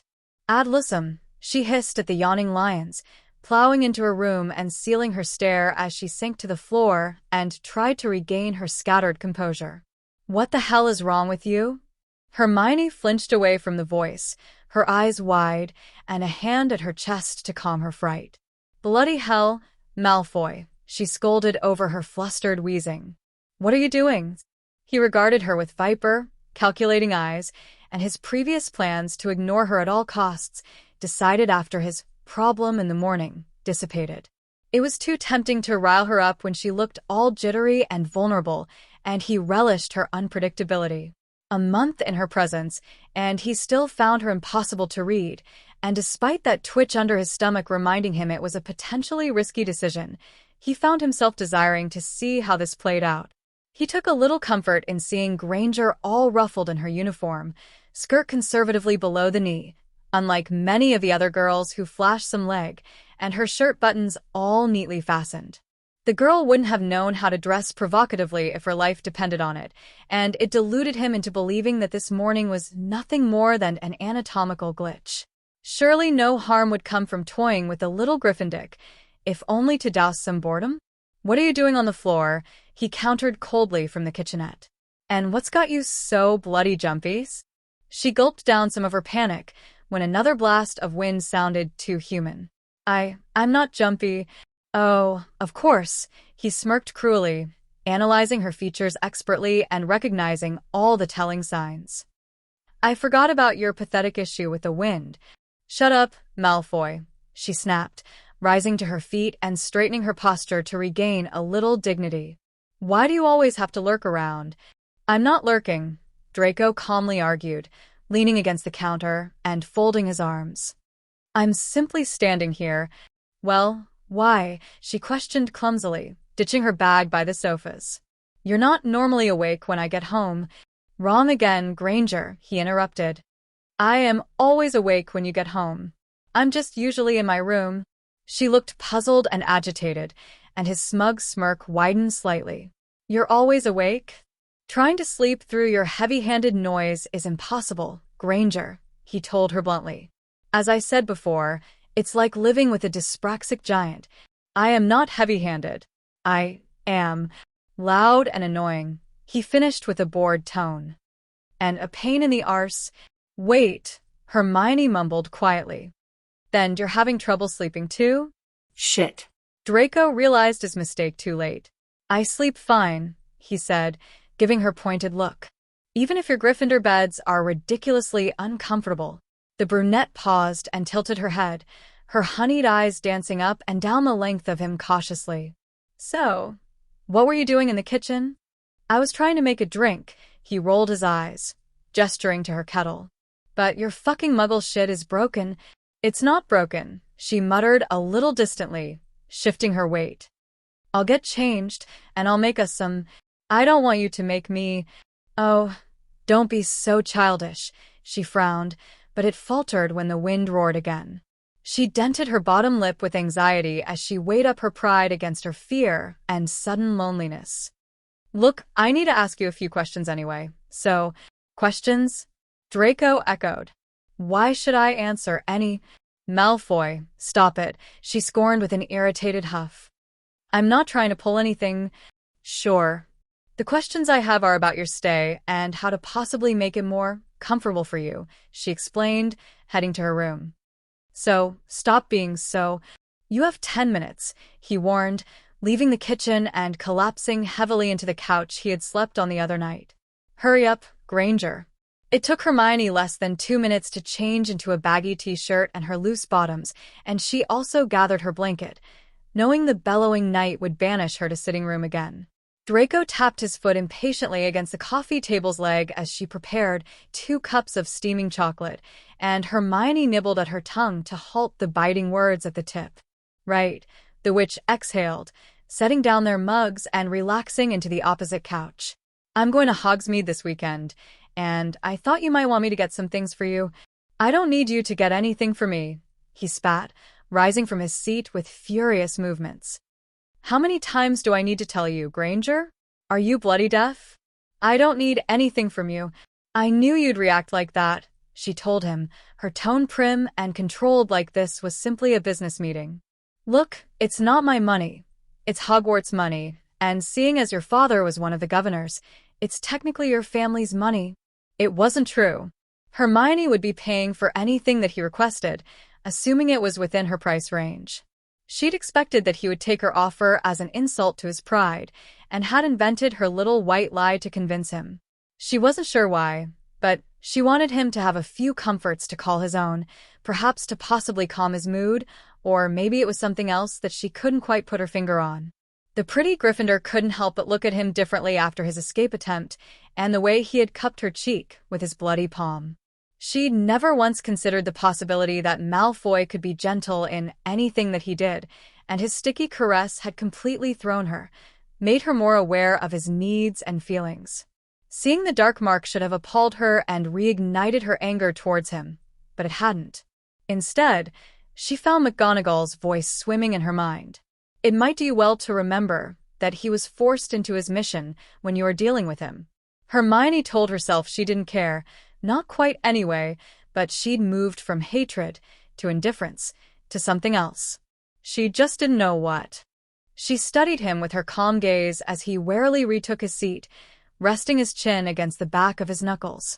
And you're offering to collect these things for me? He asked skeptically. Why? Purely selfish reasons, she grinned. If you have some luxuries, you might be a bit more pleasant. Draco scoffed. It will take more than some toys to make me pleasant towards you, Granger, he told her firmly, eyeing her with a half-lidded stare. Aside from that unlikely notion, you're not expecting anything in return? I know you wouldn't agree to anything I asked anyway, she shrugged. And you have nothing I want. He felt his jaw twitch. Fine, he rasped out. I am getting rather sick of those red bed covers, so get me some green ones. And that sodding shampoo of yours. Hold on a second, Hermione said, reaching for her bag. I'll write this down. As she removed her parchment and her quill, one of her allergy shots tumbled out of her bag and rolled across the floor to tap Draco's feet. The pale wizard picked it up with his lean fingers and analyzed it carefully, turning it over and cocking an eyebrow at the illustrations along the cylindrical object. What? Muggles can't read now, he mocked. Should have guessed. They're directional pictures, the brunette retorted angrily. If I have an allergic attack and someone finds it, the pictures explain how to give me the shot. Why don't you just do it yourself? If I reach a certain stage, I won't be able to, she explained. They're a precaution. And if you don't get the shot? He asked, shooting the witch a wary look and realizing he was too interested in her answer. What happens then? I could die, she stated, and Draco didn't like how flippant her comment sounded. Just chuck it here, Malfoy. Let's get on with your list. Draco looked away from her with an unsettling sensation fluttering in his gut, and his gray-eyed stare went back to the strange item in his grip. He inspected the images one last time before he tossed it over to her and licked his teeth thoughtfully, clasping his hands together. So, you're scared of the wind, and a measly bee can kill you, he reiterated in his husky voice. I thought you Gryffindors were supposed to be indestructible, or does that annoying trait only apply to that scarred prick you hang around with? I'm human, she whispered quietly, meeting his sullen stare purposefully. I have flaws, just like everyone else. Draco frowned and snapped out of his unwelcome thoughts. Whatever, he growled. Anyway, I want green bedding and some new shower stuff. That cheap shit you use is starting to grate away my skin. Don't get my hopes up, she mumbled sarcastically, earning her a sharp glare as she scribbled down his requests. Anything else? A few boxes of Bertie Bott's beans, he replied. And some tooth-flossing string mints. Nothing else for your room? I doubt there's anything in Hogsmeade that could make that room any less tragic, he muttered cynically. The bedding will do. Fine. Anything else? The Slytherin prince paused and cocked his head with consideration. If Tomes and Scrolls has anything new, get me something to read. Your muggle shit is starting to give a migraine. She narrowed her eyes.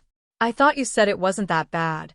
I'd rather read some decent wizard literature, he scowled at her. That book you told me to read is just fucking bizarre. You're reading the Martin Luther King book, she asked, her fawny eyes wide with interest. What do you think of it?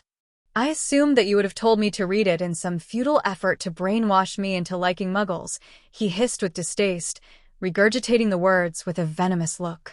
But your stupid little plan backfired because all it did was prove how fucking disgusting muggles really are. It took everything she had not lunge across the table and slap him.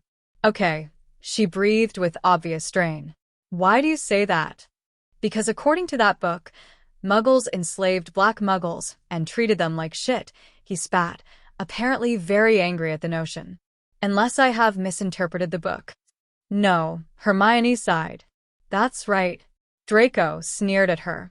It was a preposterous and alien concept that had instantly grasped his disgusted attention, and something that he had never even considered an issue within any society.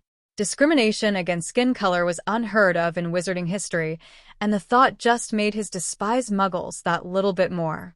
Blaise, possible the only one of his friends who he respected, was dark-skinned, and the idea that he would have been mistreated because of the tone of his skin infuriated him and simply concreted how barbaric and inferior muggles were. Fucking morons, he grumbled, curling back his lip as he watched her. And you defend this scum? The witch inhaled another calming breath and decided she would have to choose her words very carefully if she wanted this to work in her favor. It was a shameful period that muggles regret. Shameful is an understatement, Draco told her, tapping his foot with agitation.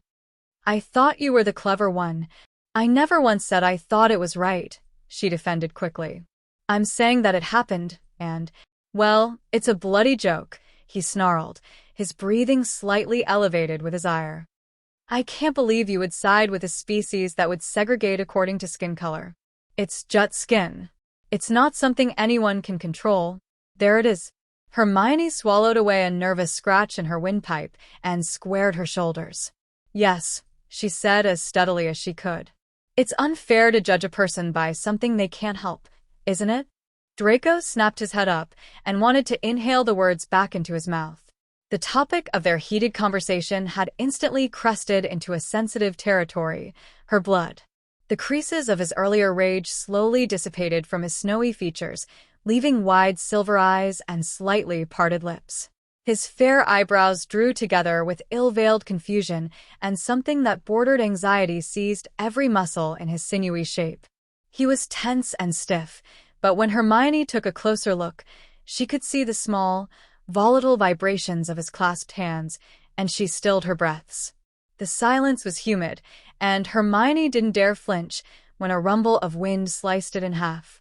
You sly bitch, Draco murmured quietly, his expression blank. You did that on purpose. I simply gave you some history and facts, she reasoned with deceptive composure. You came to your own conclusion. It's different, Granger, he interrupted adamantly, banging his balled fist onto the table with a shrill bash. The circumstances are completely fucking different. The circumstances are always different, she said slowly, ignoring the compulsion to back away from him. But the point and the problem are always the same. Fuck you, he growled. If you think this has changed my opinions towards muggles, then you are bloody wrong, Granger.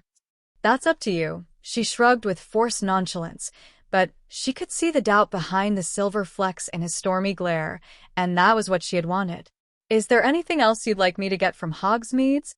Draco relaxed his mouth and leaned back into the couch, warily keeping his attention on her innocent features. You know, you're quite a conniving cow, Granger, he told her blandly. Despite the gravity of their previous words, Hermione couldn't stop the feminine giggle that trickled from her lips. That from a Slytherin, she remarked. I might be tempted to take that as a compliment from you, Malfoy. Don't, he said, his tone notably calmer but still tense. And need I remind you that it is the Slytherin house that receives the most negative preconceptions? So you can jump right off that high horse of yours, Granger, because you judge too? The tawny-haired witch blinked in uninhibited surprise. I guess you're right, she admitted begrudgingly. But unfortunately, you conform to the stereotype.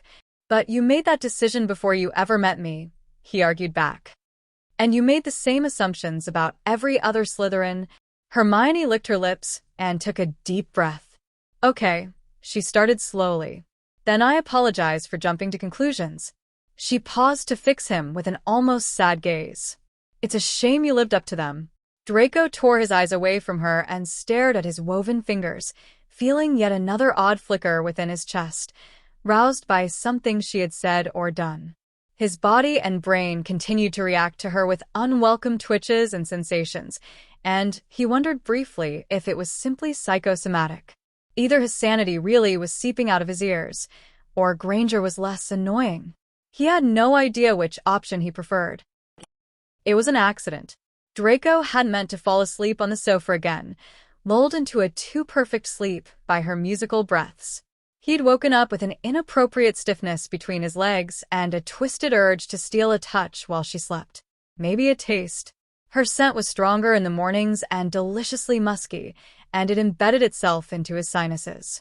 It reminded him of summer outside, the summer he had missed cooped away in Scotland, and he craved it. Her.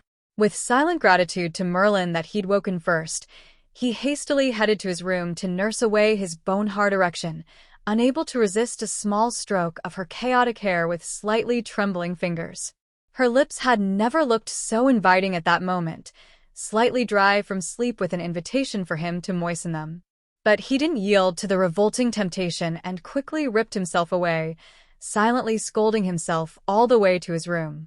He collapsed in a lonely corner of the room and buried his face in his palms, letting his self-disgust burn him from the inside out with throbbing heat. He had no idea who he hated more at that moment, her or himself. And the worst thing, her little trick last night had left questions chewing at his mind even in his sleep. Granger was altering things, plucking away thoughts like dying petals and muddling them up for her own amusement. What the fuck was she doing to him? Hermione had batted her lids by the morning and felt blissfully rested and warm, if a little disorientated. With no recollection of actually falling asleep, she wondered when exactly Malfoy had left, but a quick glance at the clock had told her she was running late on her morning routine, and she didn't have time to mull over it. She skipped her shower and settled on a Scourgify to fake some freshness, before hurrying down to herbology. Her classes passed by slowly, and she spent her lunch in the library with company in the form of a ham sandwich and her studies on Horcruxes. Another couple of hours amongst the creaking stacks and aisles after her lessons, and she decided to head back to her dorm. Thoughts of Malfoy invaded her as she meandered down the empty corridors, dredging up memories of their heavy conversation last night. It had been one of the most intense discussions she could ever recall having, and while she was certain that she'd successfully managed to get through to him on some level, it felt like a hollow victory. He'd looked puzzled and lost, and it hadn't suited his striking features or his demeanor at all. Too focused on her blonde houseguest, Hermione didn't notice the incessant hum around her head, nor did she notice the red blotch on the back of her hand until she reached for the doorknob. She'd been stung. "Oh shit," she whispered, barging her way into her dorm and burying her hand in her bag. She could feel it now, the venom rushing skywards and bubbling in her throat, triggering the anaphylaxis. Her wind passage was starting close up and restrict her breathing, and she sputtered and coughed as she frantically rummaged through the contents of her bag. Her head began to throb and swell, and she could feel her knees buckling with fleeting energy as she struggled to suck in more oxygen. "Malfoy," she wheezed out desperately, sinking gracelessly to the floor and dragging her bag with her, scattering her belongings across the floorboards. "Draco." There went the remains of her strangled voice, as the fringes of her vision started to blur and her surroundings began to wilt. Distantly, she heard a door open, and a tall shadow lingered at the edge of her view, but it was too distorted for her to make sense of it. That was how Draco found her, dangerously jerking with unstable heaves of her chest and a terror-wide stare. Common sense kicked in and convinced him that this was a reaction to her allergy, but he remained frozen to the spot for a long moment. He could honestly say that he considered turning around and leaving her for dead, shutting himself away in his room until the infuriating little mudblood had choked on her last heartbeat. Maybe it would all stop then, her slow onslaught on his senses and that breakdown of his mind. Perhaps if she was eradicated and cut out of his existence, he could regain a sense of himself, or maybe he would just go insane that little bit quicker. He moved before he could stop himself, hurling his body forward to land on his knees and sweeping his hands across her littered things. His eyes darted around for the illustrated tube, finally finding it tucked between the pages of a book. Swiveling on his kneecaps, he turned to face the fading witch and held the shot up to her. "Granger," Draco snapped harshly. "Tell me what I'm supposed to do." He got no response, not even a flash of recognition in that golden gaze of hers. "Fuck." Fumbling with the cylinder, he examined the small set of images and tried to quash his alarm in an effort to understand them. After the fourth inspection and a gargled gasp from his female companion, he gathered his nerves and shuffled closer to Hermione. He hesitated for a second before he leaned over her and parted her robes, his fingers slightly quivering as he started to tear away her buttons. He bunched the material up around her ribs and checked the shot one final time before he stabbed it into her side, just above the hip, and pressed his thumb against the tip. His reluctantly, panicked pulse thundered in his skull as he waited to see if his attempt had worked. With his other hand braced against her bare waist, he instantly felt her breathing patterns start to change. He kept his fist gripped around the syringe and his palm flat against her satin skin, his eyes intently roaming across her dazed features. Draco noted every detail of her fascinating face as the dubious seconds and minutes ticked away, from the rosy tint returning to her cheeks and the awareness seeping back into her eyes. He was close enough that his elevated breaths flicked at the loose hairs framing her face, and he couldn't help the sigh when a throaty whimper escaped her lips and pushed into his mouth. It tasted like sugar and sun. He swallowed it down as she blinked a few times, and he half expected her to shove him away and scold him for being too close. But he should have known better than to predict anything Granger did, and instead he found her gentle palms either side of his face, her thumbs absently brushing his cheekbones. She looked up at him with exquisite, glazed eyes, and he didn't dare move to break the contact. "Thank you," she whispered tiredly, and he got another mouthful of her against his tongue. He had no idea if it was true, but he would swear on Salazar's grave that she leaned in first. Chapter 10, Taste. It was nothing. Barely an anything. But it was a beautiful nothing. Just a small clash of breaths and closed eyes as Draco's upper lip fell between both of Hermione's, and his tongue ghosted across her lower lip. Just a little connection of flesh and taste that lasted all of 2 clicks of the clock's quickest hand, before reality and cruelty shattered it. Wild, gray eyes snapped open, and Draco lunged away, ripping his face out of her hands like he'd been scolded, scrambling away from her with frantic movements. His chest was heaving with confusion and shock that burned his bones and pounded in his skull. He could hear her panting too, and his eyes went to the exposed skin of her stomach as that fucking lusty twitch by his groin hit him again. Everything was slowly coming back to him. Sights, sounds, just everything beyond her. He glanced down and scowled at the empty allergy shot in his grip, and he hadn't even realized he's tugged it out of her as he'd pulled back. He chucked it away with disgust, blaming it for dragging him into this situation. This vile and revolting situation. How could he have allowed this to happen? How could Granger have allowed this to happen? And why the hell wasn't she moving or talking? All that sliced the silence between them was their volatile and bewildered breathing. He could still taste her in his mouth, his top lip damp by her barely there suck. He hastily dragged the back of his arm against his mouth, repeating it several times until the friction started to burn. With a final horrified look at Granger, who was still frozen on the floor, he pulled himself up and stumbled into his room, only leaving the shrill slam of his door for her to remember him by. He would have happily sacrificed the entirety of the Malfoy fortune to put more than one wall between them, but it would have to do. At least he couldn't see her now, but his tongue and nose still buzzed with her essence and scent, and he didn't know if he wanted to melt in the bliss of it or block his nostrils and tear out his own tongue to be rid of her.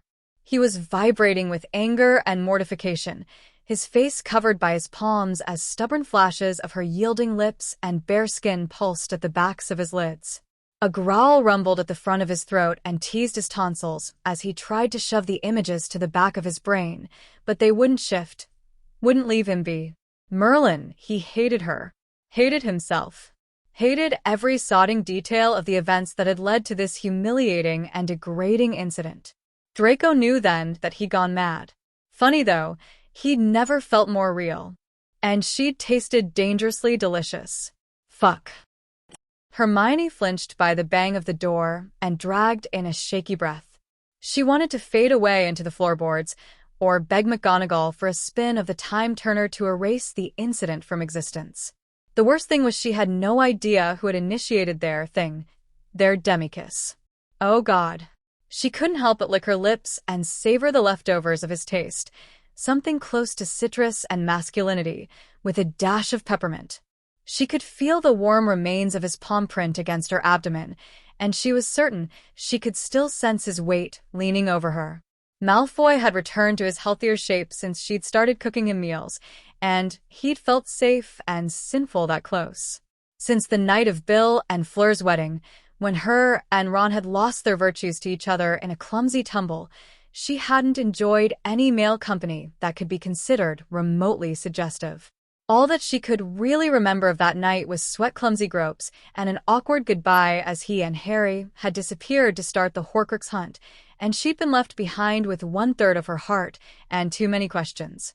And before Ron, some interesting kisses with Victor, and some unfortunate lip locks with Cormac. Great. She knew she wasn't the most feminine girl in Hogwarts, and she would have to undergo a complete lobotomy before she was anything close to a confident and promiscuous tart, but she still had needs and desires. She adored that pleasing sensation of intimate proximity and, Godric curse her for it, Draco had felt like a dreamy quilt of blissful sedatives that had numbed her brain in a wonderful way. It had been instinctive and impulsive, a reminder that she still felt something other than despair. But now, well, now she just felt like she'd betrayed everyone she held dear, including herself. For the supposed brightest witch of the age, she had just done the stupidest thing possible. She needed to get some air, needed to gather her thoughts, and it was probably best she head down to the infirmary to ensure her allergic reaction was completely medicated. There was a gloss of sweat across her forehead and above her mouth as she carefully pulled herself up into a sitting position, moaning as her weak limbs protested. She was trembling, although it could have been from either her allergy attack or Draco's lips. She had no idea. Her fingers flew to her shirt and frantically refastened the buttons, finding them still warm from his touch. Battling a shiver, she grabbed her wand and struggled to her door, thanking forgotten deities that her room wasn't too far from the hospital wing. Stumbling with difficulty along the lonely corridors, she weaved around the necessary corners and had the second shock of her afternoon when she found the infirmary bustling with activity. She froze in the doorway, and her eyes danced across the busy room, her confused gaze immediately falling to her blonde friend, perched on one of the beds. "Luna," she called, dodging 2/3 years as she neared the Ravenclaw. "What's going on?" One of the herbology hives collapsed. She replied in her usual bored tone. "A lot of people have been stung, although I think Dennis Creevy actually has a case of Titchville poisoning." Hermione didn't even blink at the odd comment. "Is everyone okay?" "I think so," Luna nodded, gesturing to the small rash on her forearm. "Madame Pomfrey's just finishing up with Laura Madley, and I think I'm next." "And how many are after you?" "Those people over there," she mumbled, pointing to a crowd of no less than 15 students. "I'm guessing the bees came into the castle because of the cold." "Why are you here?" "I was bitten. And then I kissed." "Aren't you allergic to bee stings, Hermione?" The other witch interrupted her thought. "Yes, I was just—" "Your lips look a little different," the blonde commented calmly, and Gryffindor's princess felt her blood burn her cheeks. "And your eyes are a bit glazed." She swallowed hard. "It's just—" "Oh, Miss Granger," a new voice interrupted, and Hermione glanced up to find a rather flustered McGonagall approaching her. "There you are. Mr. Longbottom said you would be in the library, the silly boy. Have you been bitten? Are you okay?" "I think so," the brunette stuttered. "I mean, yes, I was stung, but I—" "Right," the headmistress interrupted, motioning for Hermione to follow her. "Come on, I'll double-check you now. Can't be too careful with your allergy." "I'll come and find you after, Luna," she whispered to her friend as she trailed behind the older witch. "Professor, I need—" "Sit on the bed, Miss Granger," McGonagall bade, pulling the curtain to seclude them. "Now, where were you bitten?" "Here," she replied, showing the other witch the swollen skin between her knuckles and wrist. "But And you managed to give yourself the allergy shot in time?" "No, I'll have to get Poppy to—" "Professor," Hermione whispered sternly, keeping her voice as low as possible. "Draco gave me the shot." The headmistress' eyebrows rose high on her wrinkle-laced forehead, and Hermione heard her murmur a quick silencing charm before she turned back to her. "Mr. Malfoy," she clarified skeptically. "You're certain?" "Yes," she sighed, shifting her weight with discomfort. He helped me?" The eyebrows went a little higher. "Well," McGonagall breathed. "I must say, I'm rather surprised." "Maybe this is a good sign," Hermione said with rushed but uncertain optimism. "Maybe I'm getting through to him." "Miss Granger," she interrupted with a small frown. "I warned you not to get your hopes up concerning this little project of yours. But It's possible that Mr. Malfoy didn't want to be blamed for anything that happened to you," she continued with thick reason, and the younger witch's face scrunched up with doubt. "Nevertheless, at least you are well. Let me just check your hand." Hermione absently did as requested, her thoughts stealing her away as McGonagall inspected the bite. She could remember little about her anaphylactic shock between the fluttering levels of consciousness and the panic that had throbbed in her head, so she had no idea how exactly Malfoy had found her or the specifics of him injecting her. All that battered her brain was him and what had happened afterwards. Godric. Have I really been that starved of company? She would admit that her desire to alter and erase his prejudices had become somewhat of an obsession, but Dumbledore had seen something in Draco that was redeemable, and she saw it too now. Her loneliness didn't exactly help their predicament, and she had a feeling that it had contributed to her fascination with the small changes she'd noticed in him recently. Those changes were only minuscule, but she was fixated on them. Fixated on him. She couldn't help it. She couldn't help that she'd started to kiss him back. She'd allowed herself to get steered by a breathtaking situation, and it would never happen again. Ever. She was still determined to break his brainwashed mindset, but she needed to keep her brain in check and remember herself. Malfoy was still Malfoy, and she had to maintain a sensible distance with him, even if his lips had felt like water-damp feathers. She would have never guessed he would feel so soft. Hermione blinked when she realized McGonagall's mouth was moving. "Dubua," she stuttered, giving her professor an apologetic look. "I'm sorry, I didn't quite hear you. I said that despite Mr. Malfoy's questionable reasons for helping you, the headmistress spoke, concentrating on the younger witch's wounded hand. I hope you thanked him appropriately. Hermione could barely manage a slow nod as she averted her eyes, silently deciding that her gratitude towards the spiteful Slytherin had been far from appropriate. Yes, Professor. I do have some news which might cheer you up, she offered with a rare grin, and they were getting even rarer these days. I received a letter from Nymphadora. Tonks, she asked, her head snapping up with interest. Is she okay? She's fine as far as I know, the professor assured.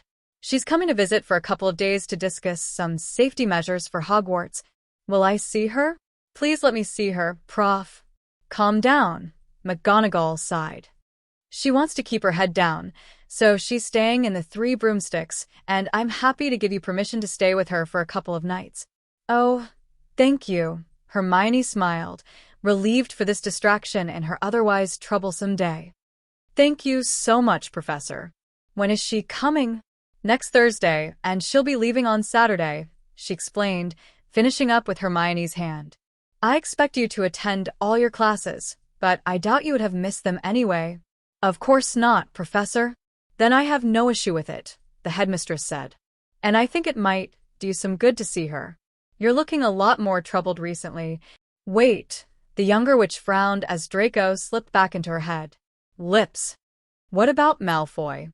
What about him? She replied calmly. You said yourself, he spends most of the time in his room. If anything, I'm sure he will be pleased to have some time on his own, and I would recommend you make the most of this little break from him. I know that you must find living with him difficult. You have no idea, Professor.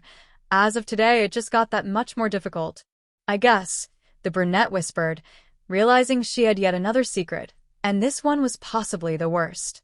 Are we still going to Hogsmeade this weekend? Of course, McGonagall nodded. I imagine many of your friends have asked you to bring things back. I only asked Malfoy. No, she murmured, sealing her eyes to hide her guilt. Just the one. Don't you think it's sad? Hermione arched an eyebrow at her bright-haired companion. Do I think what's sad? That all those bees are going to die, Luna said quietly, adjusting herself in the library chair. 22 people were bitten, so that's at least 22 bees. She offered her friend a weak but affectionate smile and privately thanked the pretty blonde for providing her with some level of a distraction. The library was cold and empty save 2 fifth years stashed away in the other corner, and the winter evening was starting to cast a navy darkness into the musky space. Surrounded by enchanting books and in Luna's innocent presence, Hermione found her tempestuous thoughts about Malfoy had calmed a little, although she knew it was only temporary. Don't worry, Luna, it's just a myth, Hermione told her warmly. Only female honeybees die after they sting, and Hogwarts only keeps bumblebees. Oh, that's good news, she mumbled, raising her head and trailing her lazy eyes over the other girl's features. Your lips still look different, Hermione. No, they don't, the hazel-eyed witch defended. They're fine. But your hand is all healed, she continued absently. Perhaps you've reacted to something else a little stronger? That was the thing with Ravenclaw's angelic sweetheart. While her tone remained consistently bland, she would often mutter a seemingly innocent comment that would leave you feeling either enlightened or paranoid. It was definitely the latter in this case. I can't think of anything, Hermione replied stiffly. Does it matter? Only if it's bothering you, she shrugged, turning the page of her book. Would you like to stay in the Ravenclaw Tower tonight? I know you don't like to be alone when it's windy. It was a tempting offer. She'd been purposefully putting off returning to her dorm, to him, and here was the perfect opportunity to prolong that separation. This was where her Gryffindor courage became an impediment, stubbornly telling her that avoiding her own home was a cowardly option. Her common sense also jumped in and reminded her that she would have to confront the situation eventually, and the longer she avoided it, the more she would lose face. No, it's okay, she sighed reluctantly. I find it difficult to sleep in a different bed. Okay, Luna agreed blankly, slowly packing up her belongings. Well, if you change your mind, I'm sure you'd be able to crack the riddle. Thanks. Do you want me to walk you back? I prefer the walk alone, she replied, rising from her seat and giving the Gryffindor a long look. I don't know what has made your lips look different, but it sweets you, Hermione. the older witch couldn't stifle the flinch. "You're imagining it," she replied with forced nonchalance, unable to feel a sliver of impatience towards the girl as she turned to leave. That paranoia was back, though. "Good night, Luna." "Good night," she replied over her shoulder as she disappeared amongst the aisles. Hermione pursed her lips and would swear she tongued a whisper of Malfoy's fruity taste as she did. Dear Merlin, this was hard. That barely nothing incident had turned her into a fumbling fool with dangerous thoughts that were too quick and wild to really grasp. The worst thing was, she had no idea if she would choose to eradicate it from her memory, or if all the confusion was worth the pleasant tingle inside her mouth. Had it even counted as a kiss? Oh, sod it, she whispered to herself, gathering her things and a couple of extra texts on dark magic and Horcruxes before she left the library. The November winds would almost certainly discard her to sleep on the sofa again, and she highly doubted that Malfoy would be joining her this time. She wasn't sure how she felt about that. While she was quite content to have as much distance from him as possible, the 2 nights that she'd slept near Draco had been her longest and most relaxing rest since Harry and Ron had left. She told herself it was simply because his company provided some level of security, but there was something hypnotic about his breaths in the night. She paused as she came to her room, realizing she was shaking slightly and her heart was rattling loudly inside her ribcage. She inhaled until it started to burn and released the air as slowly as possible, nervously flicking her fingernails and practically eating her bottom lip. "Godric, give me strength," she mumbled, offering the curious lions her password. "Ad Lusum." With vibrating fingers and a lost heartbeat, she pushed open her door and found the room painted in darkness. Scanning the jumble of shadows warily and finding only familiar shapes and outlines, she made her way to her small kitchenette and concluded a hot chocolate would ease some of her nerves. Assuming Malfoy was in his room and would be for the remainder of the night, she rolled her shoulders and allowed herself to relax, silently igniting some of the candles, just to create a nice pre-slumber glow as she fixed herself the steaming drink. The witch was completely oblivious to the pair of serpentine eyes watching her every movement. Draco observed her from the couch, missing the darkness that had shielded him before Granger had brought a little light into the room. Typical. She hadn't noticed him, which was odd because he would swear she'd looked straight at him when she'd shuffled past the door, but then maybe it had been darker than he'd thought. Ensuring his breaths were quiet and steady, he openly stared at her back, starting at her jumbled mass of curls and sliding down her spine to end at the feminine flare of her hips just visible under her robes. He'd intended to disturb her now, perhaps scare her and threaten her for his own amusement and to prove that his earlier slip meant nothing. That had been the plan, but yet again it simmered as a distant mist glossed his gaze as he studied the frustrating witch. She tilted her head and gave the nape of her neck a slow rub before she slipped off her robes and tossed them onto the counter. He couldn't help but focus on the barely visible bra straps beneath her white shirt, and he was just able to make out they were light blue. Simple and serene.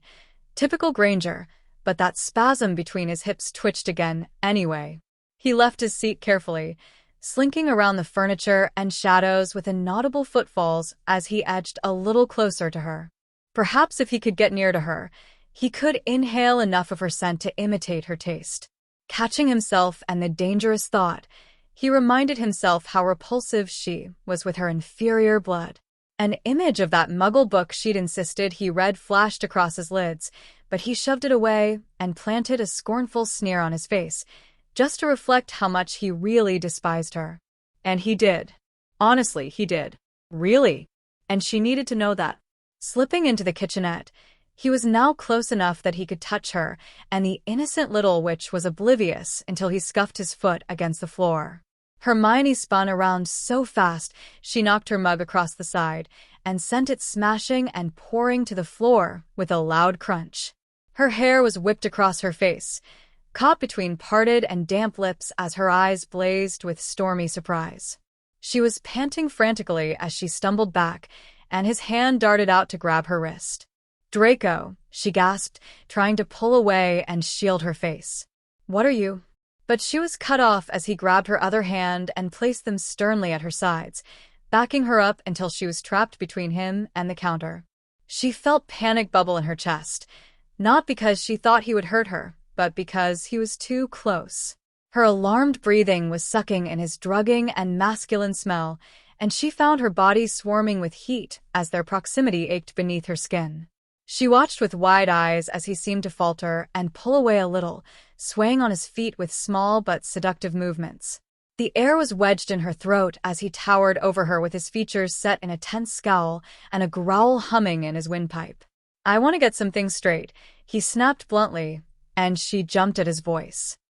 "I didn't help you because I give a shit about your life." Shut up, he hissed cruelly, gripping her wrists a little tighter. "I am deadly serious, Granger. I know how your pathetic little head works, and I am telling you now that it didn't mean a bloody thing." "Then why did you help me?"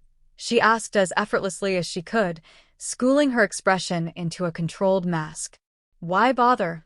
"Because I bloody had to," he shouted. "If you had died, then I would have been blamed," she finished in disappointed tone. "Except you wouldn't. You have no magic, Malfoy. Do you honestly believe they would have pinned a bee sting on you? I think you and your precious order would do anything to get rid of me." "Well, you're wrong," she bit back quickly. "They wouldn't." "I don't care," he spat, dipping his head a little closer. "I'm telling you here and now that I don't give a flying fuck if you live or die." It shouldn't have hurt her, but it did. She felt something in her chest shrink and shrivel like burning parchment, but she did everything she could not to let it show. "You helped me, and I helped you," Draco continued crisply. "We're even, so let's just leave it at that and return to hating each other." "Then we're back where we started," she sighed, hating the edge of sadness to her whisper. Draco blinked at her odd comment as a heavy and humid silence settled between them. Her little puffs of air were brushing across the skin of his face, and it was taking every stitch of his self-control not to glance down at her mouth. She felt so charmingly vulnerable and petite against him, and he blamed it yet again on this claustrophobic hell and the remains of her blood still waltzing in his veins. He needed to sever this discussion with her. He could feel that incessant and unwelcome hunger for a lick of her beginning to cloud his sanity again. He needed to get away from her. "We are done here," he snarled, releasing her wrists and striding towards his room. "And as I said, Granger, don't let that overworked brain of yours read too much into this." Hermione felt the cold wrap around her quickly as he headed away, and something niggled in her head as she watched the fine muscles across his shoulders flex. She wasn't satisfied with the way he had ended their discussion, and that Gryffindor bravery combined with her own curiosity was a dangerous mixture at times like these. The question jumped past her teeth before she could help it. "And what about what happened after you helped me?" She knew her voice had wavered, but she didn't care as he stalled abruptly before he could reach his door. The air in the room instantly grew thicker and uneasy, and her fawny eyes were glued to him as he slowly turned to shoot her a fierce glare that took her breath away. Looking somewhere between incensed and disturbed, she found herself yet again noting his aristocratic and infuriatingly striking features. He really was so. "Nothing happened," Draco growled slowly, taking steps back towards her and pointing a rage-trembling finger at her. "Do you hear me, Granger? Nothing fucking happened." "Then I must remember things differently," she fired back, lifting her chin defiantly. "Because I recall, shut the hell, that you and I don't," he barked, close enough now that his senses were once again overpowered by her. "Nothing happened, and nothing ever will happen. So, you just shut your filthy mudblood mouth," she finished evenly, tilting her head boldly to the side and folding her arms over her chest. "I know I've struck a nerve with your prejudices against muggles, Malfoy, so you can use that silly little word all you like, because I know you are starting to doubt yourself." "You are so bloody stupid," he countered, but there was a hint of hesitation there that he hoped she couldn't hear. "I loathe you and your kind, and you and your mudblood mouth have only proved to me how vile you all are." "Well, you kissed this mudblood's mouth." "No, I fucking didn't." The flushed and agitated pair froze when their noses brushed softly, gold and silver eyes going round and confused. Hermione didn't dare move as his delectable little breaths fell into her mouth again, and that warm throb in her chest returned. Draco looked horrified and perhaps a little fearful as the silence stretched around them, as he did everything he could to smother that almost instinctive urge to steal another taste. He closed his eyes. Yes, he had definitely gone mad. Praise Salazar for the little spark in his brain that jolted him back to reality and reminded him who and what she was. Mudblood. Mudblood. Mudblood. He ripped himself too quickly and stumbled on clumsy feet, shooting her a look of pure contempt and bewilderment as his head spun. Granger looked a little too, inviting then, mouth slightly parted and a rosy blush staining her cheeks and the skin across her collarbone. Too human. Too normal. Fuck, he needed to get to his room. Nothing happened, he repeated between the panicked heaves of his chest. You understand, Granger? And if you ever need help again, I swear to you on my name as a Malfoy that I will watch you suffer and enjoy every second of it.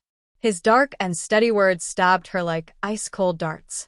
Draco, just stay away from me, he threatened in a low whisper, retreating back towards his room. Stay the fuck away from me. And Hermione was left alone, guiltily wondering if she'd have let him kiss her again. On the other side of the door, Draco sank to his knees and cradled his aching head in his palms, cursing her to Merlin's grave and back for reducing him to this pathetic excuse for a wizard. With no magic and his sanity in a fragile state, he determined that this was the lowest point of his life, and the worst thing was, only she seemed to ease the tempest in his brain. With that disconcerting notion misting his mind and another migraine coming along, he would have surrendered the flimsy crumbs of his pride for another taste of her, if only to chase away the demons that would make sleep impossible. What the fuck is she doing to me? And why did he have a feeling that things would only get worse from here? Thank you for joining us for this chapter of Isolation by Bex-chan. There's still so much left in this captivating journey, and we can't wait to dive into Chapter 11 with you. If you're as enchanted by this story as we are, don't forget to like, subscribe, and hit that notification bell to stay updated on all the latest releases from Grimoire Audiobooks. Until next time, keep the magic alive and stay tuned for more of Isolation. Happy listening, and we'll see you in the next chapter.